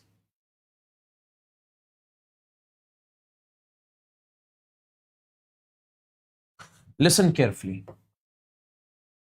Conservation of momentum of center of mass. I would want you guys to focus over here. Let's suppose you have an object. For an object, guys, see, we say net external force is dp by dt. Let's suppose for an object, net external force acting on the object is 0. Let's suppose if external force acting on the object is 0, this will become 0. So dp divided by dt will come out to be 0. So dp in this particular case is 0. So dp is 0 means change in momentum is 0. Change in momentum is 0 means momentum is conserved. Okay. Momentum is conserved means initial momentum will be equals to final momentum. Initial momentum will be equals to final momentum. So if net external force on an object is 0, means dp by dt is 0. dp by dt is 0 means dp is 0. dp is 0 means momentum is conserved. Momentum is conserved means initial momentum is equal to final momentum. Okay.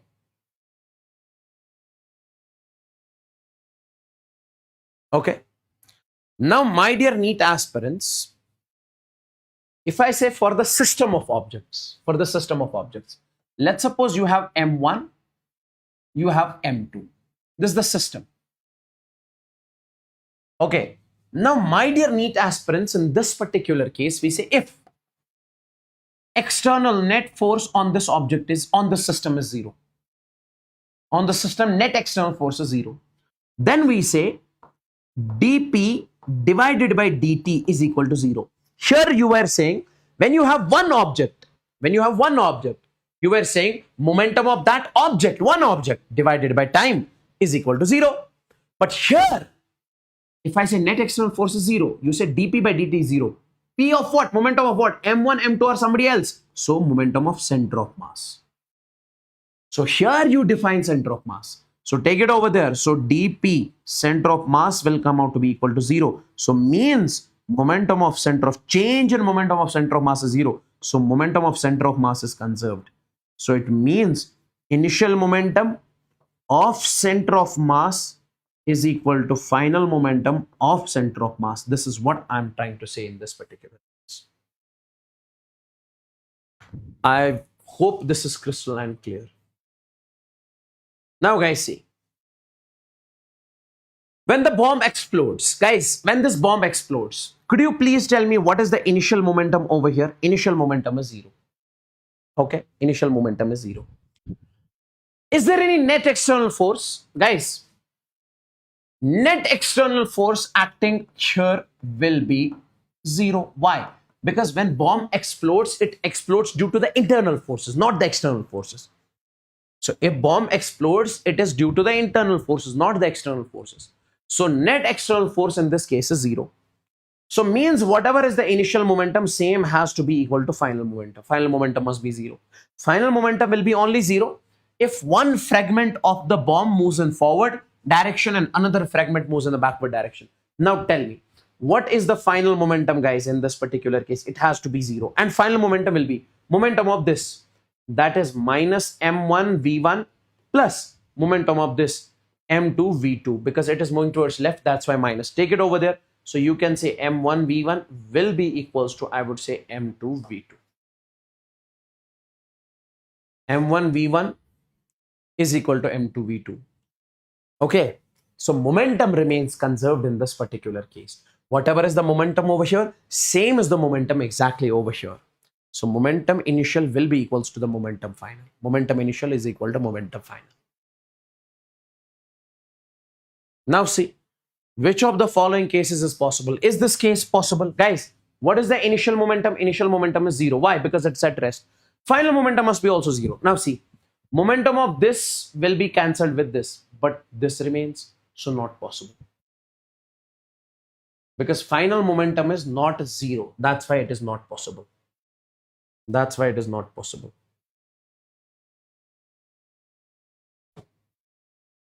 This is your homework question. Please do check this out from your end. Please do check this out from your end. Okay. And it is simple. It is not that difficult.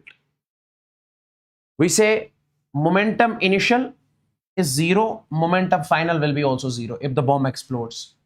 So means momentum in this particular case is conserved. If the momentum in this particular case is conserved, now see, a particle explodes into two parts, M1 and M2, M1 and M2, ratio of M1 by M2 you are supposed to find out. Now tell me, we say kinetic energy is equal to P square divided by 2M. Momentum in this case is constant.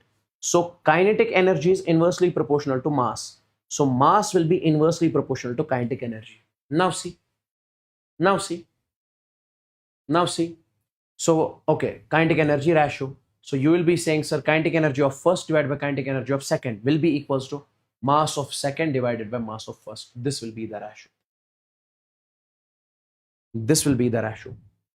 Gun bullet system. Gun bullet system. Now, guys, see. When you fire a gunshot, have you ever seen when the bullet moves in the forward direction, gun is being pushed backward? This is what we call recoil of the gun. Why does this happen? So that the momentum is conserved. Now see, when I say initial momentum of the gun, it is 0. Why? Because initially bullet is at rest, initially gun is at rest. So I can say, we say in this particular case, net momentum is 0. And my dear NEET aspirants, net external force on this gun bullet system is 0. When bullet comes out of the gun, it is due to the internal forces, not the external forces. That's why we say net external force in this case is 0. So we say final momentum must be also 0.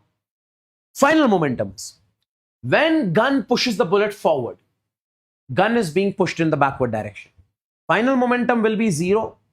And this final momentum will be momentum of this gun minus m into velocity of gun. Mass of gun is m, velocity of gun is vg, plus mass of bullet is small m, velocity of bullet is vb. Now take it over here. M into vg will be equals to m into vb. So this vg is equal to m into vb divided by, I would say, m, mass of the gun. This is what we call the recoil velocity of the gun. This is what we call the recoil velocity of the gun. This is the velocity with which gun is being pushed in the backward direction. This is called recoil velocity of the gun. One more important thing I just want to mention over here. What is that? Guys, see. We know momentum of the gun is equal to momentum of the bullet in this particular case. Okay, because then only they can conserve the momentum. Na? When momentum of this gun, m into v, is equal to momentum of the bullet, then only momentum remains conserved. So we say kinetic energy is equal to p square by 2m. Momentum is conserved. Kinetic energy is inversely proportional to mass. Now tell me, the one which has got more mass, kinetic energy will be less. Gun is having more mass, so kinetic energy of the gun will be less. So kinetic energy of bullet will be large. Kinetic energy of bullet is greater than kinetic energy of the gun. This point is important. I hope this is crystal and clear. Now we have the portion collisions.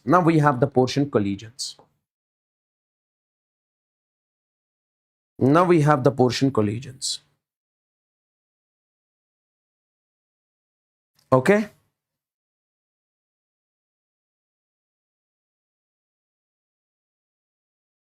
Now we have the portion collisions. Let's finish the collisions.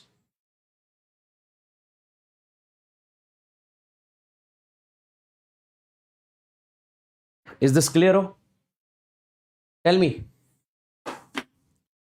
Tell me in the chats, is this clear?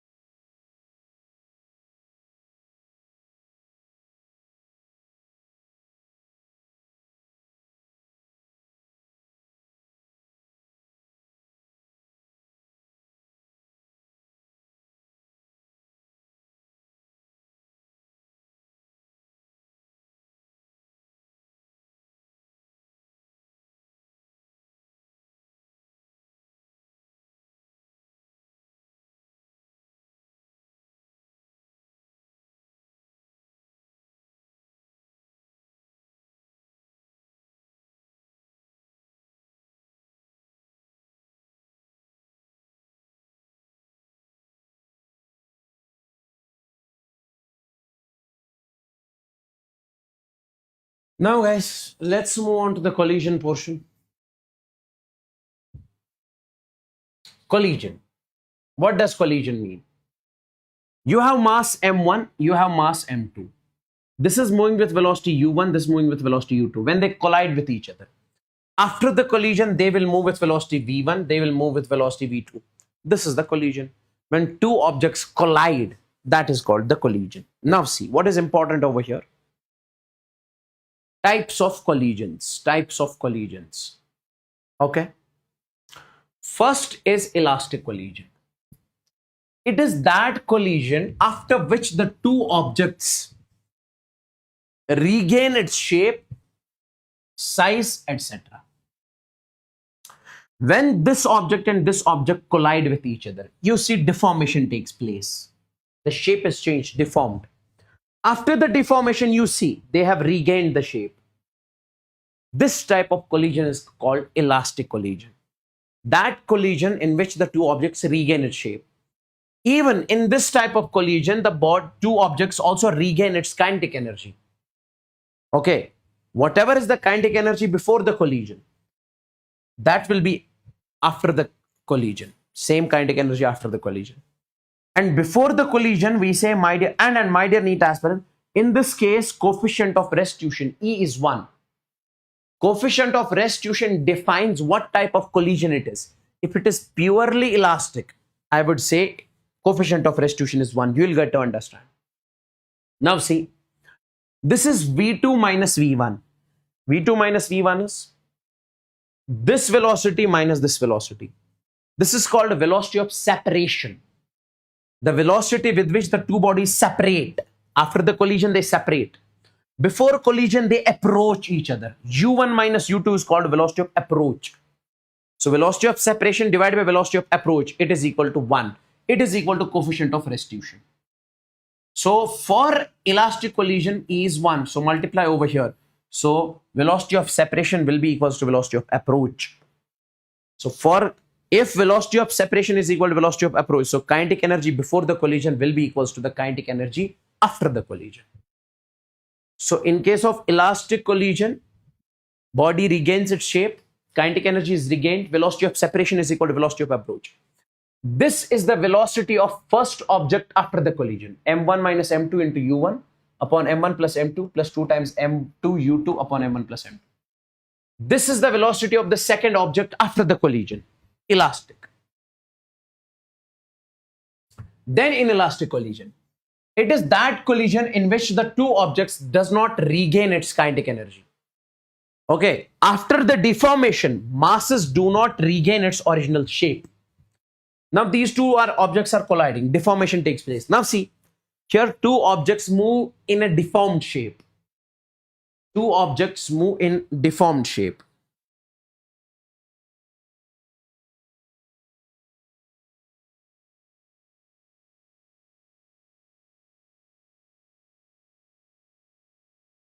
Two objects move in a deformed shape. After the deformation, the masses do not regain its shape, size, and this. The objects do not regain its kinetic energy also. And coefficient of restitution is between 0 and 1. So if the coefficient of restitution is between 0 and 1, it is inelastic collision. So E basically decides the elasticity. If it is less than 1, means body does not regain its shape. If it is equal to 1, means body regains its shape. Means body regains its shape.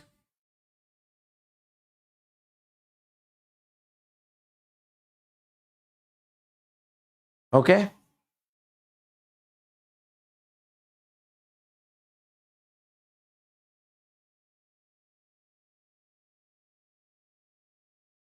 Inelastic collision. That collision in which momentum is conserved in all types of collisions, whether it is inelastic, whether it is elastic. Momentum before the collision, m1 u1 plus m2 u2. Momentum after the collision, m1 v1 plus m2 u2, m2 v2. Now sure, guys, if coefficient of restitution you keep 0.5, that means 1 by 2. Keep it 1 by 2. So v2 minus v1 is equal to u1 minus u2. Multiply it over here. So v2 minus v1 is equal to 1/2 of u1 minus u2. Velocity of separation is equal to 1/2 of velocity of approach. What does that mean? Velocity of separation is half of velocity of approach. That means velocity of separation is less than velocity of approach. So in case of this, velocity of separation is less than velocity of approach. So kinetic energy final is less than kinetic energy initial. So kinetic energy is lost in deformation. Okay. Now this is the velocity of first mass after the inelastic collision. This is the velocity of second mass after the elastic collision. Now sure, if you put E is equal to 1, you will get the velocity of the first mass in case of perfectly elastic. If you put E is equal to 0, you will be getting the velocity of perfectly inelastic. That we have to study. Now see, perfectly inelastic collision. It is that collision in which bodies stick to each other after the collision. Like this object is moving with velocity u1, this is moving with velocity u2. They basically collide. After the collision, they stick to each other and move with the velocity v1 is equal to v2 is equal to v. Same velocity. This is called perfectly inelastic. Here, coefficient of restitution is 0. And in this particular case, second object and first object will move with the same velocity v. Kinetic energy is not conserved, but momentum is conserved. And this is the velocity of the mass m1 and m2 after the collision. m1 v1 plus m2 v2 upon, sorry, m1 u1 plus m2 u2 upon m1 plus m2. This is the velocity of the mass after the collision. Okay, yes. So my dear NEET aspirants, perfectly elastic collision means in which bodies regain its kinetic energy. Kinetic energy before is equal to kinetic energy after. Momentum is also conserved. Body is recovered from the deformation. Coefficient of restitution E is equal to 1. For inelastic collision, kinetic energy is not recovered. Body is deformed. The coefficient of restitution is between 0 and 1. And velocity of separation is less than velocity of approach. In case of perfectly elastic, velocity of separation is equal to velocity of approach. Now guys, see, loss in kinetic energy. In case of elastic collision, kinetic energy initial is equal to kinetic energy final. So loss in kinetic energy is 0. In case of inelastic collision, we say loss in kinetic energy will be 1/2 m1 m2 upon m1 plus m2 u relative square 1 minus e square. U relative means u1 minus u2 before the collision velocity. Perfectly inelastic, loss in kinetic energy is 1/2 m1 m2 upon m1 plus m2 into u relative square. This is loss in kinetic energy in case of perfectly inelastic. Now guys, take a look.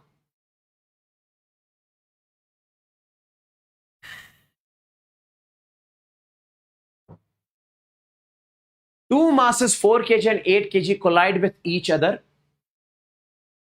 and collision is perfectly inelastic. Okay, when they collide with each other, collision is perfectly inelastic, means they will move together with a common velocity. Okay, find the velocity of the mass after the collision. This velocity after perfectly inelastic. Tell me, what is the velocity of the masses after perfectly inelastic collision? m1 u1 plus m2 u2 upon m1 plus m2. So we'll be saying m1 u1 plus m2 u2 upon m1 plus m2. Now tell me m1 u1. m1 u1. m1 is 4, 4 into 8. 4 into 8 plus m2 u2. m2 is 8 into u2. u2 is minus 4. Why? Because this object is moving towards left upon m1 plus m2, 8 plus 4. Now this is minus 32 plus 32. This will cancel out. So final velocity will come out to be 0. So basically, finally, these two objects will come to rest after the collision. Now this is a question over here, which I will give you as homework. Okay, this is the answer to the question. Please do check this out from your end. This is the question which I would give you as homework. This is the answer mentioned. Please do check out the question from your end. This question also, its answer is also mentioned. Do check out this answer from your end. Okay. This is also homework. Okay. So we are done with this center of mass and collision also. Done with center of mass and collision also.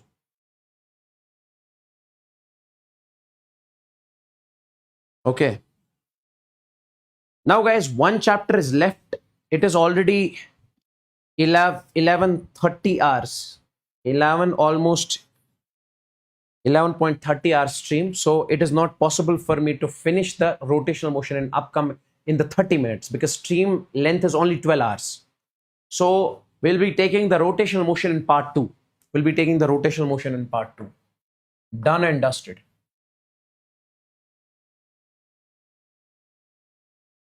Done and dusted. Okay. Guys, do let me know in the comments how was the session. When I end the live stream, do let me know in the comments how was the session. Okay. So take care and bye-bye. We'll be taking the next session very soon. We'll start with the rotation itself. So take care and bye-bye, my dear NEET aspirants.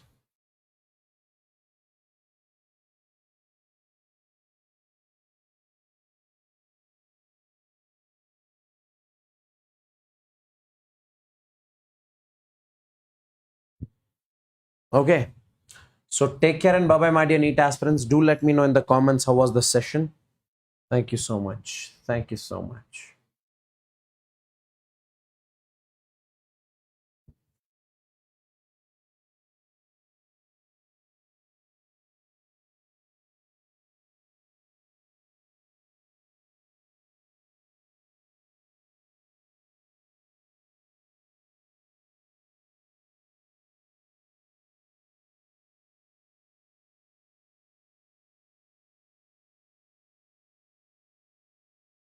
Chalo guys.